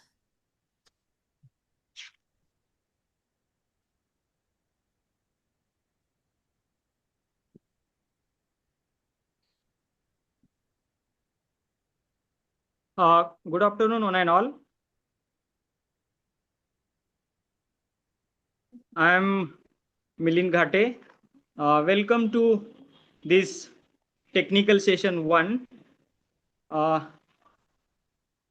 request for this technical session Professor Sudha Kokate Madam to chair this session. Dr. Sudha Kokate Madam is a member of Managing Committee, Indian Sociological Society, New Delhi, and Professor and Head, Department of Sociology, Bangalore, University, Bangalore. So in this technical session, we have participants like Dr. John Elizabeth Jose, she will present on gender caused in gender space and analysis of women motivated movements in Facebook. So second one is Mr. Parival Sumkuar. Then next, Dr. Ashok T. Borkar, Dr. Pandit Rao Dharnewar, Dr. Parimita, and then Dr. Vatika Sibal, Dr. Rajni Jasal, Miss Anjali Yadav, Maninderjeet Kaur, and then Manmahek Kaur, and Anzilo Matthew, and Karnika Lal. These are the paper presenter who will present their presentation in this technical session. So I request chairperson of this technical session to take this session. Thank you. There is one change that Professor Sudha has not joined. So Professor Sudeshna Mukherjee is taking charge of the session as chair. Okay. Okay. She's the Okay. co-convener. Thank you. Thank you, madam. Thank you. Professor Sudeshna, please take. Yeah, thank you. Thank you, Dr. Ghate and Professor Rajni. So without taking much time, I just go into the presentation, and you have 6 minutes for presentation, and after 5 minutes, I'll give you a small reminder. You have to finish it in 1 minute because we have the time constraints. So I request Dr. Elizabeth Joseph, who will be speaking on gender caused in gender spaced and analysis of women motivated movements in Facebook. So Dr. Elizabeth, please. Excuse me, ma'am. Is my voice audible to you? Yeah, it's audible to me. Ma'am, actually, screen sharing has been disabled from your side. So we do have presentations with you. So it would not be possible for us to present. Okay, okay. So I I'll just kindly ask request you. organizers, please make it enable the screen sharing. Dr. Elizabeth is there? Yes, if Dr. Elizabeth is not there, then kindly we move on to Mr. Piraval. Mr. Piraval M. Somkuar, who will be speaking on, I think it's both the persons are there, Dr. Ashok Borkar and Mr. Piraval M. Somkuar. So they will be speaking on digital inequalities, violent realities, a critical analysis of women's representation and gender roles on social media platforms. So Mr. Piraval, please you start. Good morning, ma'am. The link for the presentation is still not enabled. So I am not able, means host disabled the participants sharing link. Share option is not No, enabled. it is disabled, ma'am. It is disabled. Okay. So, Rajni, please ask the technical team. Yes, please. So can anybody there who can start without these things? Everyone required the PPT? You can If ask if the anyone person among the presenters are ready to start with, we can start with the person. Meanwhile, the technical team will take care of the... Ma'am, I can start. Yeah, so your good name, please, Maninder. My name is Yeah, Maninderjit, so you can start that crime against women in the digital places, emerging challenges and legal analysis. So please start with this. Thank you. Thank you so much, ma'am. A very good afternoon to respected chairperson and participants. First of all, I just want to confirm, am I audible? Please confirm it. Yeah, you are audible. Absolutely audible. Thank you so much. Thank you. Please start. So, a very good afternoon to respected chairperson and participants. Myself, Maninderjeet Kaur, with Man Mehak Kaur, going to present our topic named Crime Against Women on Digital Spaces, Emerging Challenges and Legal Analysis. So, as we all know, in traditional Indian society, women are respected and celebrated as mothers, creators, and even goddess. Generally, their mistreatment was seen as dishonor to both the individual and society. Today, women are frequently objectified and considered inferiors. Because of this significant gender inequality, offenders often feel immune to consequences. Likewise, in digital spaces with its anonymity and virtual unidentification, perpetrators can engage in digital crimes against women by concealing their actions behind the cover of internet. Young women, particularly girls, who are new to the online world and lack awareness regarding their skills, are often the most vulnerable and are easily targeted by the cyber criminals. Therefore, it would be correct to say that the digital crime are a form of violence against the women. This fact was quoted by the United Nations Declaration on the Elimination of Violence Against Women 1993.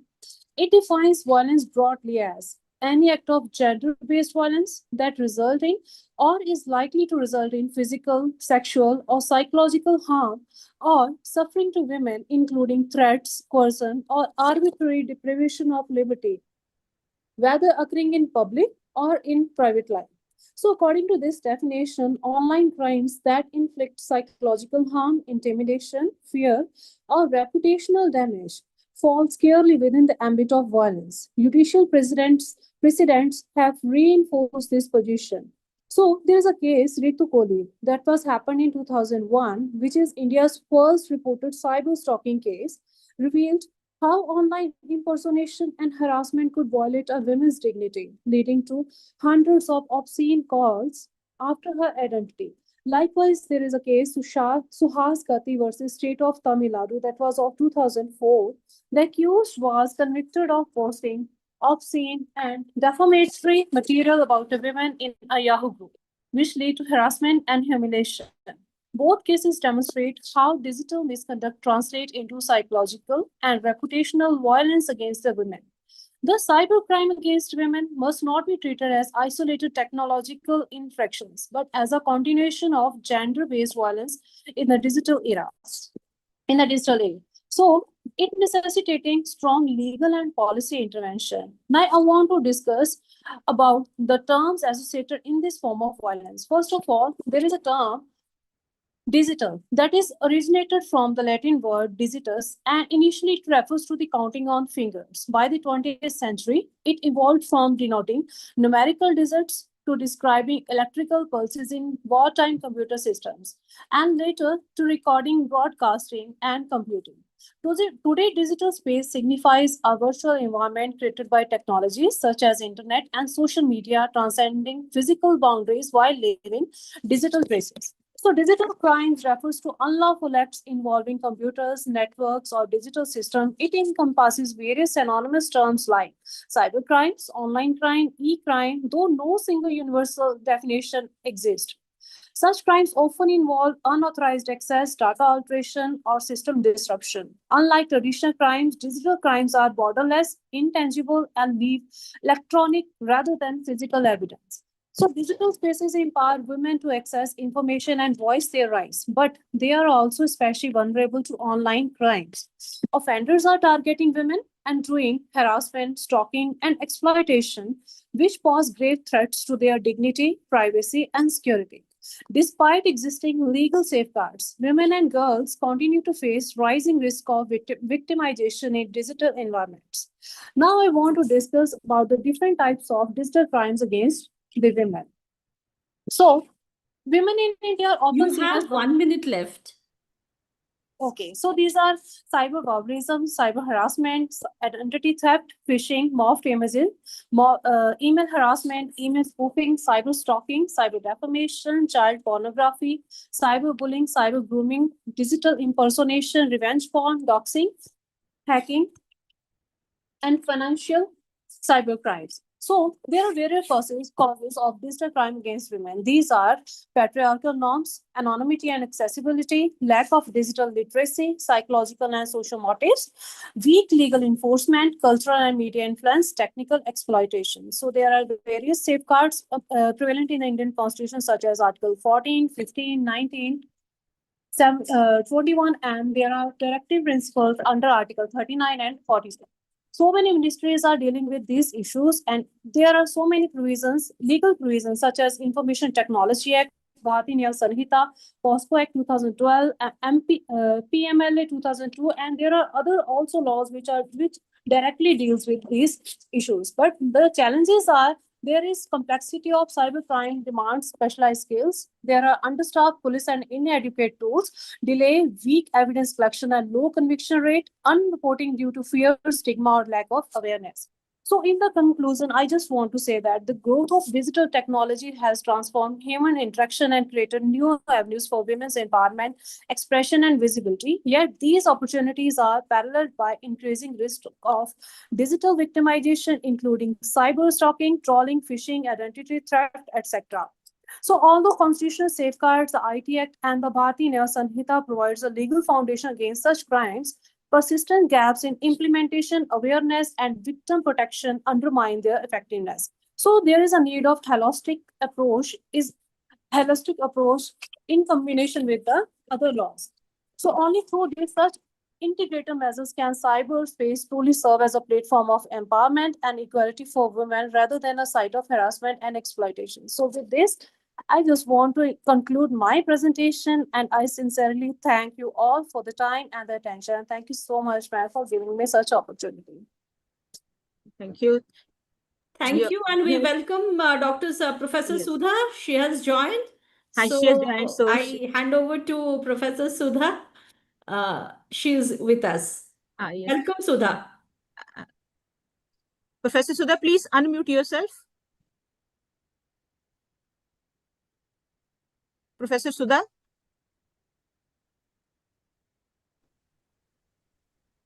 Please unmute yourself. We are not able to. Yes. Can you hear me? Can you hear me? Hi. You please take care of this session now. So we welcome Professor Sudha now, and only one presentation has taken place. We are giving Sudeshna 5-6 minutes to each of them. Yeah, 6 minutes, 5 minutes plus 1 minute. 1 minute, 6 Hello, minutes. hello everybody. Yes, hello, you please. Hello. I have sent you the all the paper presenters list. Please, you invite one by one, Professor Sudha. All over to you, ma'am. Yes.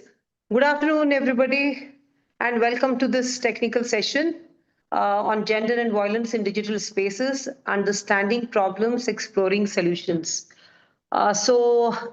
Can I straight away call out the names and then we can discuss please. and talk at the end? Yeah? Okay. We have Elizabeth. Is Elizabeth there?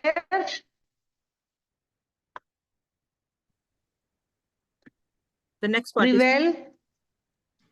Yes, ma'am, I'm here. Mr. Prevail. Yeah, ma'am, I'm here. Yes. But the screen sharing link they have solved the issue, I think. So now you can share your screen. Ask them to. No, ma'am, they haven't. Still, it is showing that host disabled participant screen sharing. So, please, organizer, I request you again. Please solve this problem. Otherwise, the presenters will not be able to present their papers. Okay, then can we give another 5-10 minutes? Yes, next participant. Yeah, Pandit Rao. Is Pandit Rao present? Yes, madam. Please. Yes, madam. Pandit Rao. Yes. Yes, madam. Pandit Rao is speaking on representation of women and vulgar songs on digital platform. Yes, thank you. Thank you so much, madam, for this opportunity. I start on this very important topic, representation of women and vulgar songs on digital platform. Sri Guru Granth Sahib says that so kyo manda aakhiye jit jame rajan, which means why call her bad, from whom kings are born. The holy Gurubani of Sri Guru Granth Sahib puts question to all those who degrade women. Even after knowing this fact that she is the one who gives birth to kings, in the name of consumer culture, women have been used as a consuming product. In these songs, cinemas and plays, women have been represented with ill intention. The vulgarity has reached to such an extent that it has crossed all the limits. Even though there is an act called Indecent Representation of Women Prohibition Act 1986, but still women have been used and produced as a consuming product in songs, cinemas, and plays. Songs made in local languages have crossed all the limits. The songs made in Punjabi, Haryanvi, and Bhojpuri use women as a consuming product. Local singers, songs producers, and lyricists use vulgar words and make songs. The unfortunate part of all these activities is that these songs are directly uploaded on digital platform without obtaining passing certificates from Central Board of Film Certification. It is due to lack of laws to prevent such bad songs on digital platform. These songs are growing. Even though efforts have been made to curb such songs, yet these songs are growing. Digital platforms in India are governed by Information Technology, Intermediary Guidance and Digital Media Ethics Code Rules 2021, which mandate age-based content classification and content moderation and compilation with various Indian laws to prevent obscenity and defamatory and harmful content. These rules apply to OTT platforms and other digital media, requiring them to implement three-level grievance redressal system, enforce age-getting or mature content, and ensure that content adhere to national laws like Bharatiya Nama BNS. Honorable Punjab and Haryana High Court has issued guidelines with reference to CWP 27011 dated 22nd 7th 2019 in the case filed by Pandit Rao Dharenavar. The guidelines clearly observed, madam, that the glorification of violence has given rise to culture of gangsters in the states of Punjab, Haryana and Union Territory Chandigarh. The court further observed that the court can also take a judicial notice of the fact that glorification of the liquor, wine, drugs, and violence in the songs of the state of Punjab, Haryana, and Union Territory Chandigarh has increased in recent times. These particularly court observed that these songs affect the children of impressionable age. The children of below age of 12 years are not permitted to enter cinema halls. Age certificates films are screened everywhere. The Honorable Punjab and Haryana High Court finally gave a direction that the Director General of Police in the state of Punjab, Haryana and Union Territory Chandigarh are directed to ensure that no songs are played glorifying the liquor, wine, drugs and violence in any song, even in live shows. Please note, even in live shows.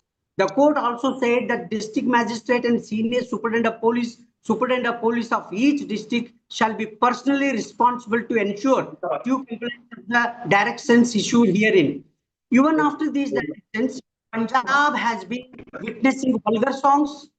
The state of Bihar has been witnessing bad songs on digital platform in which representation of women is highly condemning.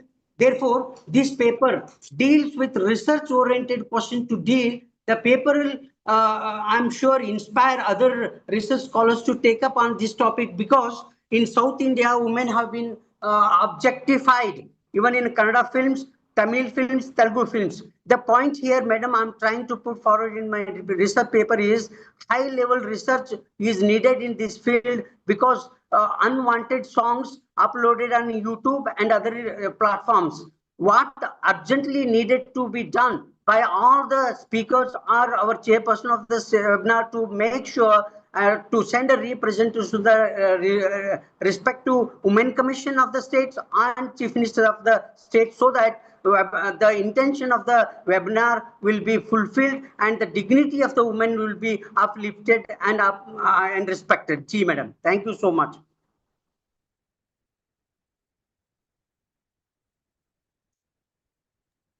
Thank you. Thank you so much. Do we have the question and answer session later, or you can write down the questions now at the end of the presentations? We can call for the questions. Is it okay? Should I call the next participant?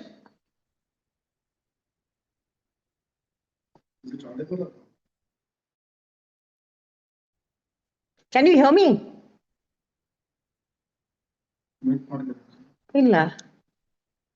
Yes, what happened? Can you hear me? Can you hear me?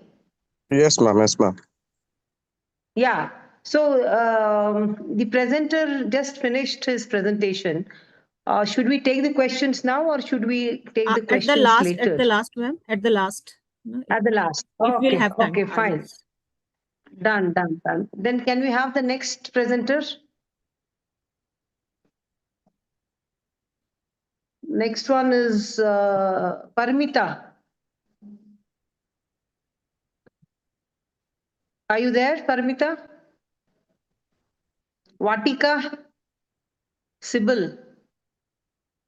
Vatika was here. Rajni Jasal and Anjali Yadav. Yes, ma'am, I'm here. You are Rajni? Anjali Yadav. Anjali Yadav. Okay. You can start with the presentation. Ma'am, screen presentation is disabled. I'm unable to You present my. please, because we have many times we have told them, you please read out whatever you have. No? Okay, sure, ma'am. Please. Okay, ma'am. Let's not waste the time on this now. You know, it's a technology. Please. Okay, ma'am. Yeah, we are sorry for that, but yeah, you can start. Okay, thank you, ma'am. So my topic of Yeah. presentation is the dark side of digital spaces, violence and harassment against women. Introduction. Technology has become a key part of our daily life. We are living in a digital era where gadgets are constantly upgrading and spreading rapidly. In a short time, our relationship with technology has changed from being occasional and convenient to an essential part of nearly all aspects of our life. Today, Yeah, Anjali, one much. second. Can you keep Yes. your video on? Sure, ma'am. We can't see you. We can't see you. I Yeah, am visible. that's fine. Yes. Okay, Yeah. okay. Um, Today, technology and the internet make the world a more connected global village. But the internet has a dark side. These changes have significantly influenced the nature of crime and deviance, leading to cybercrimes and technology facilitated gender-based violence. Recently, the Crime in India 2023 report came out from the National Crime Record Bureau. Cybercrime increased significantly by 31.2% to 86,420 cases. Nearly 69% of these involved online fraud compared to 65,893 in 2022. Karnataka has the highest number of cybercrimes, followed by Telangana and Uttar Pradesh. Meaning of digital violence. Digital violence is the harm caused by misusing digital technology and tools like computers, smartphones, and the internet. It includes actions such as cyberstalking, harassment, doxing, image-based abuse, and hate speeches. ICT can be used to commit, assist, or worsen violence against individuals. Cybercrime refers to criminal action that involve computer networks, or connected devices to carry out offenses such as fraud, theft, identity theft. Crime against person involve digital stalking, using technology to track or monitor someone's online activity without their consent. Next, cyberbullying, using digital tool to intimidate, threaten, or humiliate people. Next, defaming, spreading false information to harm someone's reputation. Next, hacking, gaining unauthorized access to digital system. Email spoofing, sending email with fake sender information to trick recipient. Cheating and fraud means tricking people or organization to get money or personal benefit, often by using fake profiles. Next is crime against property. First is hacking computer system, means getting into a computer system or network without permission. It often aims to steal sensitive information, disrupt operation, or cause damage. Next, transmitting virus involves spreading malware. Crime against government, such as cyber terrorism, it is done with the use of digital technology to cause fear, harm, or damage to people, organization, or government by disrupting, destroying, or taking advantage of vital infrastructure. Next, image-based sexual violence. The sharing of someone else's private photo or videos without that person consent is known as image-based sexual violence. Sexting messages or sharing of private recording are the example of this. Next, identity theft. Identity theft occur when someone make an account using your name and photo, uploading or sharing offensive material or offend other people. Next, doxing refers to release of sensitive information like email address, phone number, home address, and birth date, etc. Next is hate speech, include public insult, devaluations, or threat against individual online, as well as call for violence. Next is digital arrest. It is online scam that trick victim out of their hard-earned money. It is not a real legal process, but it is common cybercrime where scammers pretend to be law enforcement or government official to steal money. Next, digital violence against women. So, non-sexual crimes are can either invade the victim's privacy or turn her into a target of public hatred. They may also lead to physical harm outside of cybercrimes. Non sexual crimes fall into three subcategories. First, hate crimes, and next, emotional injuries such as email harassment, blackmail, cyber stalking, defamation, and next is hacking related crimes. These offenses do not typically focus on the victim's sexuality. Next is sexual crime involving cheating, obscene profile and web pages using innocent women pictures and information. Sending explicit comment and images to women is a common way to harass them online. Cybersexual defamation can occur in several ways, like sending obscene email to numerous recipients, sharing fabricated stories about the victim. These email may also include the victim photos as attachments. Creating fake profile on social network sites and adult advertisement site using her picture, labeling her as a hot babe who is willing to have sex with anyone. This profile might include her personal information such as her address and phone number. The harasser may act as a cyber pimp by uploading the victim's name, address, and private photographs to pornographic sites or advertisement, presenting himself as the main contact person. So, cyber assisted offline crimes include abatement to suicides, cyber assisted offline invasion of privacy, and cyber assisted offline physical assault, next, cyber assisted rape, and cyber assisted murders. So digital arrest. It is a new trend in the increasing instance of digital arrest cyber fraud in Chandigarh reveal that most of the victims are women.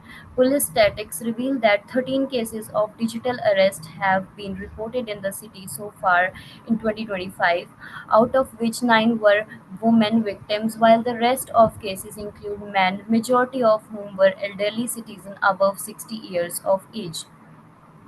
So, Minister of State for Home Affairs mentions this uh, report, which was published in National Cybercrime Reporting Portal during the past 3 years, which revealed 39,925 such cases reported in 2022, with a total amount of rupees 91.14 crore being frauded. So, recommendation for reducing digital violence is strengthen collaboration between government, technology industry, women's right group, and civil society to enhance policies to safeguard women and keep violence away from occurring in the first place. Next, removing data gap to better understand the root cause of such violence, the characteristics of perpetrator, and to support prevention and responses. Create and enforce law and regulation in consultation with supervisor and women organization. enable women and girls to participate and Anjali, can you wind up? yes, ma'am, I'm just concluding. Enable Yeah, women yeah. and girls to participate and lead in tech industry to shape the use and design of violence-free, safe digital spaces and tools. In conclusion, I would like to say we are living in a digital age and cyberspace is not limited to one's boundaries, rather it spans a whole world. Therefore, digital violence is on the rise on a daily basis in all countries including India. The greatest challenge concerned in digital violence being its dynamic character due to continuous development of digital technology. Laws are prescribing punishments like fines and imprisonment to offenders, but it also there is need to look for victim welfare as well. Thank you.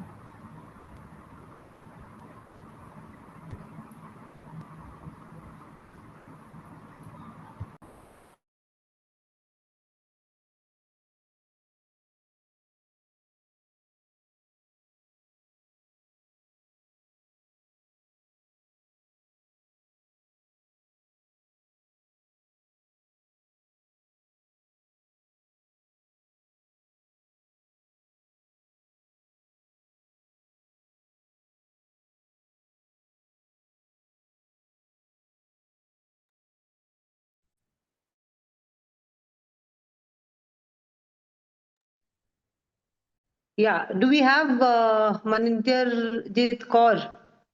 Manjinderjit Kaur? Yes, ma'am. I already present my presentation. Oh, okay.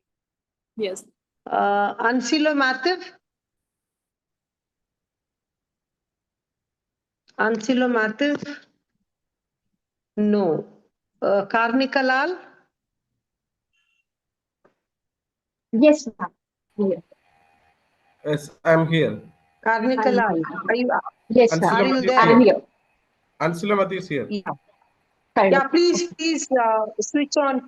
Please switch on your video.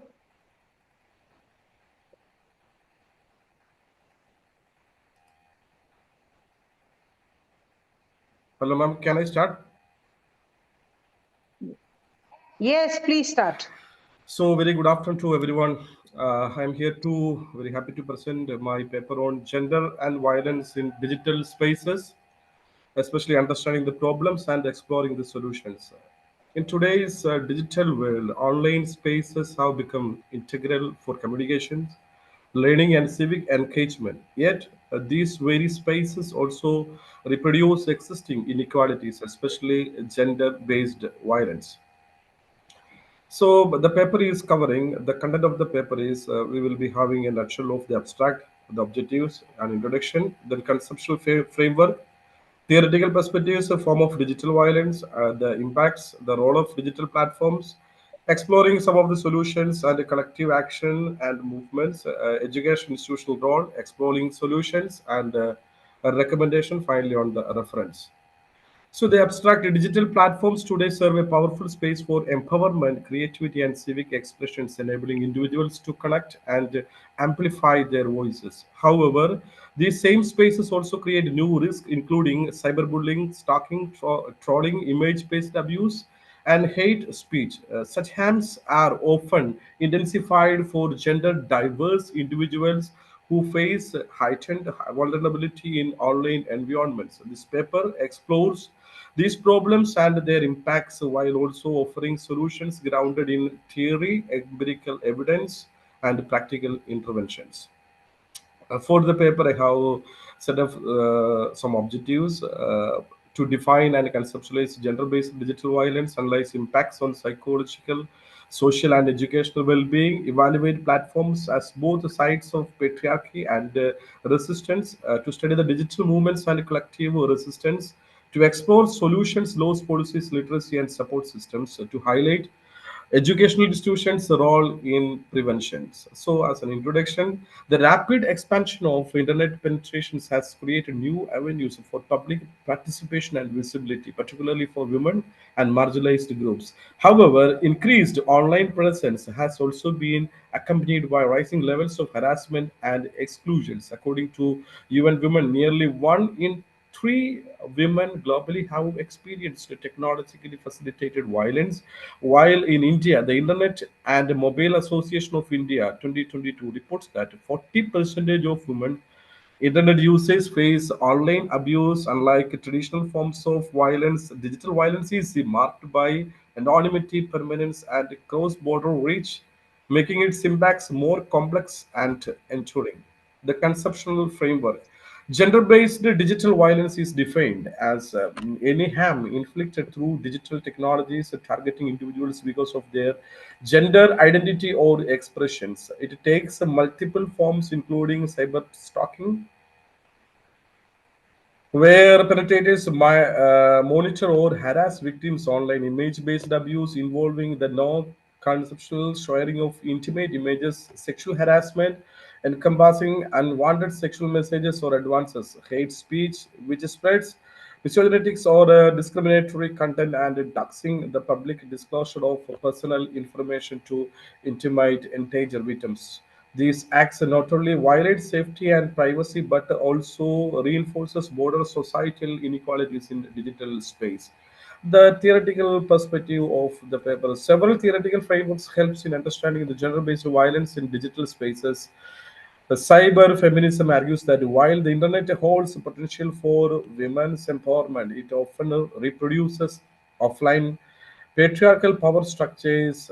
The lens of intersectionality further highlights how online abuse is intensified when gender intersects with marks such as caste, class, religion, or sexuality. So, from the behavioral perspective, social learning theory explains the spread of online abuse as harmful actions gain reinforcement through likes, shares, and peer approval. Similarly, routine activity theory suggests that abuse flourishes when motivated offenders encounter accessible target in digital environments where effective guardianships or safeguards are absent. Finally, feminist criminology they says that the digital violence within border systematic patriarchy and gender inequalities, emphasizing that such abuse is not merely individual misconduct but a reflection of entrenched social hierarchies. So, what are the forms of digital violence? Digital violence manifests in multiple forms that transportationally affect women and marginalized groups. Cyberbullying often involves gendered insults and sexual threats designed to humiliate or intimidate women online, while trolling takes the shape of organized attacks aimed at silencing their voices, particularly in fields such as journalism and especially in politics. Stalking and surveillance is frequently enabled by intimate partners use technology to monitor and control, thereby restricting women's freedom and privacy. Similarly, image based abuse, where intimate images are shared or threatened to be shared without consent, inflicts deep psychological harm and shame. Adding to this, hate speech and doxing combine misogynistic abuse with caste, religion, or minority identity makers while exposing personal details to ensnare victims both online and offline. So, what are the impacts of such kind of activities? So the impacts of digital violence are wide-ranging and deeply harmful. Psychologically, surveys often experience trauma, anxiety, and even post-traumatic stress disorders. On a social level, such abuse silence voices, leading to withdrawal from public debate and increased self-censorship. In the educational sphere, it contributes to declining self-esteem, poor academic performance, and disengagement from learning. These harms are further intensified by intersectional factors as marginalized groups face layered and compounded forms of abuse, making their vulnerability in digital space even more acute. So, what is the role of digital platforms? So, digital platforms play a dual role in shaping experience of gender-based violence. On one hand, algorithms often amplify misogyny for the sake of engagement and visibility, while weak content moderation leaves survivors without meaningful avenues for redress. On the other hand, these same platforms also serve a space of resistance, enabling solidarity networks, feminist activism, and campaigns that challenges abuse and reclaim digital spaces for empowerment. What are the collective actions and movements in global, in Indian? And what are the outcomes too? Collective actions and social movements have played a crucial role in addressing gender-based violence both globally and in India. International campaigns such as Me Too, Time's Up, and Me Unamenos have exposed harassment, fostered solidarity, and sparked policy debated and reforms. Movements like Pinchira Toad and Way of Azadi March have similarly changed the patriarchal concept in India. And also they have given the awareness about the women's safety and mobilized the communities to demand structural changes, demonstrating the transformative power of coordinated activism in both online and offline spaces. So the educational institution is having a role. They play a pivotal role in preventing and addressing gender-based digital violence. They can integrate digital literacy with the gender sensitivity to their curricula, provide counseling and support service for survivors, and establish effective reporting mechanism. Additionally, faculty training and partnerships with non-governmental organizations can strengthen institutional capacity while fostering a safe digital culture on campuses, ensures that the students can engage online responsibility and confidentiality. So, exploring solutions that can be addressing gender-based digital violence requires multi-level solutions at the legal and policy level. Strengthening cyber laws and closing loopholes can provide better protection for victims. Technology campaigns must ensure transparent content moderation and promote algorithmic fairness and prevent the amplification of abuse. Community action, including grassroots campaign and peer support networks, foster solidarity and awareness. Counseling Yeah. services should be Matthew, can you please coming to try the to conclude? last slide, Yeah. man. Coming to the last slide, the Okay. recommendation I would suggest that update the cyber laws, regulate the platforms that ensure social media digital companies are accountable for harmful content, gender sensitive digital literacy, survivor support programs, feminist digital activism must be encouraged, institutional responsibility. So gender based violence online mirrors offline is in inequalities, but it is magnified by anonymity and reach. Addressing it requires holistic, multi-level strategies such as personal resilience, community solidarity, institutional accountability, and global cooperation. So ultimately, digital space must be reclaimed as arenas of empowerment, creativity, and equality. Thank you.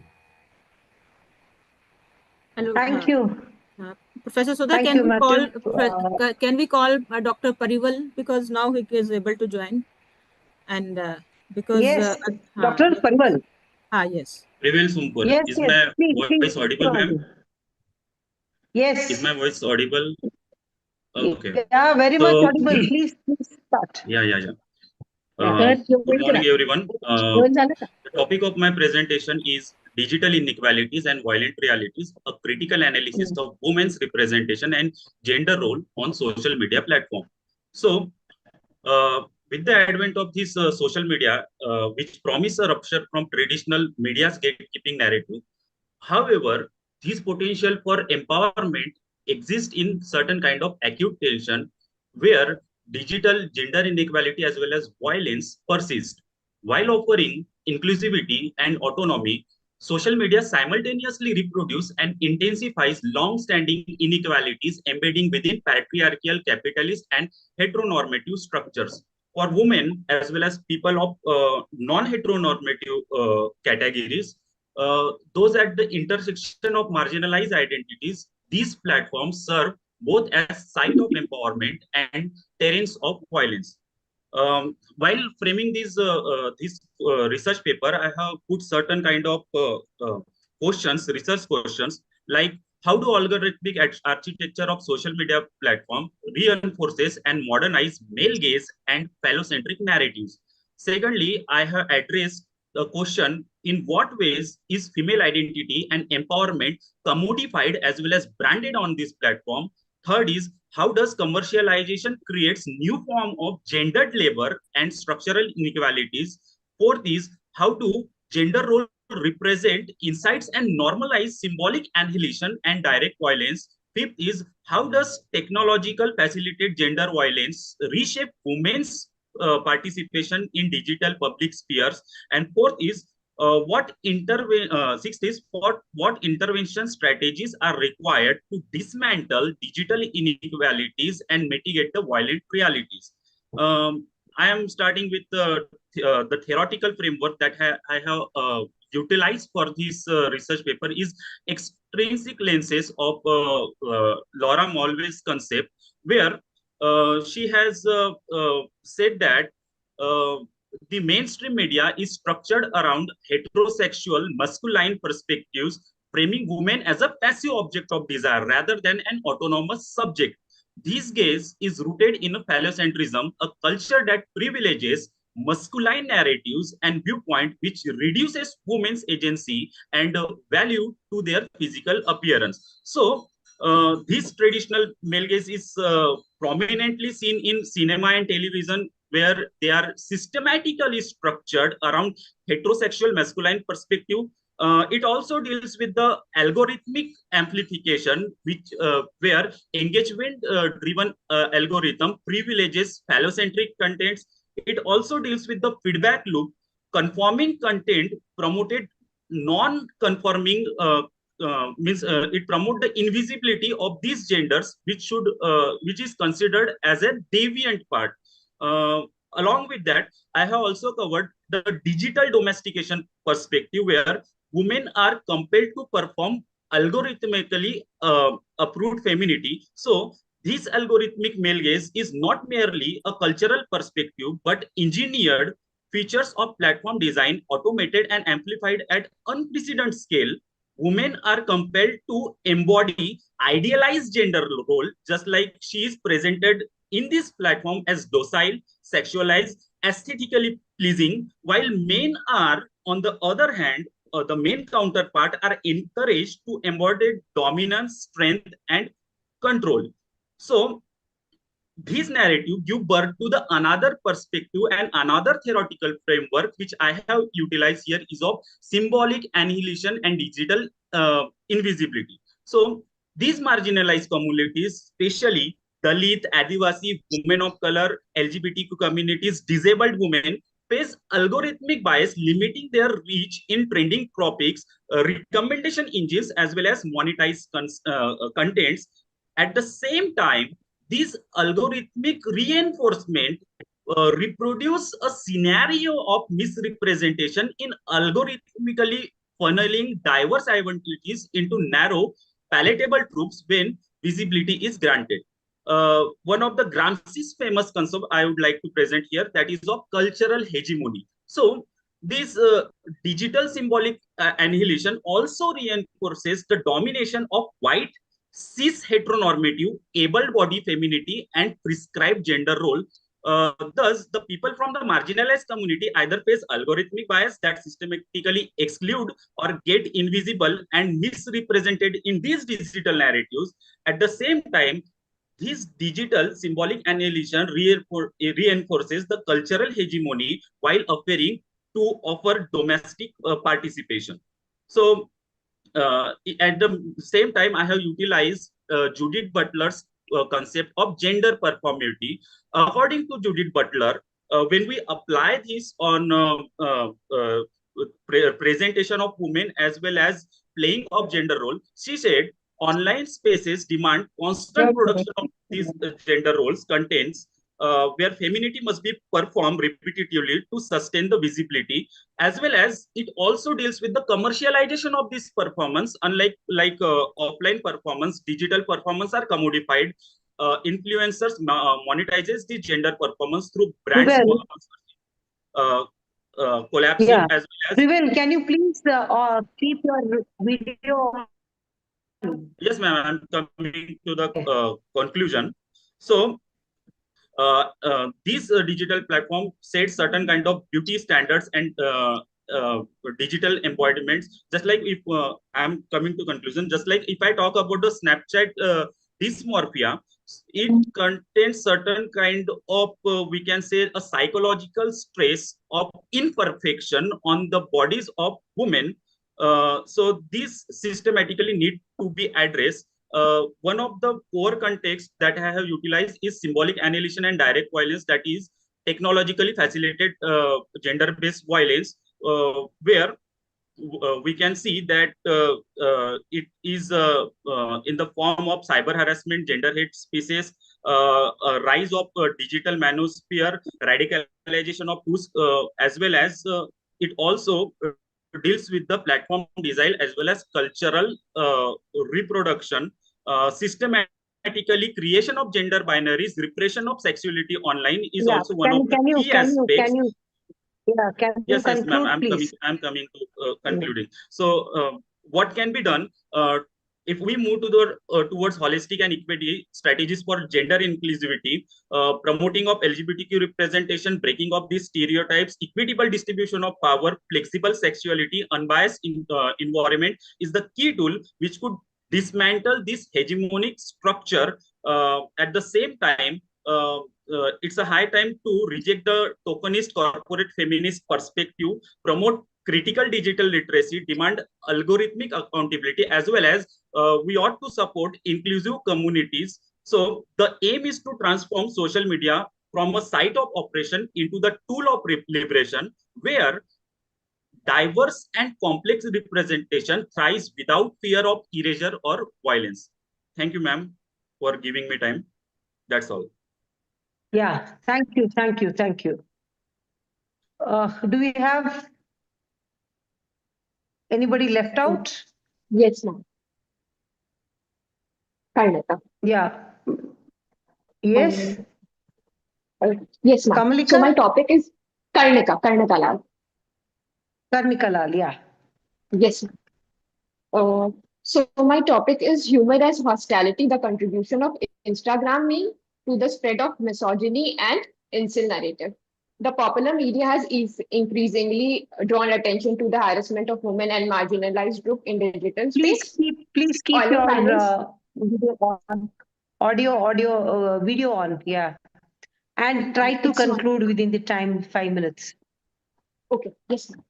And the online violence Yeah. against women manifest in different forms. We have already discussed about cyber stalking, trolling, and revenge pornography. But in this paper, I will discuss how Instagram meme contribute to the reinforcement of misogyny and incel narrative, drawing from the content analysis of 10 memes reflecting incel attitude and hate towards women. This study will talk about the recurring tropes such as chart and Stasi hierarchy, mockery of feminism, and sexual entitlement narrative. Instagram has emerged as one of the most influential social media platform with meme as central mode of communication. Memes are widely celebrated. It is creative, humorous, but it also functions as reproducing hostility. Lemore Shipman has in his foundational work positioned meme as multi-model unit whose spreadability and adaptability makes them effective carrier of both political critique and hegemonic idea. Thereby, it functions as a vehicle of cultural circulation and making meanings. In this paper, I will discuss how do Instagram meme employ humor to disguise misogynistic content, what are the recurring tropes that align with the memes, and how do humor contribute to the normalization of hostility towards women. In meme, whenever we share a meme, we joke about it, but in that joke, there is hostility also. So, in this, how joke masks hostility. This point is explained by using humor theory of Hobbes' superiority theory that talks about how people laugh at the expense of other, reinforcing hierarchy. Laughing arises from the sense of dominance over other. Meme mocking women as sassy or meme praising men as intellectually moral. And the second theory that I will apply on my paper is relief theory of Freud. Humor by humor and by joking, we release our hostility. But whatever we are feeling frustrated by laughing, we express ourselves. So the dark violent meme directed at women allowed incel to, express their anger in socially acceptable way. Now we will talk about incel. They are self-identify. Hoffman. Incel. They are self-identified heterosexual men who feel unable to form sexual and romantic relationship despite the desirable, and it revolves around inferiority to chads and resentment towards Stasi. Chads are attractive, socially successful men, and Stasi, in Urban Dictionary, we call them hyper glamorous women who are very beautiful, and how they go only for successful men. These kind of meme are circulating. So because I have less time, then I will not go into all the theories. I will go into my methodology section, in which I have adopted a qualitative content analysis where I have examined Instagram meme, 10 Instagram meme. And limitation is it's obviously it will not be general, and it was a purposeful selection. In this, I have selected 10 memes that reveal the recurring themes. First theme is Chad and Stacey hierarchy. In Chad, we see a contrast between beta men and Chad men. Beta men are like socially awkward men, but Chad men are confident. They get girls without even trying. So these kind of meme circulation से ये होता है, उसका function होता है first. It reinforces the belief that there is heterosexual hierarchy where certain men are valued. इस meme का effect होता है frame women as shallow, cruel, validating resentment towards them. The second theme that after studying the meme I got to know is mockery of feminism. Meme that is mocking feminism, like saying women want equality only when it benefits them. These kind of meme का function होता है. It says that feminist activism is self-serving. ये function. और इसका effect क्या होता है लोगों के मन में? To discourage empathy towards women right movement and strengthen anti-feminist sentiments. Third theme is sexual entitlement narrative. In this kind of meme, women are portrayed that they hate nice guys and they are into toxic men. So इसका ideological function ये होता है कि the incel believe that women are attracted to only abusive men, and effect इसका होता है normalize that women owe sex and relationship to men who behave well. Fourth type of theme that I identified while doing my this was trivializing violence, using dark humor when women reject men. He's like meme that is saying, now the woman has rejected me, I will become a serial killer now, like in a humorous way. But because of that, now what is it showing? It is showing the dark fantasy of violence. और इसका effect क्या होता है? Normalizing violence in male peer group. And the fifth theme, that is domesticating meme, like women belong to kitchen or women don't know how to drive. So the function is it reinforces traditional gender roles, mocking women autonomy, and normalizes casual misogyny. So in this paper, I have mostly talked about how when we are circulating memes, we are sharing laughter. But we are not just sharing laughter. We are also sharing, incel narratives, and how humor is used as a shell to share these kind of things. And in the last conclusion, I will also talk about, like everyone has already said about these things, that we need to address these kind of meme circulation, and there should be some moderation strategy. And we need digital literacy campaign and counter meme strategies like all this incel page. We also need feminist page that talks about sensitive women issue, and why should we not joke about all these things. Yeah, thank you. That's all.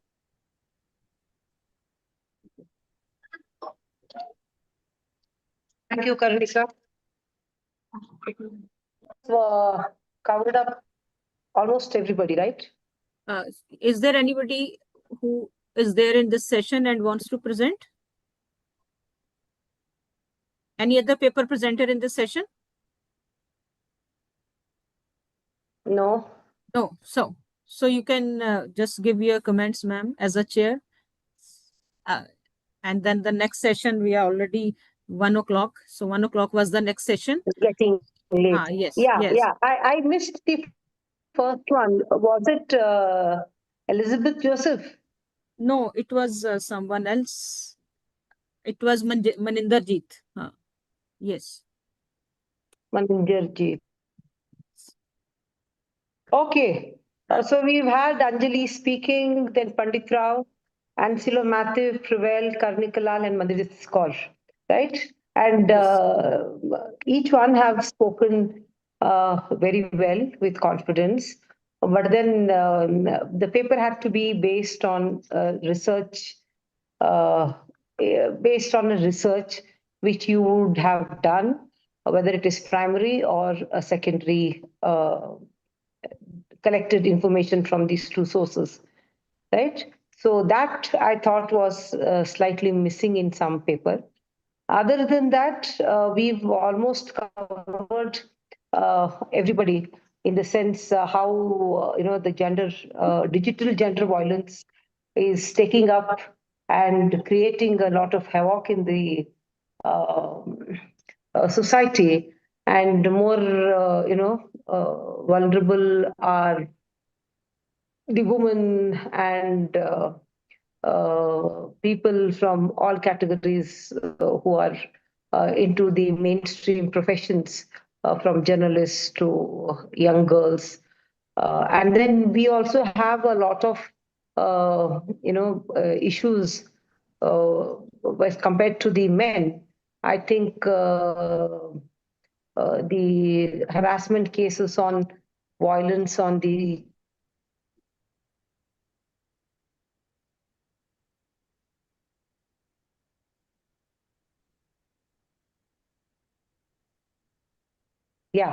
violence on women in these digital spaces is increasing, and we have seen United Nations also reporting 110% increase in cases for publishing sexually explicit content between 2018 and 2020, right? So being that an issue, most of the participants have also spoken beautifully on the kind of forms, whether it is the forms of digital violence or need to be done, awareness solutions. But with all these, I think unless we are very strict in the sense of sensitizing the young, sensitizing, younger children at a very young age to talk about how to behave.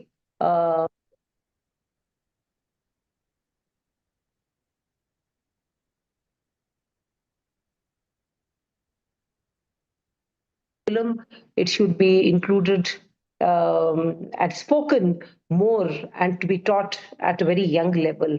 In fact, I was listening to yesterday one of the Bollywood actor, Akshay Kumar. He was talking and how he and his daughter were also they were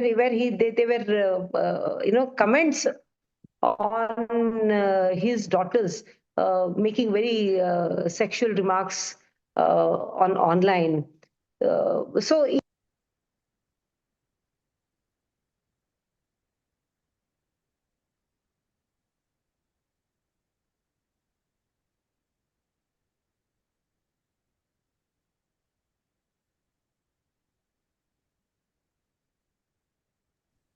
Sudhaji, we cannot hear you.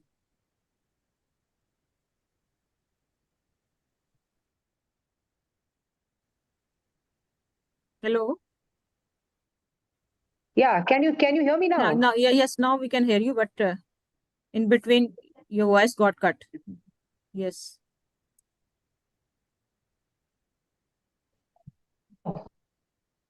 Can you? Yes.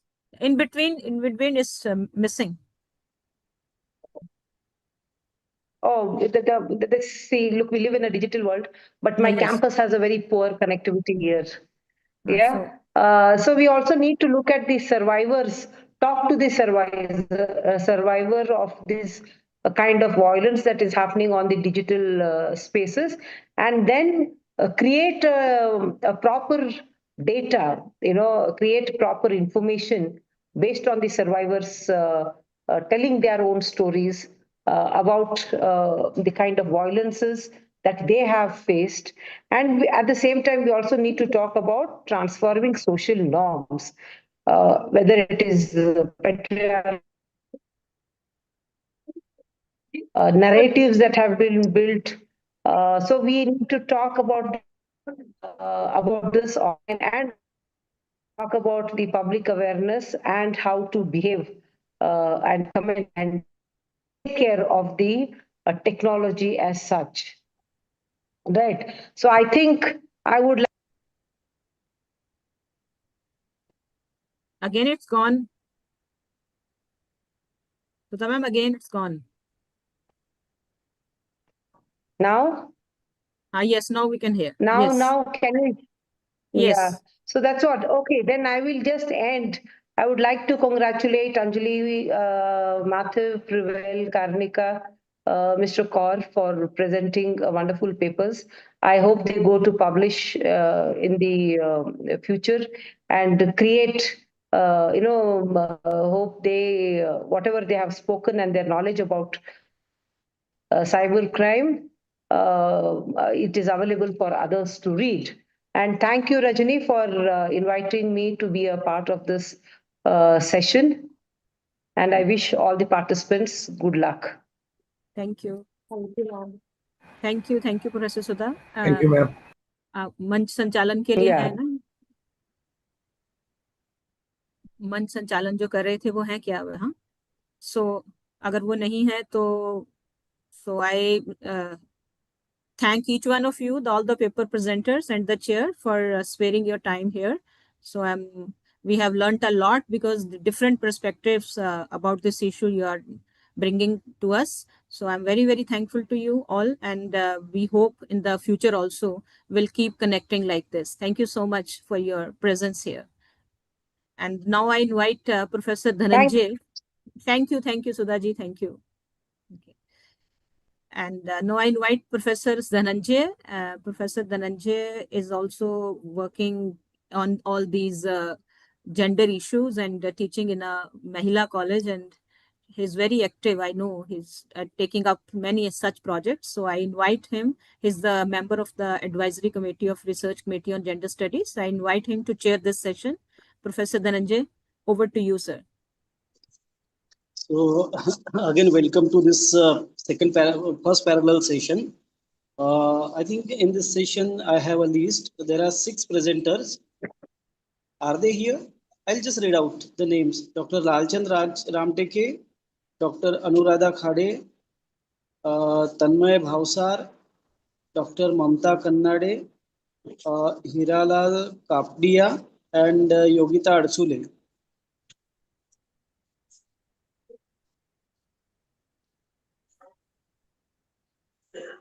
How many are here, please? The 6 people, I have a list of 6. Yes, whosoever is present. Anybody, this Professor Lalchand Ramteke. Lalchand Ramteke hai. They're not present here. अभी तक तो थे, अभी left हो गए शायद. तन्मय है, तन्मय है. तन्मय है. हाँ. तन्मय है.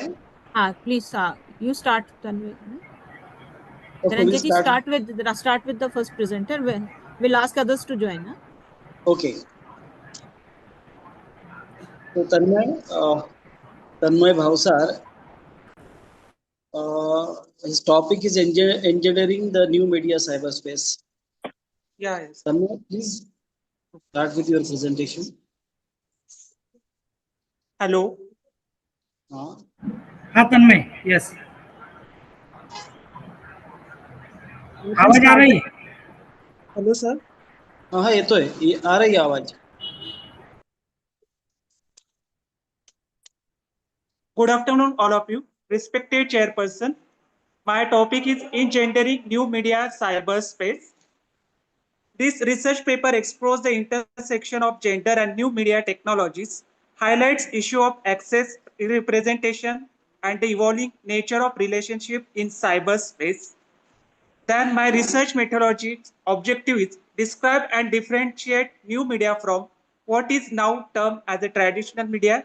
Then second is describe the early history of culture response to technology. Third is discuss the different response to women's relationship with technology. And fourth is critically analysis the cyber world and its relationship with the gender. Data collection is this research paper is purely based on secondary data. Research paper used in various newspaper, articles, reference book, journal, articles, government website, etc. Then research design used on descriptive research design. My paper is divided to many parts. First is I focusing on introduction to new media and gender. This rise of new media technologies has raised concern about the gender gap in uses, particularly in India, where 85% of internet users are men. Young women face barriers to accessing new media due to mobility issue and social norms. Some scholars argue that women may avoid new media as it does not align with their values, while others criticize this view of reinforcing gender stereotypes. Then second part is I want to focusing in cyber. The concept of cyborg, introduced by Donna Harvey, challenges traditional gender binaries by suggesting that identities are fluid and constructed through the technology. Harvey argues that interaction of technology into human life blurs the lines between male and female, offering political significance in understanding gender relations. Then my conclusion is new media provides a platform for challenging traditional gender hierarchies, enabling women and marginalized groups to engage in activism and discourse. Then second conclusion, the anonymity of cyberspace can foster a politically charged environment, allowing for diverse voices and perspective to emergence.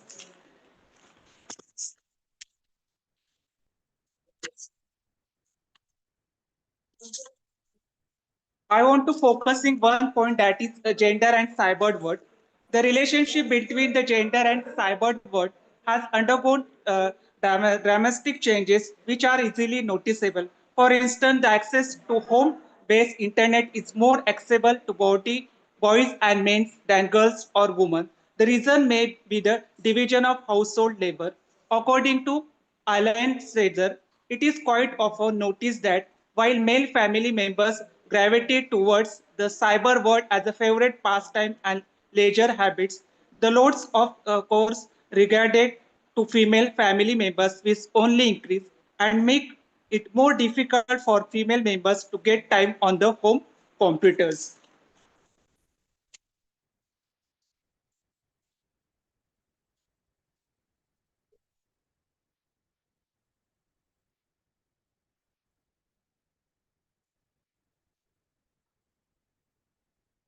My paper summary is new media provides a platform for challenging traditional gender hierarchies, enabling women and marginalized groups to engage in activism and discourse. The anonymity of cyberspace can foster a politically charged environment, allowing for diverse voices and perspectives to emerge. Thank you, Dr. Khedkar, sir. Thank you, Chairperson Dr. Dhananjay Sontakke, and thank you, Dr. Rajni Bala, Madam, give me a chance for the present paper for RC10 committee, that is uh, gender and violence in gender and violence. Thank you, sir. Thank you. Hello. Hello. Is there anyone? Yes. So thank you, Tanmay. Thank you. You talked about the engineering in the new media space or cyberspace. Is there anyone in the session? Paper presenter, Dr. Ramchand Lamteke, Anuradha Khade, Dr. Mamta Karnade, Yogita Arsule.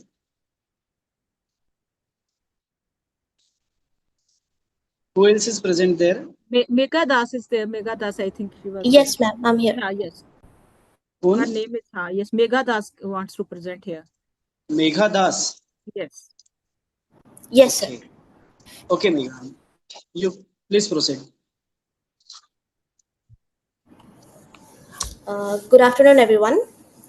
My paper is titled Hyper-Realistic Threat, Analyzing India's Legal and Social Response to AI Deepfakes and NCII as Gender-Based Violence.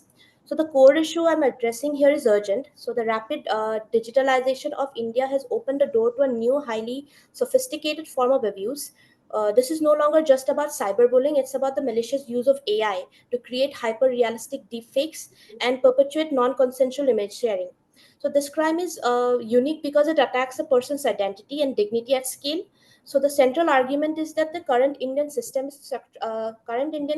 is structurally failing to address the deepfake survivors. The governing legal and social frameworks are simply not equipped to handle a crisis of the technological complexity, leaving millions of deepfake survivors exposed. To ground this crisis, I first looked at the existing landscape data from the NCRB already showing an alarming increase in related cybercrimes such as morphing and cyberstalking. So deepfakes compound this by increasing the severity of the attack. But here's the most critical problem: the law. The primary defense, the IT Act of 2000, is a 20th century tool. It was written to prosecute the sharing of real private images. A deepfake, however, is a synthetic fabrication which creates a massive legal ambiguity. So a smart defense can argue that the content is fictional, challenging the very foundation of laws like Section 67A. This ambiguity forces prosecutors to waste time and resources trying to retrofit old crimes like forgery or voyeurism onto a crime that were never designed. So the result is that the justice is slow, inconsistent, and often fails. Now, when we turn to the systemic flaws in enforcement, the legal section is identified. Here is two key issues that blocks justice. Number one is the platform speed, but deepfakes go viral within hours, while government advisories and the IT rules of 2021 demand quick takedowns. Platforms are failing to stop the re-uploading of the content, which perpetuates the presence, leads to the constant re-victimization. So the survivor lives in fear because the image keeps resurfacing. We need tools to stop that. And second is the police capacity, where our analysis shows that the cyber police unit often lacks the specialized digital forensics tools to trace the complex layered evidence left by the AI generated crimes. This capacity leads to delays, case closures, and ultimately breakdown of trust in the justice system. Then we have the social stigma, where we um, see the violation of familial honor is the greatest deterrent to reporting in our patriarchal structure, where victims often face judgment, shaming from their own communities. They withdraw from digital life and suffer severe psychological trauma, anxiety, depression in silence, because facing social catastrophe is perceived as worse than enduring the crime. This means that the official NCRB numbers are massive undercounts. The true scale of the crime is masked by social shame. Now, to conclude and recommend, in closing, the urgency is clear. We need a fundamental shift from reaction to anticipation. So, my paper offers three core recommendations for a hyper-responsive ecosystem. Number one is a dedicated law. We must define and penalize the AI creation of malicious synthetic content, closing the loophole of the IT Act once and for all. And number second is mandate a platform technology, where platforms must be legally compelled to implement proactive AI detection and cryptographic hashing to automatically block the re-uploading of known malicious contents like deepfakes, and prioritizing survivor care, where we must integrate specialized psychological support into cybercrime units to combat the social stigma and empower women to report abuse without fear of further social trauma. Thank you so much.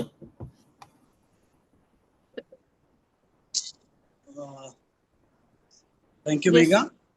Is So, there any other? Please ask, any sir. other? Madam कोई और है? हाँ, ये कोई, मैं यही पूछ रही हूँ, कोई इसमें से जो आपके नाम पढ़ दें इनको, अगर है इनमें से कोई तो? नहीं, उसमें से तो कोई नहीं है। कोई नहीं है, हाँ। Just a minute. कोई, क्योंकि कुछ थोड़ा सा डिस्टरबेंस हो रहा है, इधर से इधर आ रहे हैं कुछ ना, दूसरे से भी इधर आ रहे हैं, तो अगर उनमें से कोई है तो उनका भी पूछ लेना है आप। मैं आपको दूसरा अभी लिस्ट भेज रही हूँ, आप उनका भी एक बार पूछ लें। उनमें से तो कोई नहीं बैठा है, ये जो लास्ट वाली लिस्ट है।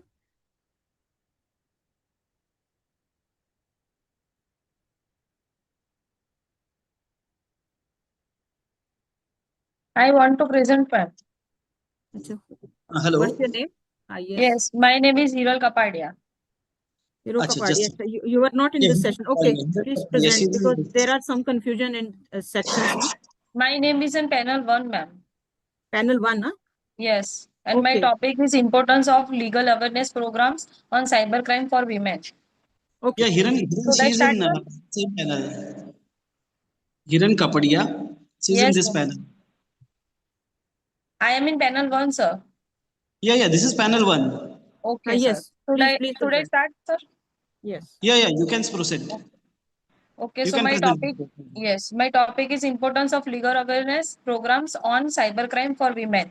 In today's digital age, the internet and social media have become an integral part of life. But at the same time, the rate of crime, cybercrime is also increasing, especially online crimes against women, such as cyber stalking, discrimination, and pornographic content, blackmail, digital cheating, and hacking affect their mental, social, and professional lives too. Address this problem, the government of India brought the Information Technology Act 2000, which is an important law to prevent electronic crime. Along with this, the Indian Penal Code also has many provisions for the protection of women. The POCSO Act 2012 was implemented to prevent sexual crimes against women and child. While the Prevention of Sexual Harassment at Workplace Act 2013 was brought to provide a safe environment for women at the workplace. However, despite the presence of law, women are unable to fight crime effectively due to lack of knowledge about their rights and legal aid. In this situation, the importance of legal awareness programs becomes clear. Such programs provide information to women who legal rights and process to filling the complaint and government assistance. Efforts like their legal rights, the process of filling and complaint government assistance, effort like Mahila Helpline, One Stop Center schemes, Nalsa Legal Aid, Beti Bachao, Beti Padhao have been made by the government, while NGOs are making women aware through seminars, workshops, and counseling. There are major cyber crimes against women. Some examples of cyber crimes targeting women as are cyber stalking, online harassment, fake profiles, obscene constant transmission, uh, online fraud, etc. There are legal provision. There are several laws in force in India to prevent cybercrime.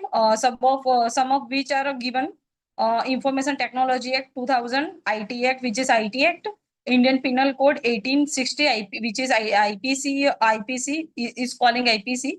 Protection of children from sexual offense, POCSO Act 2012. Indecent Representation of Women Prohibition Act 1986, Copyright Act 1957, Information Technology Act 2011, Information Technology Rules 2021. These laws are rules collectively form the legal framework to combat cyber crimes in India. Need for legal awareness programs. There are very needs to solve these problems for women. There are forms of awareness programs like workshops in education institutions,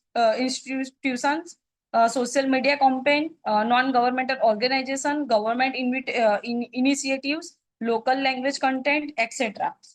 There are many organization are work with them, which is a National Legal Service Authority. It is called NALSA, Mahila Helpline 181, One Stop Centers scheme, which is called OSC, One Stop Center, Beti Bachao Beti Padhao campaign, Lok Adalat, Paralegal Volunteers programs, POSH Act, Implementation Workshop, Domestic Violence Prevention Awareness Campaign. There are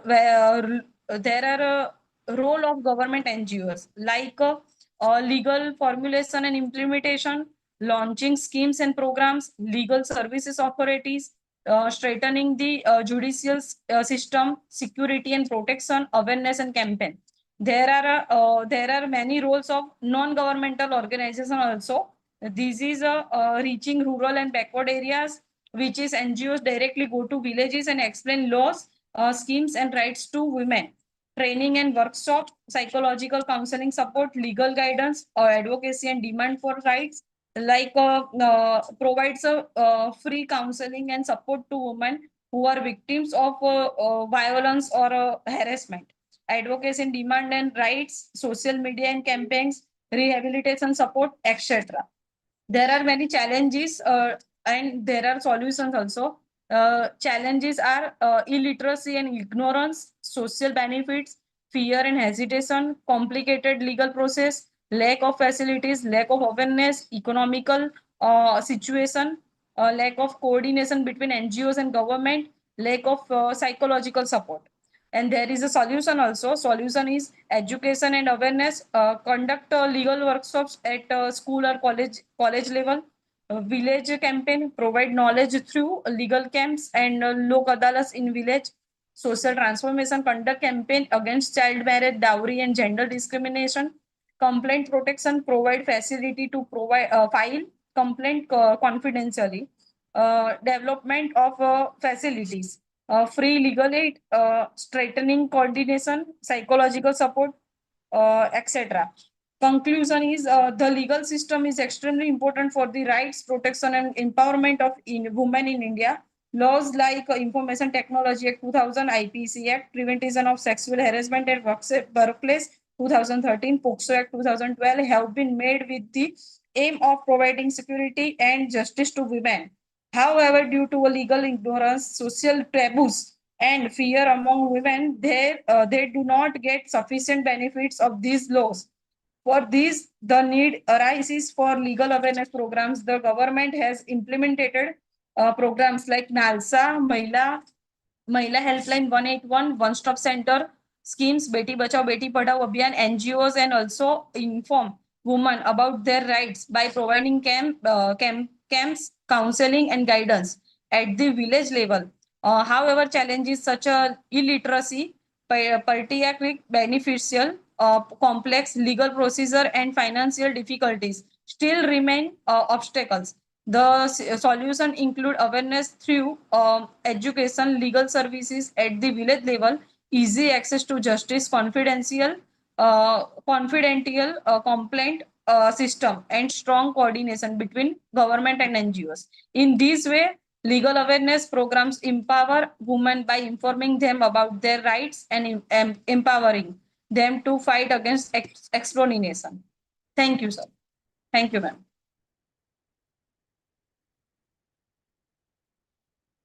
Sir, I can't hear your voice, sir. Thank you, Hiran. Is there anyone? See, we have a list of 6 people. So out of this, Hiran and Tanmay and one more, Megha Das. Three students or 3 researchers have presented their papers. Is there anyone? Dr. Lawas Sangu Puria Ralte, are you there? Have you presented? Lalchand Ramteke, Dr. Lalchand Ramteke, Dr. Anuradha Khade, Dr. Mamta Kannade, and Yogita Arsule. Or anybody else? I think that's all. Nobody's there. Because there some researchers are dropping message on my personal WhatsApp and they are not able to join or something. So if somebody is here out of those people, if somebody is here, you can present your paper. Anybody जो भी यहाँ पे है जो मुझे message drop कर रहे हैं, जो ज्वाइन नहीं कर पा रहे हैं या दूसरे सेशन में ज्वाइन कर लिया है, वो अगर यहाँ पर हैं तो वो पेपर प्रेजेंट कर सकते हैं. अच्छा, मेरे ख्याल से तीन ही लोग थे जिन्होंने प्रेजेंट किया. जयमाला लाडे. हाँ, जयमाला प्रेजेंट करायचा आहे पेपर. होय सर. हा, तुम्ही करू शकता present. You can present here. Okay, या please go ahead.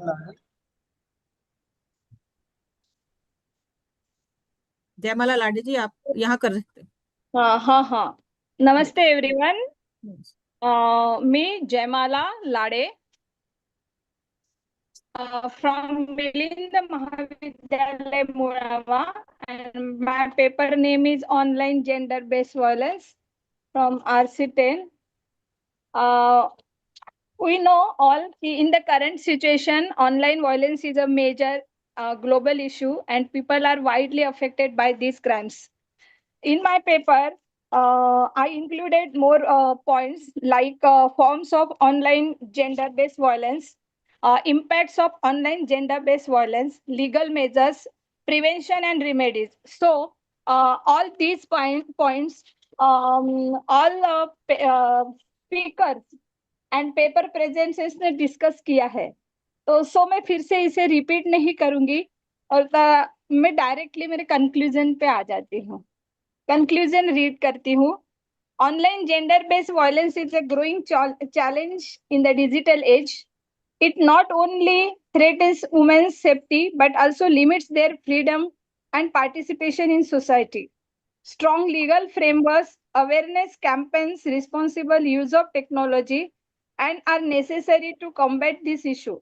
Ensuring digital spaces are safe for everyone is vital for achieving gender equality and empowerment in the 21st century. बस जो पेपर में मैंने सारे पॉइंट्स जो इंक्लूड किए हैं वो सारे स्पीकर्स और रिसोर्स पर्सन में आए हुए हैं. So I conclude only my conclusion. Thank you. So thank you. So anybody else?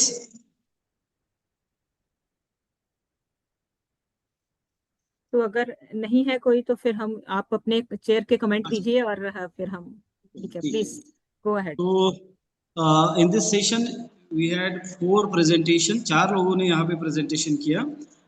Mostly Tanmay Bhavsar, so who talked about the reinforcing gender stereotypes and construction of identity through media. And he has commented on the political charge environment, and I think it's very important to understand the political environment. Then the second presentation was of Megha Das, and she talked about the cyberbullying and use of AI, because this AI is the fabricated image created by AI, and that is good. And then the harmful nature of fabricated image of AI is very important. To understand all these things is very important. And she talked about the cyber police and the very important issue that she has raised, and which in the first panel also there was it was discussed about the cyber police, as the cyber police lacks about the modern tools, and because of the modern means they lacks about the modern tools, and because of that no proper investigation is carried out. And she also talked about the psychological trauma and social stigma. As Professor Sudeshna in her presentation talked about the digital sisterhood. So the idea of digital sisterhood is also repeated by Megha Das. Then Hiran Kapriya, and she particularly she deals with the awareness and importance of the awareness, and the reaching the unreached people is very important, and the role of NGO in this regard is very important, because the NGO or the network of NGO is very widened, and we can use even the academicians, we can use the wider network of this NGOs, and then we can practically implement certain things. So implementation of policy, she talked about the implementation of policy. One of my student, because she was talking about Sakhi one-stop center, one-stop solution center. So one of my student from my college, she is the coordinator at Wardha, and we used to invite her in college. So she discussed various cases of the domestic violence and the cyber violence also. And then Jaimala Lade, she talked about the gender inequality and the online gender-based violence, forms, impact, and legal provisions. So all the presenters, 4 presenters, they presented very well, and they highlighted issues regarding the cyber, the digital, the cyber violence or gender violence in cyberspace. So I congratulate all the presenters, and that's all from my presentation. Thank you very much. Thanks, Professor Rajni, for giving me this opportunity to chair this session. Thank you, sir. And thanks to all the paper presenters and all the best for their future endeavors. So now we have only one announcement to make because we all are going to start our valedictory session within half an hour. So this link will be used, the main link will be used for that. So other session is going to complete very soon. So after that, we will be assembled here in this through this link for the valedictory session and valedictory address. So Okay, thank you, ma'am. all are requested to join again here in this session. Thank you, Professor Dhananjay, for sparing your time because you are the whole day you are here and you are managing so many things. Thank you so much for Thank being you, ma'am. there in this session. Thank you, sir.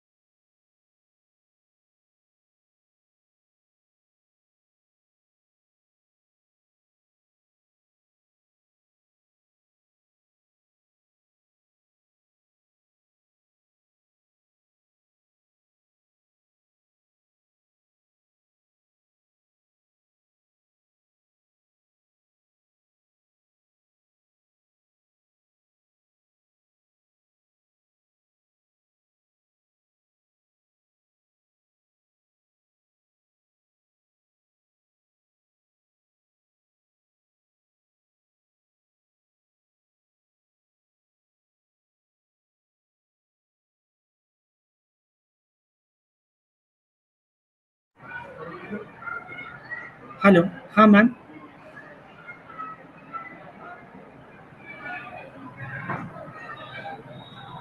Yes, Vinod ji. अभी एक technical session शुरू है, एक 10 minute में वो भी खत्म हो जाएगा ना, तो जी फिर हाँ, हम जी। जल्दी भी स्टार्ट कर सकते हैं वैलेंटिक्ट्री।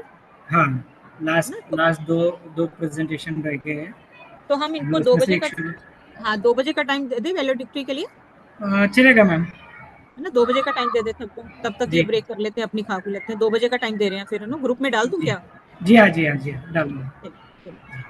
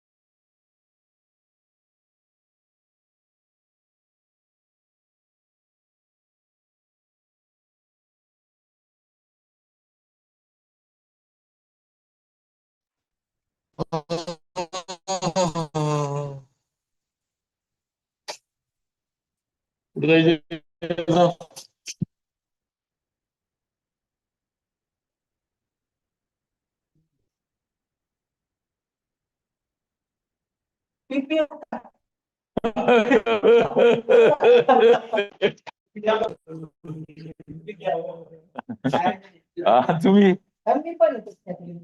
तुमचं उलट जास्त आहे माझ्यापेक्षा.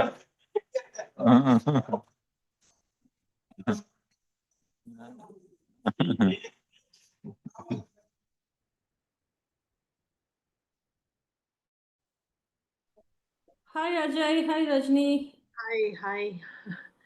How are you? I'm fine. Hello. Just Hi, ma'am. Hi. So good to see you after a long time. Same here, ma'am. Hello, Sudeshna. Good afternoon, ma'am. Good afternoon.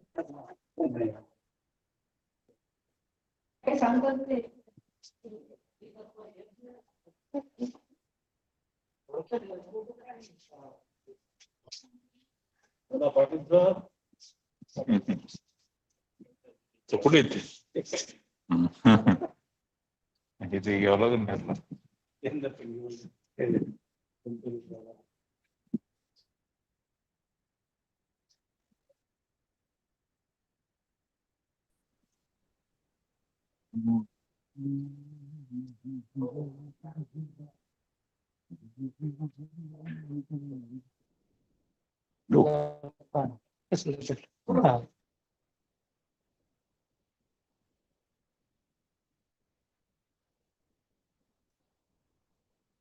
hello Ajay.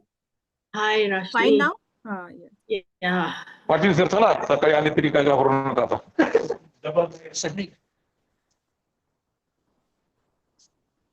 चहा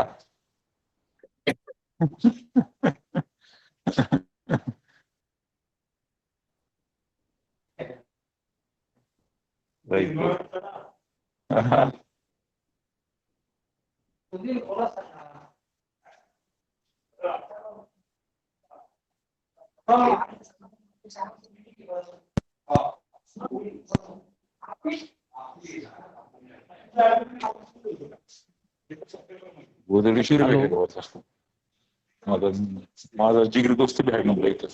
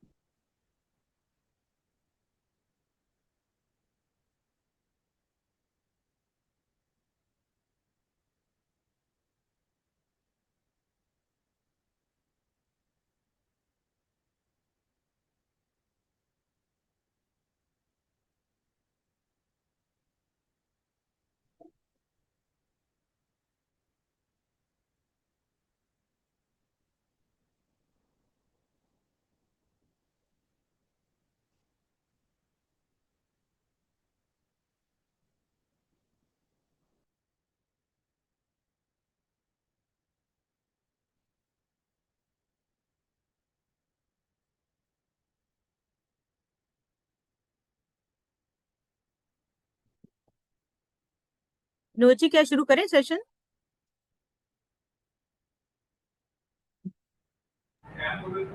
दो minute 2 minute, अच्छा ठीक है.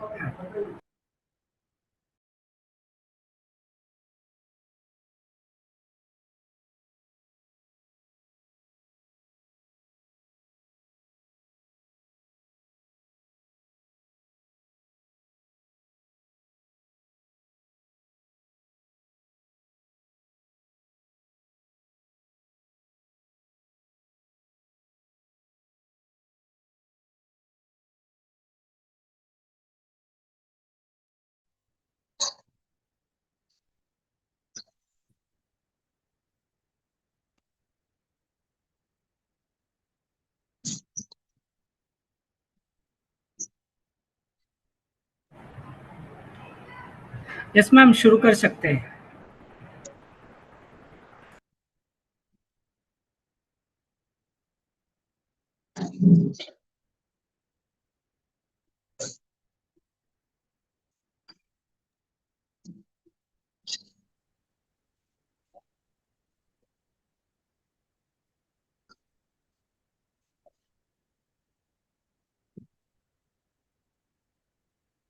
So we have come at the last session of this webinar. So I welcome you all in this valedictory session.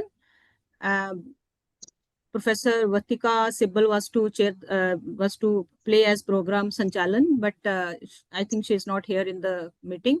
So I request Professor Sudeshna Mukherjee, the co-convener of RC10, to welcome the guests and introduce them. Professor Sudeshna Mukherjee.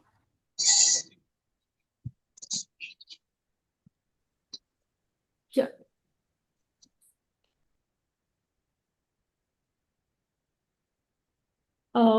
Very good afternoon. So after a day's deliberation, it was a very successful conference. Thank you, Professor Rajni and the team Umathe College. They have done really wonderful job. So now in this, we have come to the last phase of our program. So we are now for the valedictory program. We have our guests are there. We have Professor Ajay with us.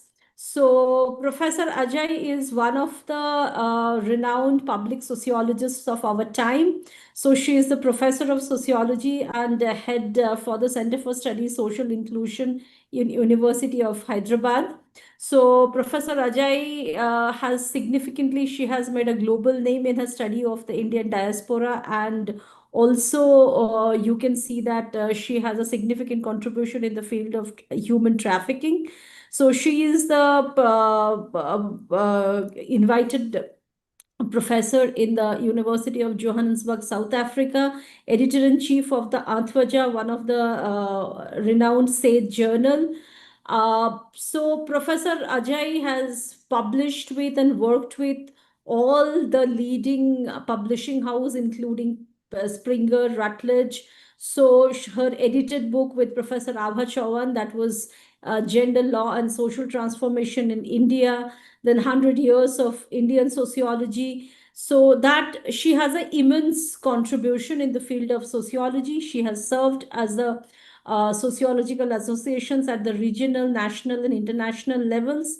She has publication with all the leading journals and the publishing house like EPW, Indian Journal of Gender Studies, Sociological Bulletin, Contemporary Voice of Dalit, Eastern Anthropologist, you name it. Ajay's article is there. She is the visiting fellow of the Department of Sociology and Anthropology, West Virginia University. She has been working actively as an MC member of the Indian Sociological Society and former convener of the RC4 Migration and Diasporic Studies. So she is a founder secretary of the Sociological Association Northeastern India.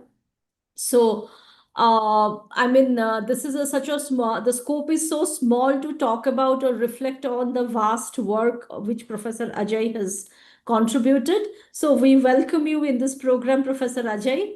We have with us also the Professor Sandeep Chaudhary. Professor Chaudhary is also a renowned sociologist. Professor Chaudhary is the head and the professor of the Department of Sociology and vice principal of the SBES College Arts and Commerce in the Chhatrapati Sambhaji Nagar. He has more than 25 years of teaching experience. She has guided number of PhD students, and he is a part of the many of the CS professorship board, all the renowned academic board. Professor Chaudhary is a part. He is member of the number of autonomous colleges, and he worked as a secretary of the Research Committee 5, that is Education and Society, and as a convener of the committee, Research Committee 18, that is Social Demography of the Indian Sociological Society. At present, he is the managing committee member of the Indian Sociological Society.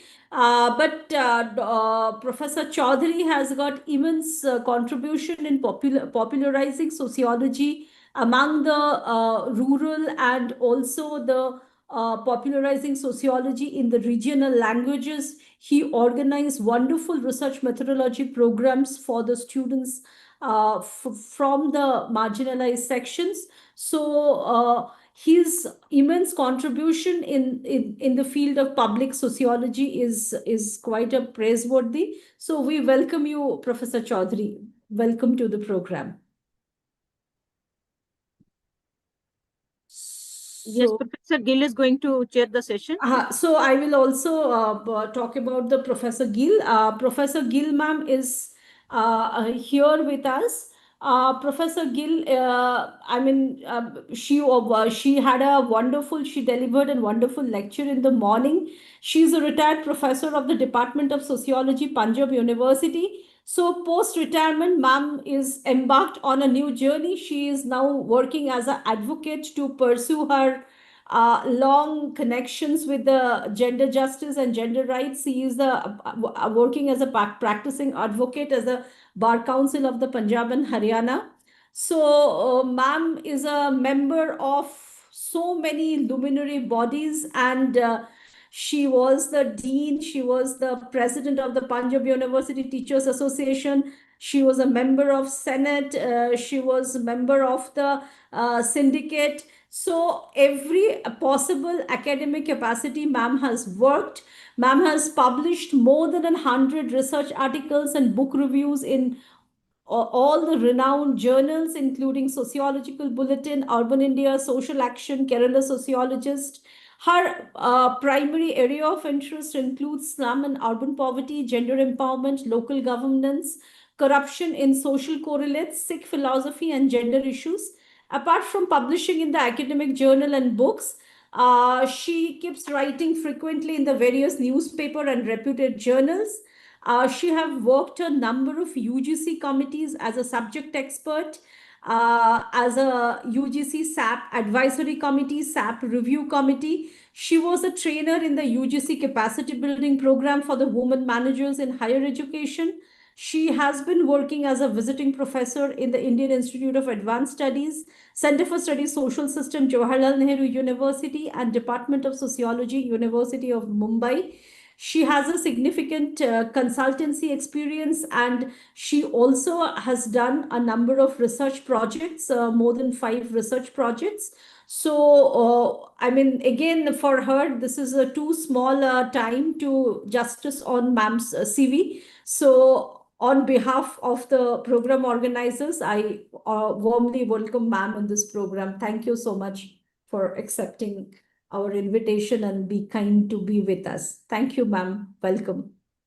Thank you, Professor Sudeshna, for introducing our great scholars here on the dais. So now I request the convener of the seminar, Dr. Vinod Kedkar, to present the report of the webinar. Thank you ma'am. Online platform पर उपस्थित professor Ajailu ma'am, director centre for the study of social inclusion, university of Hyderabad, Telangana. मेरे गुरु, guest of honour professor Sandeep Chaudhary sir, member managing committee Indian Sociological Society, New Delhi, Professor and Head, Department of Sociology, SB College, Chhatrapati Sambhajinagar, Aurangabad, Maharashtra.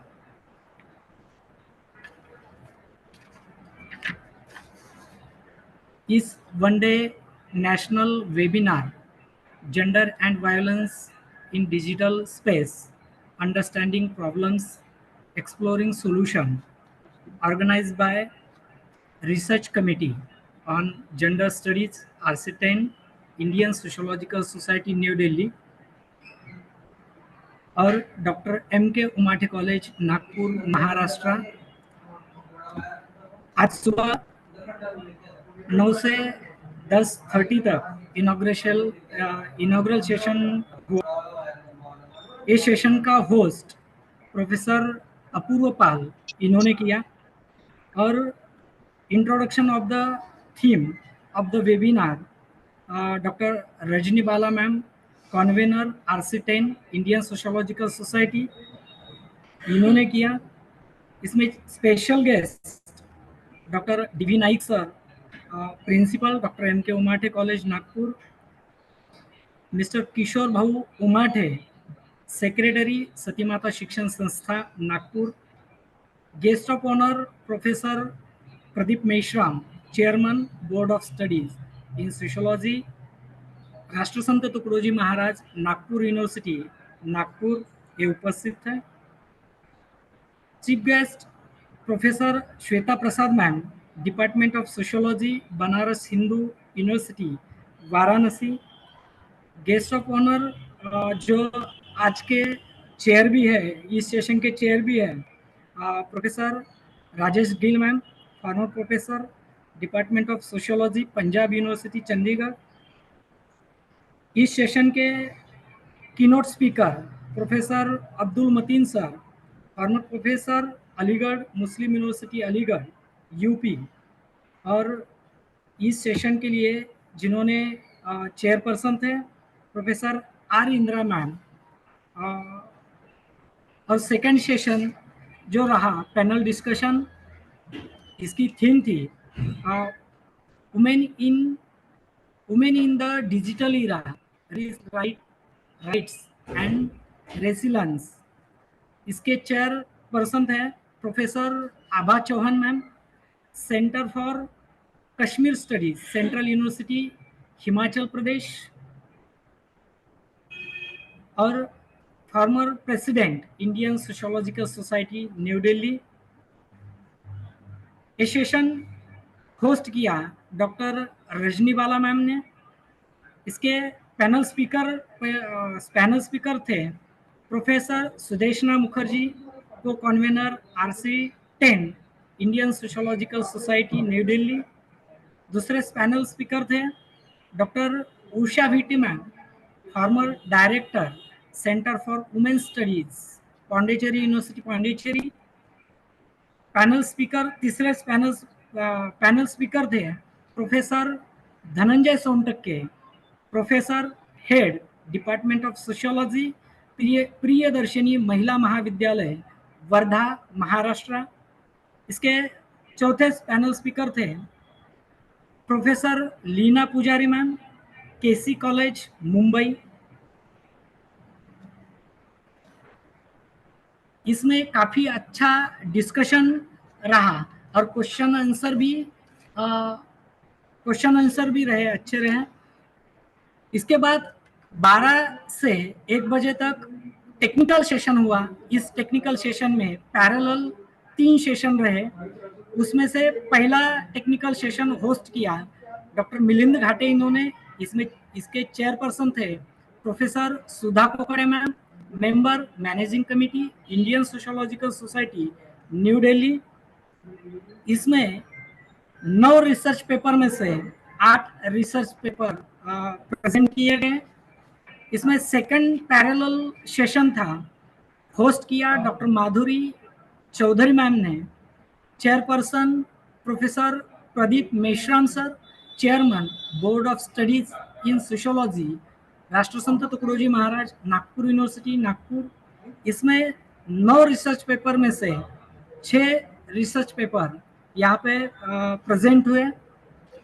तीसरा parallel session था, इसका host किया professor Vijay Pandre sir ने, chairperson थे doctor Anshu Kidia ma'am, member managing committee Indian sociological society New Delhi. इसमें 7 research paper में से 5 research paper present हो गए और डिस्कशन भी इसमें अच्छा रहा। टेक्निकल सेशन सेकंड में पैरेलल से 2 पैरेलल सेशन हो गए। इसमें पैरेलल सेशन फर्स्ट में होस्ट किया डॉक्टर तन्मय भावसार, इन्होंने किया। चेयरपर्सन थे doctor Dhananjay Sontakke, head department of sociology, Priyadarshini महिला महाविद्यालय वर्धा। इसमें 7 रिसर्च पेपर में से 4 रिसर्च पेपर प्रेजेंट हो गए। पैरेलल सेशन सेकंड होस्ट किया डॉक्टर विजय पंद्रे, इन्होंने, चेयरपर्सन थे डॉक्टर विजय कुमार, प्रोफेसर और एचओडी हिस्लॉप कॉलेज नागपुर। इसमें 9 रिसर्च पेपर में से 7 रिसर्च पेपर प्रेजेंट हो गए और इन सभी सेशन में डिजिटल युग में बढ़ते लिंग असमानता और लिंग आधारित हिंसा पर का चर्चा अच्छी रही। लिंग शोषण, मीडिया आधारित शोषण, साइबर क्राइम का प्रभाव और बढ़ता हिंसाचार, LGBTQA प्लस आधारित हिंसाचार पर चर्चा अच्छी रही। डिजिटल गैरवर्तन, ट्रोलिंग, डिजिटल रेकी, इन मुद्दों पर भी चर्चा अच्छी रही। परिणाम स्वरूप भारत में बढ़ता डिजिटल माध्यमों द्वारा लिंग आधारित हिंसा को रोकने के लिए उपायों की सख्त जरूरत है। यह बात इसमें उभर कर आ गई। धन्यवाद मैम, थैंक यू।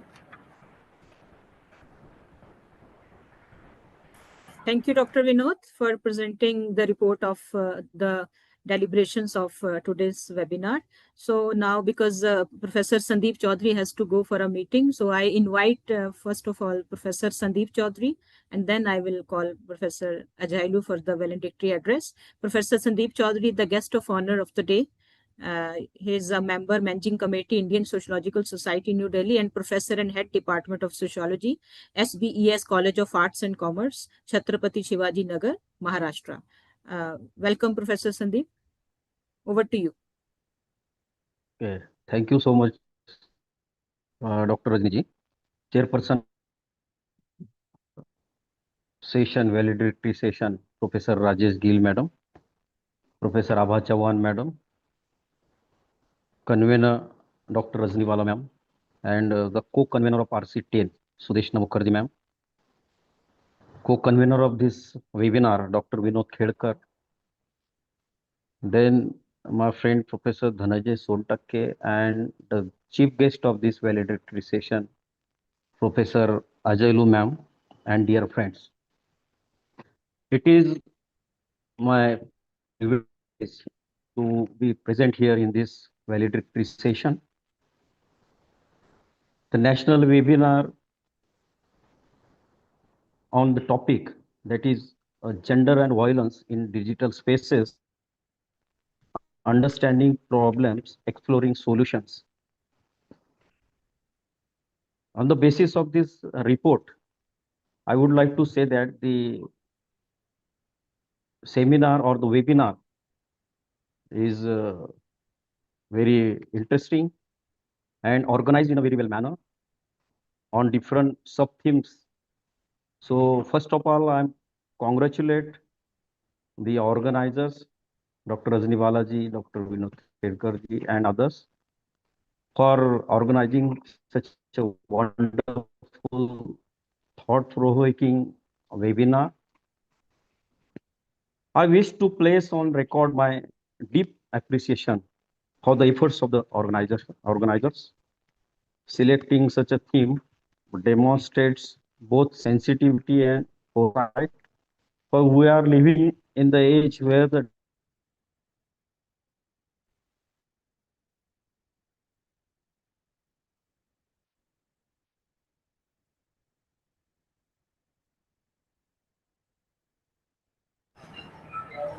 सर आपका आवाज नहीं आ internet, yeah, how is, hello, रहा सर, आवाज नहीं आ रहा hello,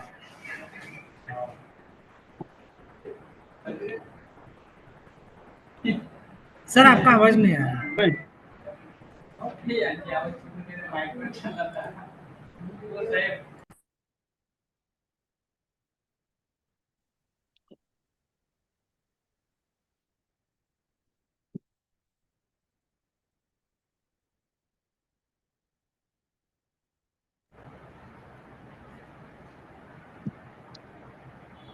hello, हाँ सर, आवाज आवाज कट रहा है hello, आपका। हाँ हेलो। hello, आवाज आ रही है अभी? हाँ आ रही है, आ रही है।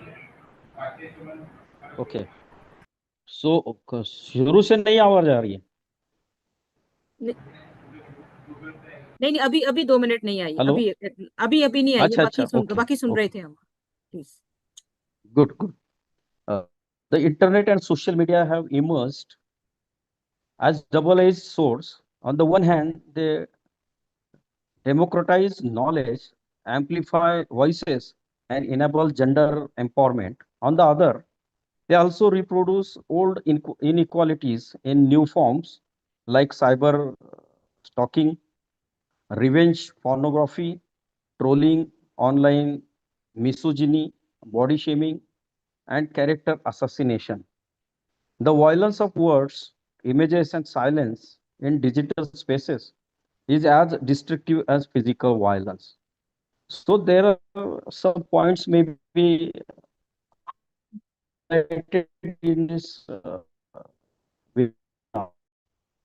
Maybe like how online harassment reflects structural patriarchy, power hierarchies, and cultural biases already embedded in society. As Manuel Capsules reminds us in the network society, power flows through networks and hence digital spaces also become arenas of domination and resistance. So I must emphasize that sociologists have a vital role to play. We cannot leave digital violence only to technologists, psychologists, or the police. We must analyze how offline inequalities, caste, class, gender, sexuality get reproduced and amplified. Disproportionate trolling amplified online. For example, research shows that women journalists and activists face disproportionate trolling compared to men. Similarly, marginalized communities encounter intersectional harassment in cyberspace. So, above all,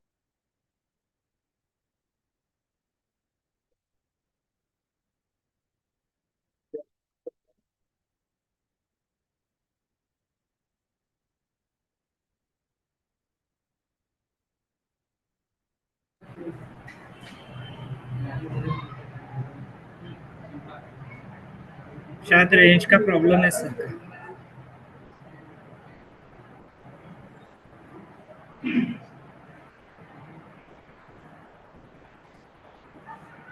sir आवाज नहीं आ रही है आपकी।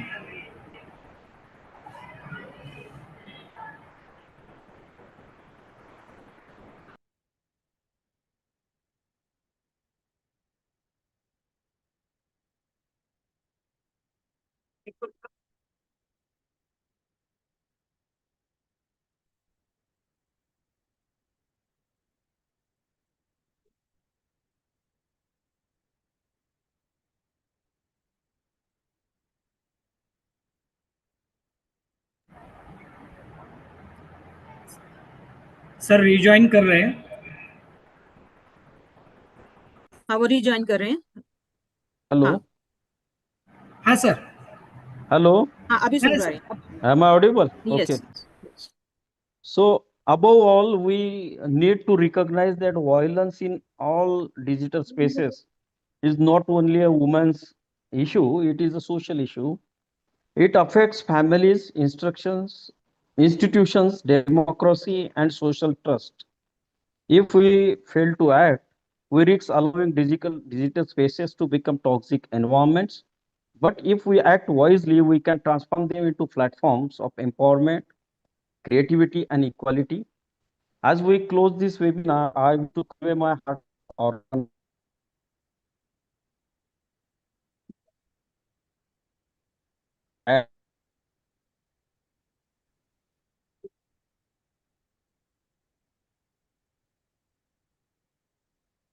over to Rajni. Okay, sir. Thank you, sir. Hello. Haji, yes. Thank you, Professor Sandeep. There is some problem in the internet connection. I think this is the biggest disadvantage of the technology.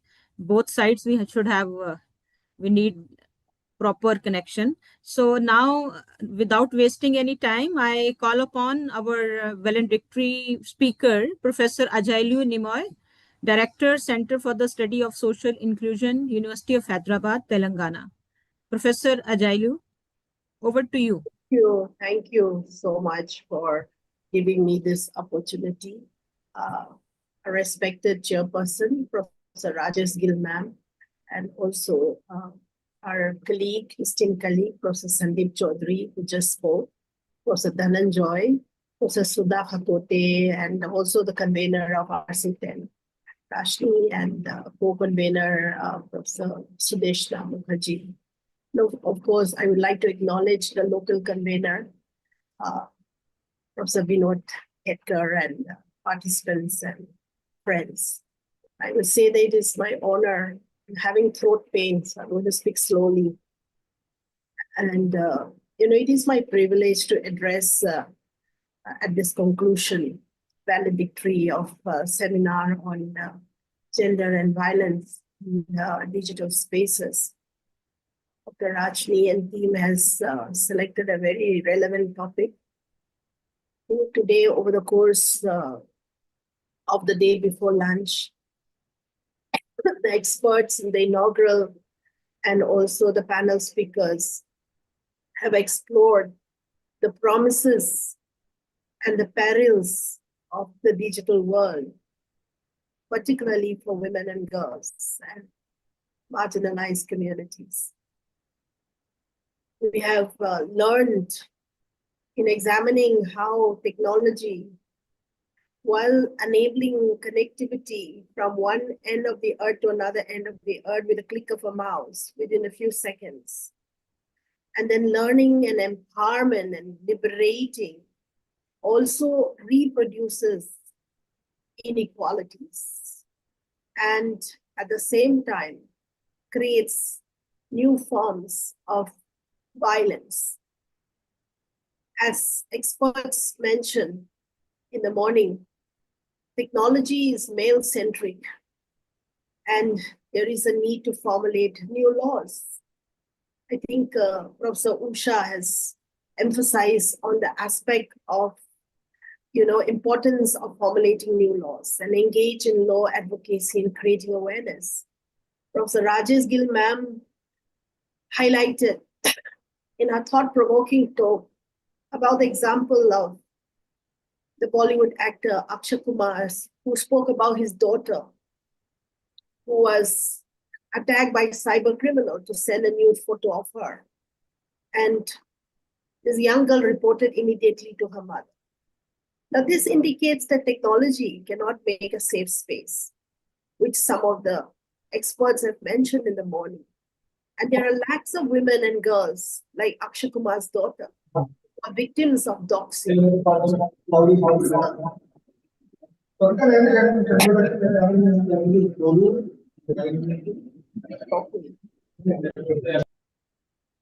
Which Professor Sudeshna, Dr. Leena Pujari, and also Professor Dhananjoy spoke about, that there is an urgent need for digital literacy. Now, in this valedictory, I would like to share insights from fieldwork and analysis, which my student Gunja conducted in 2 specific schools in the southern part of Delhi, illustrating how these issues manifest in real lives, in everyday life, particularly for young girls navigating online education during the COVID pandemic. As we all know that during the pandemic, schools closed and education moved entirely online. And thanks to that COVID pandemic, although we lost so many of our loved ones and colleagues and relatives, we learned this new technology, new platform. Having said this, there was a radical shift that highlighted the stark digital divide. In this particular study that I'm talking about, was conducted among 54 girl students from class 6 to class 10 and 26 teachers in these two government schools known as the Government Sarvodaya Vidyalaya and Ambedkar Nagar, which is a co-ed school. And the second is a girls' school, all girls school, all the government girls senior secondary school in a locality in South Delhi called Ambedkar Nagar. And we observed that access to technology was uneven and digital literacy varied widely.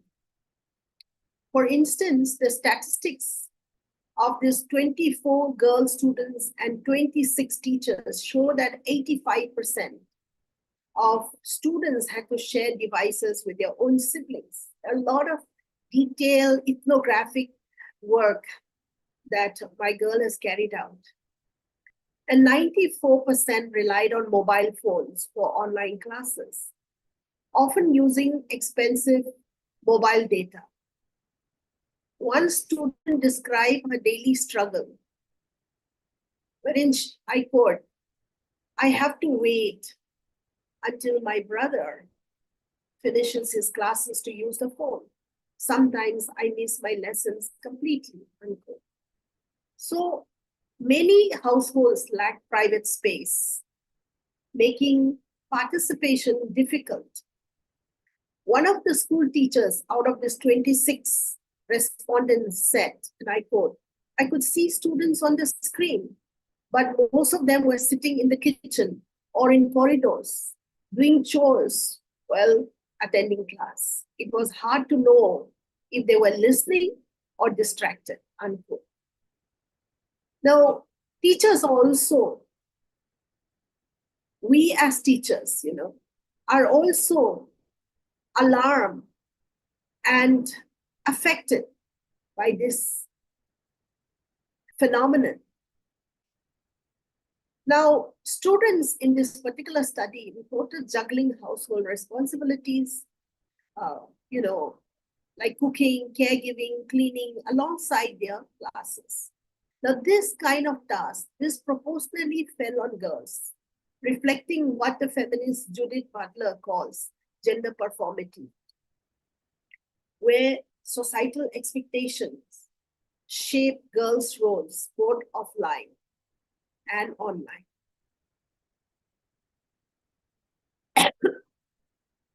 The challenges were not only infrastructural, but also emotional and psychological. Students frequently express stress, anxiety, and feelings of exclusion. Many did not feel comfortable discussing their emotions at home, where open communication with parents were limited. One student shared, and I quote, "Even when I am frustrated or scared about missing lessons, I cannot talk to my parents. They're too busy and I do not want to be blamed," unquote. Now, teachers observed that the emotional toll was evident in students' disengagement, missed classes, and also declining motivation. So connectivity issues compounded the problem. 61% of teachers reported frequent internet disconnections, leading to incomplete classes. Students often had to leave abruptly due to unstable connections or household interruptions, with no means to inform the teacher that they will not be able to attend the class. Even when devices were available, technical issues, electricity cuts, and a lack of digital skills created what we term a digital learning disability, which many scholars also write about in post-COVID times, a barrier not caused by intellectual ability, but by unequal access to technology and support. The socio-economic realities play a central role. Many households earned less than 10,000 rupees per month in these two colonies, with only one breadwinner supporting large families. One student said, I quote, "My father drives a rickshaw. If it rains, he earns nothing. Sometimes I have to go to the market with him before class. I cannot focus on lessons when we are struggling to eat food," unquote. Now, this kind of narratives reveal how digital exclusion is inseparable from broader social and economic inequalities. The issues goes beyond access to technology. Knowledge of digital platform is limited. In fact, the study shows that 77% of students in these two schools were unaware of government-supported resources like Diksha or e-Pathshala. Without awareness or guidance, even when devices are available, students cannot leverage educational opportunities.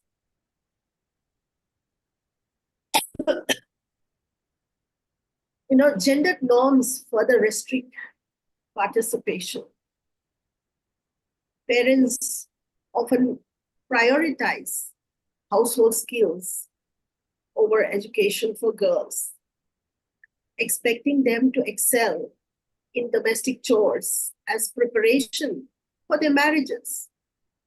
One teacher said, I quote, "Parents are proud when their daughters manage the house well. Academic success is secondary," unquote.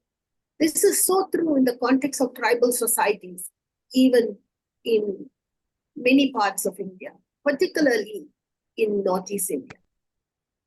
Teachers also face challenges as well. They struggle to maintain engagement. They struggle to monitor attendance and deliver lessons effectively. We all have gone through this. Large virtual classrooms, limiting training, and technical disruptions made online teaching stressful and less effective. One teacher remarked that they were expected to become technocrats overnight, but not everyone had the skills or infrastructure to make it work, and portrayed as well-trained technocrat. Now, our findings point to a dual reality in digital spaces. While some students could continue learning with minimal disruption, others were left behind, excluded by the interplay of technology, socioeconomic status, and also household responsibilities. This digital divide is not abstract. It is deeply relational, structured by capital, class, and of course, gender norms. As Pierre Bourdieu reminds us, access to resources, the social, cultural, and technological, determines one's ability to leverage opportunities. The COVID pandemic has made it clear that addressing gender digital exclusions requires multi-layered interventions. Policies must ensure equitable access to devices and connectivity, integrate digital literacy into our school and college curriculum, and also provide psychosocial support to our students. Families and communities need to recognize and challenge gender expectations that restrict girls' learning. Teachers, we teachers also require very rigorous training and support to manage online education effectively. Even in post-COVID time, we are still using online education system. You have like what we are having here right now. Well, awareness campaigns must continue to inform the young people about the full range of digital resources available.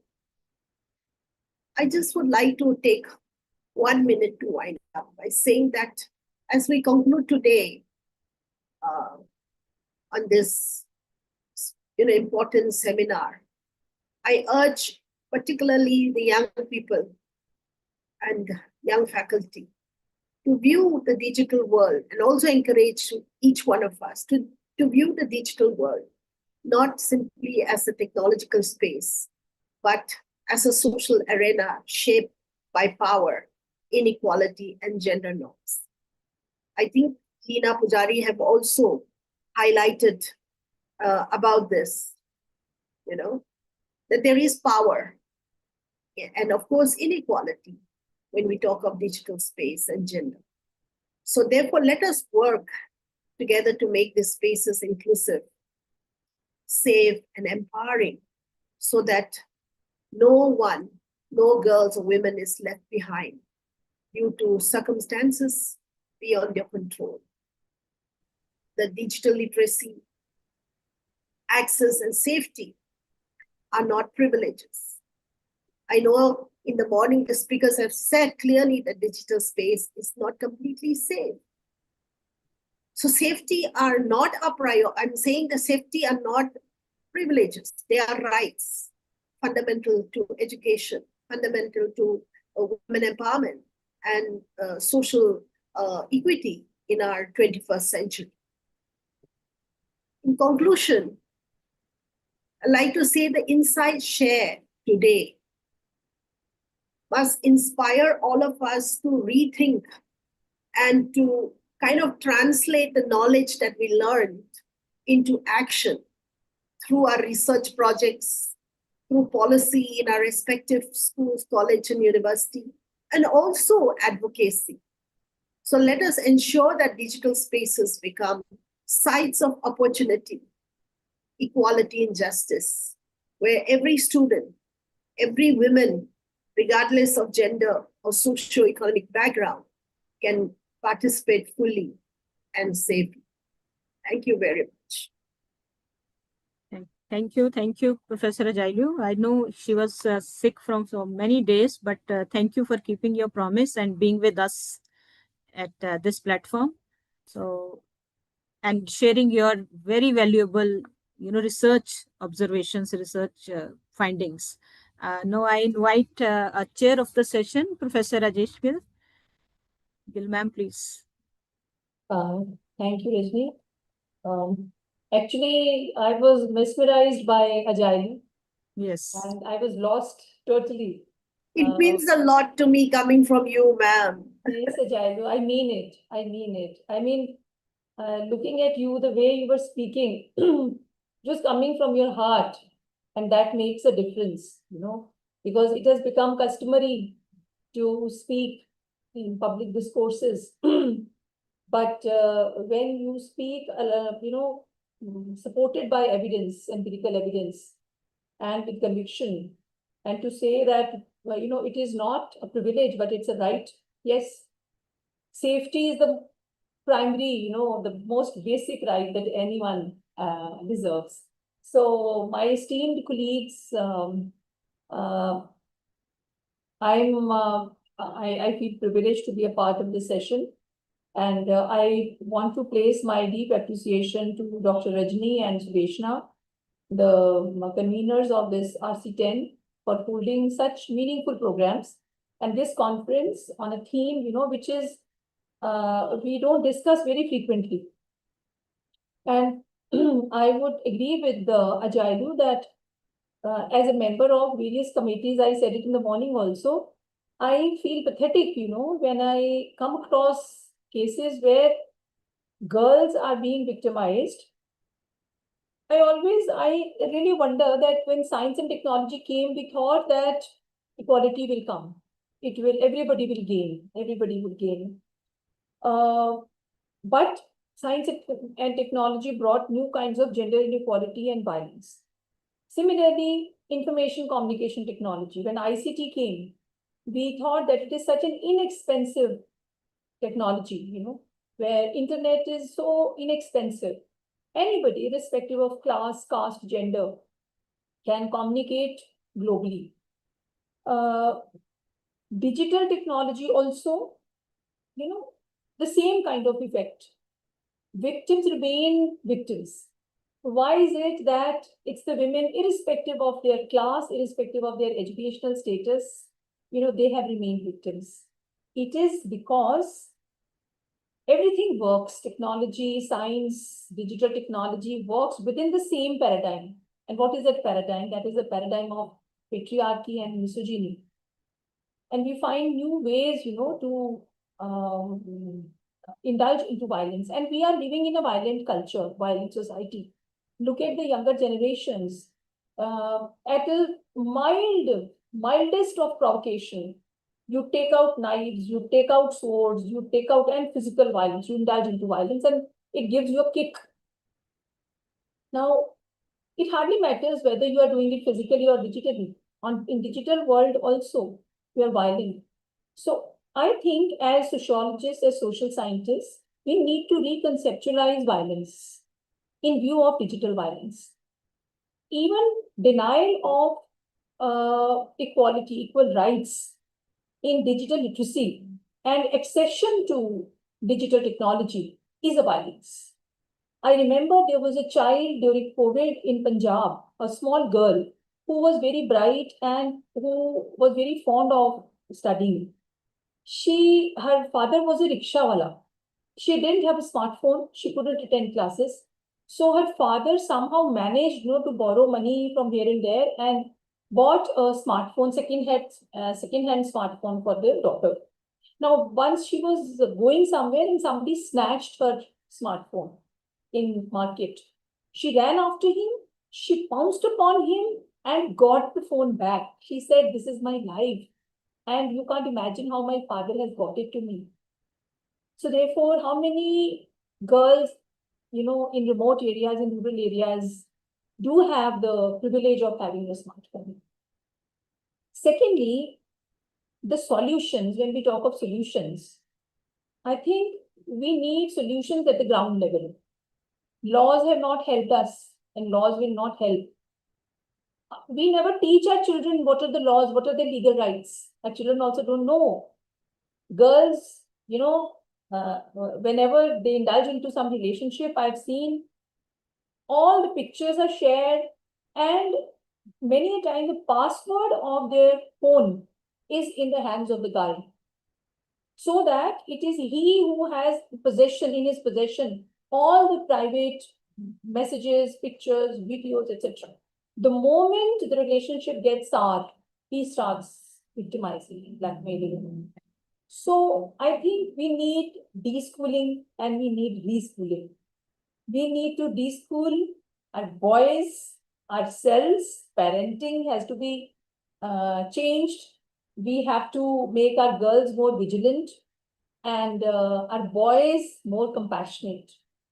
And with that, I will not take much of your time, but it was a pleasure. It was a privilege for me to chair this session. And when especially scholars like Professor Sandeep Chaudhary and Professor Ajaylu were speaking. So I'm grateful and wish you all the best. Thank you very much. Thank you, Professor Gill.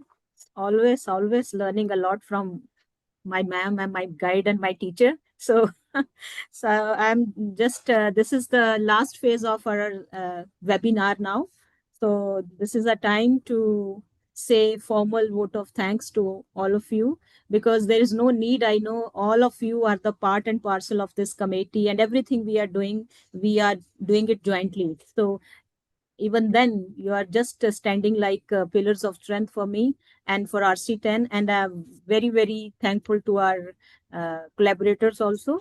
So just a formal vote of thanks, as is the customary practice. So, respected chair, distinguished speakers, esteemed panelists, colleagues, and dear participants, as we come to the close of this intellectually rich and thought-provoking webinar on gender and violence in digital spaces, understanding problems, exploring solutions, it is my privilege on behalf of Research Committee on Gender Studies, RC10, Indian Sociological Society, New Delhi, and Dr. M.K Umathe College, Nagpur, to extend our heartfelt gratitude to all those who have contributed to the success of today's deliberation. First and foremost, I wish to express our deepest gratitude to our chairpersons, Professor Indra, Professor Abha Chauhan, Professor Rajesh Gill, our keynote speaker, Professor Abdul Mateen, and our distinguished guests of honor, Professor Shweta Prasad, Professor Rajesh Gill, and Professor Sandeep Chaudhary, whose insights have illuminated new perspectives and set the tone for meaningful discussions. Your thoughtful interventions have given us much to reflect upon and will guide our academic and policy engagements in the times to come. I also extend my sincere thanks to our panel discussion speakers, Professor Sudeshna Mukherjee, Dr. Usha Viti, Professor Dhananjay, and Professor Leena Pujari. Your critical reflections on women in the digital area, your framing of the risk, rights, and resilience, and your insistence on situating digital violence within wider social and cultural context have enriched the dialogue and broadened our perspective. To the paper presenters and participants, I offer my appreciation for bringing to us fresh scholarship, different perspectives, lived experiences, and critical questions to the table. It is through such vibrant engagements that we advance not only the theme of a single webinar, but the broader discipline of sociology itself. My special thanks to our collaborator, to Dr. M.K Umathe College, Nagpur, whose support and cooperation made this event possible. Thank you. Special thanks to Professor Dr. Vinod Khedkar. He's taking care of all the technical things, and from last 3-4 days now, I'm just bothering him again and again. And he's so patient. So thank you so much, Professor Vinod, for bearing us. And special thanks to Principal of this college, Dr. D.V. Naik ji, Secretary Shri Krishna Bhau, Chairperson Krishna Bhau ji, Chairperson Board of Study, Umathe College, Professor Pradeep Meshram ji, Technical Team, Dr. Apurva Bal. He is also the co-convener of this session, this webinar, Dr. Madhuri Chaudhary, Dr. Dheeraj Pandey, Dr. Vijay Pandare, Dr. Roshan Ambadkar, and all the others who are behind the scenes doing everything. I can see there are so many people in the team, so they are taking care of every single technical thing. Thank you so much for being such wonderful collaborators. My gratitude to the advisory committee of RC10, Professor Arindra, Professor Rajesh Gill, Professor Abha Chauhan, Professor Dhananjay, and Professor Ajailu Nimai, and my co-convener and dear friend, Professor Sudeshna Mukherjee, for their wholehearted support and encouragement. I gratefully acknowledge all the student volunteers who must be there, dedicating their precious time for all these arrangements. Finally, to all the participants from across institutions and regions who were not even presenting, but they joined us. Thank you so much for joining us and being there for us to listen all the deliberations. Thank you for your presence, your patience, and your active involvement. It is your participation that gives meaning to such academic endeavors. As we part, let's carry forward the spirit of today's deliberations to ensure that digital spaces become safer, more inclusive, and empowering, particularly for women and gender minorities. May the ideas generated here translate into continued dialogue, research, and action. With these words, I once again thank you all and formally bring the webinar to a close. Thank you so much. Perfect timing. Congratulations, Thank you, ma'am. Thank you, Rajni and everyone. Hi, Ajay. Hi. It was wonderful listening to Abha, you. good to see Yeah, you. nice listening to you. Get well soon. Thank you. We are right in time. Thank you, Vinodji. Thank Thank you. you, Thank ma'am. you all. Yeah. Thank you. Very well Wonderful organized. Yeah. arrangements. And I know it's very difficult to see all the sessions parallel going on, but still we managed. And thank you to all the team members who helped us in crisis. Thank you. you, ma'am, Gil ma'am. So at last time I called her and she was there to help us because we could Ma'am not. is always there for us. Yes. Thank you. Ajay, take care of your health. Yeah. Yes. Bye-bye. Yeah. Bye-bye. Thank you. Yeah. Dr. Bye. Vinod, thank you very much. Very well done. No, thank you. Yeah. Rajni, Thank you, Pradeep congratulations. Meshramji. Thank you. He's the member of the RC10. Thank you, Dhananjay Yeah, ji. Pradeep. Dhananjay, yeah. Okay. All are there from RC10. So others also should join now because now we are going to be bigger group and the digital group also now. Because we are thinking of doing it regularly. So it's a very interesting topic, so we'll continue it. Thank you. Thank you all. Thank you all. Bye-bye. Bye. Bye.